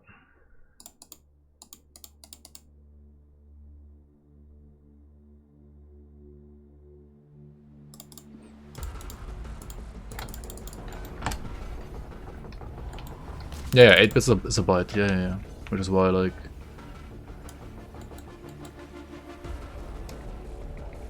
yeah. Usually, yeah. I don't know the count. I just had like sometimes some people like tell me their data transfer in like byte, and I was like, what the fuck? But, yeah. I mean, if that would be byte numbers, would be even more crazy.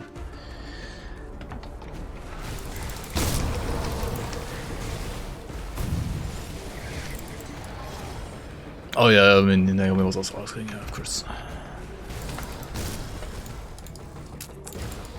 Just get 1,000 up and down. Okay, I have 50 down and 10 up. Bit, not byte. Right, bits. 50 down, 10 up.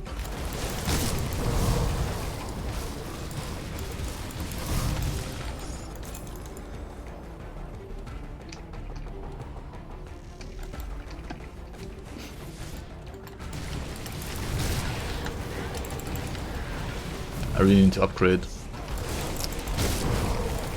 It was fine a couple of years ago when like my videos weren't that big, but now with like 1080 full HD, like 1080p and 60 FPS, they're kind of getting a little bit bigger, the files, and I do actually sometimes like have to keep the PC running overnight to like upload videos. And yeah, that wasn't necessarily when I was like uploading in 720p 30 FPS, obviously. But maybe I should just like upgrade my internet speed, right?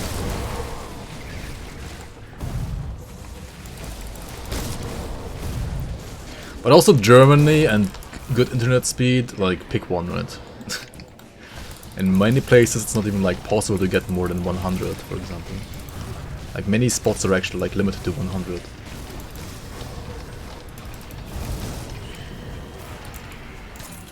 Which is just sad. Anyway. 80-20 for like 10 euros. Alright. That's not too bad. I don't pay that.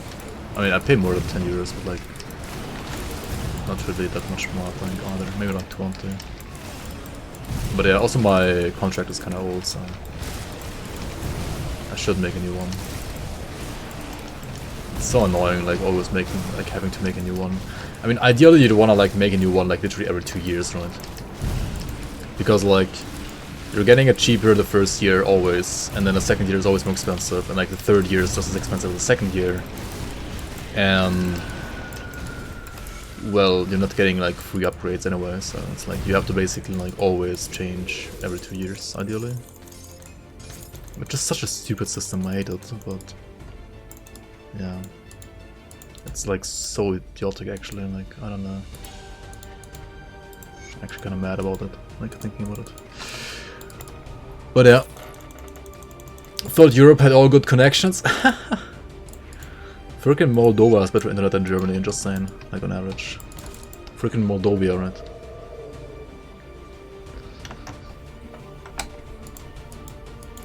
Germany is like literally stuck in the last century, like in so many things. Like Germany, yes, it's a like highly technological country in many ways, or like at least that's the prejudice, right? It's not too bad. Like it was great like 20 years ago. But it's like still stuck 20 years ago, kind of. Moldova? Moldova? It's a country in Europe. Come see what's left of my wares. Not in the European Union, but I mean in Europe, yes. I should just go to like Romania, right? Like Romania has like actually good internet. And it's like so cheap to live there as well.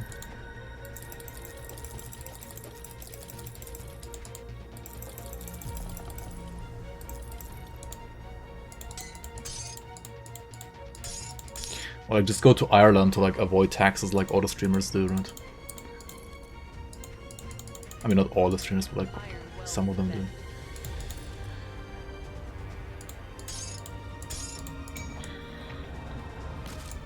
We make the best cars. Dude, who needs cars and like... Thanks for the excellent content and assistance. It is appreciated. Yo, married guy, thank you so much for the $10. Very much appreciated. Thank you so much. Thank you, thank you.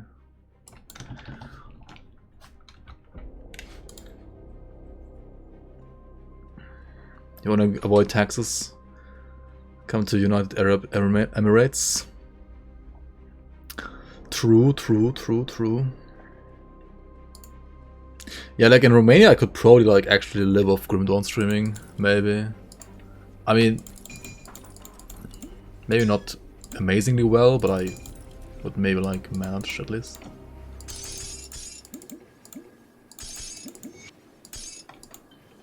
But yeah.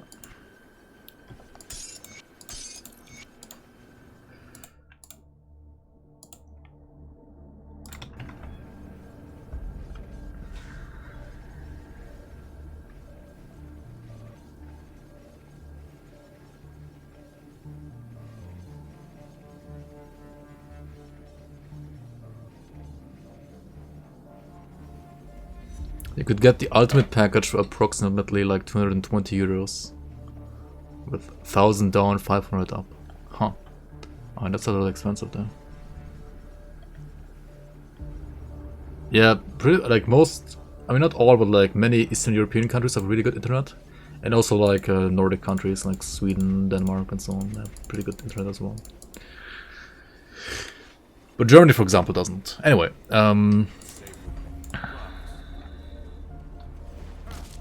we're gonna do this next episode, right? We're gonna start Act 5 next episode, I think. That sounds good.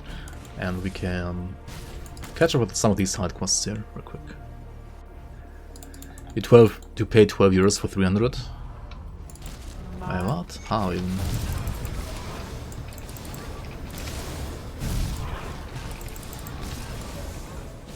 I really need to like change or like at least reassess my situation. It's been a while that I've done that.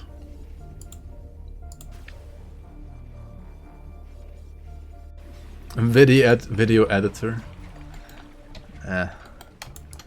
Dude, before I can, I don't know.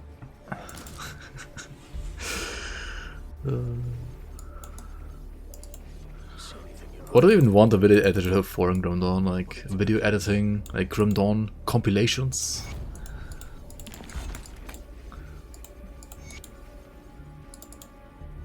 What is there even to compile? I mean, rip clips are always fun, of course, but I feel like with Mike not streaming anymore, me not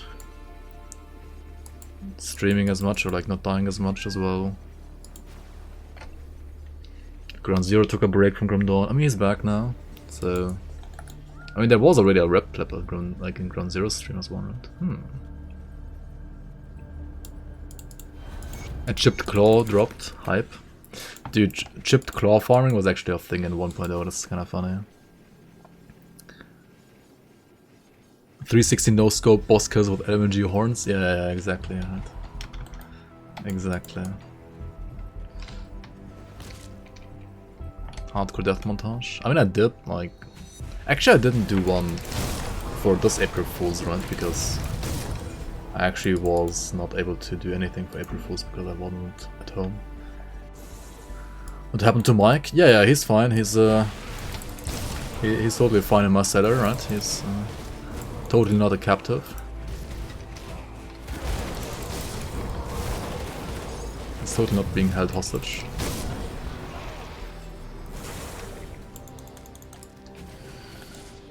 He got a job, yeah, he got a job. He got a life.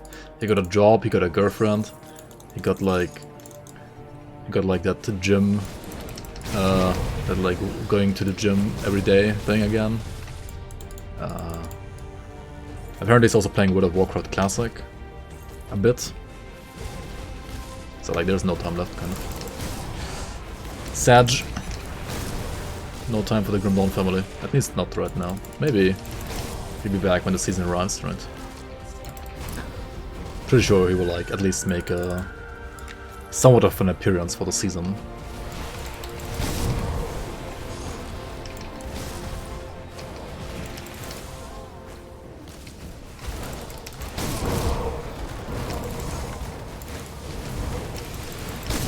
We need to make him break up and his boss fire him. Yeah. Can't have something like a lucky life, right? Like a fulfilled life. It's against the rules, against TOS, right? Against like Grim Dawn TOS.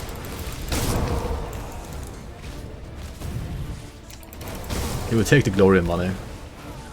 Yeah. I'm pretty sure he actually like always invested more than he took, to be fair.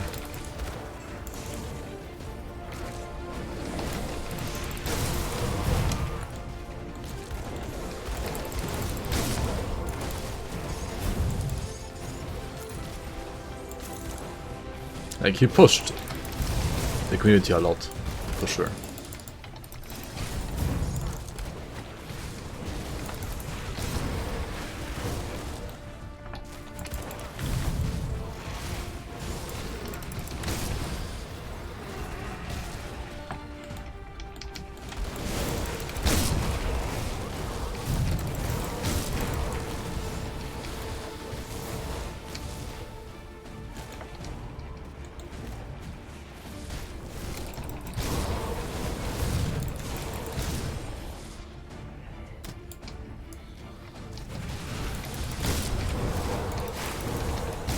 You work out only 2 times in the gym per week.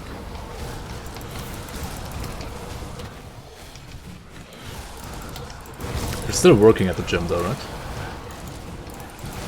Or are you working at that like car salesman thing instead now?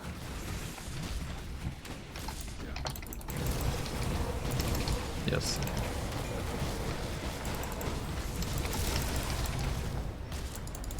The car thing was just like a Corona thing, right? Like,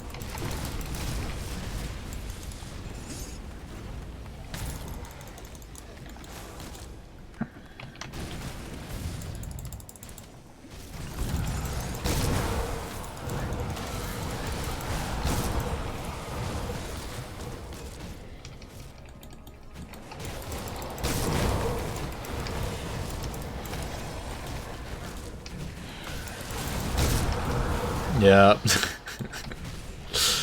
Oh my god, dude.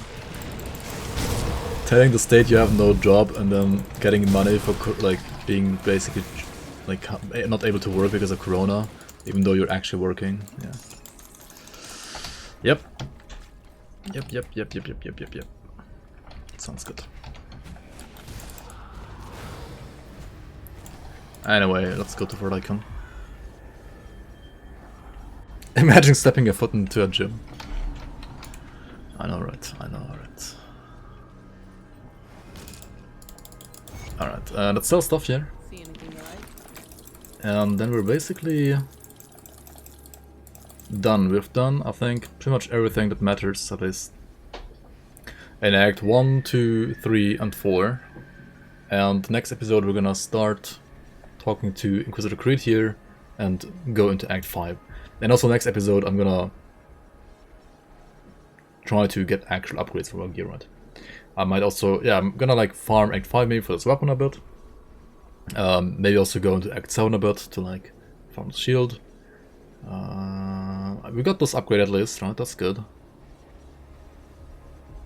Also we need Act 7 for this chest, right? Need a better chest here. Certainly need better gloves, better shoulders, and better pants at some point as well. These are carrying quite a bit until now, but they will start to fall off. Basically, like next level, so yeah. Anyway, thanks for watching, guys. Also on YouTube. I'll see you around on the next one.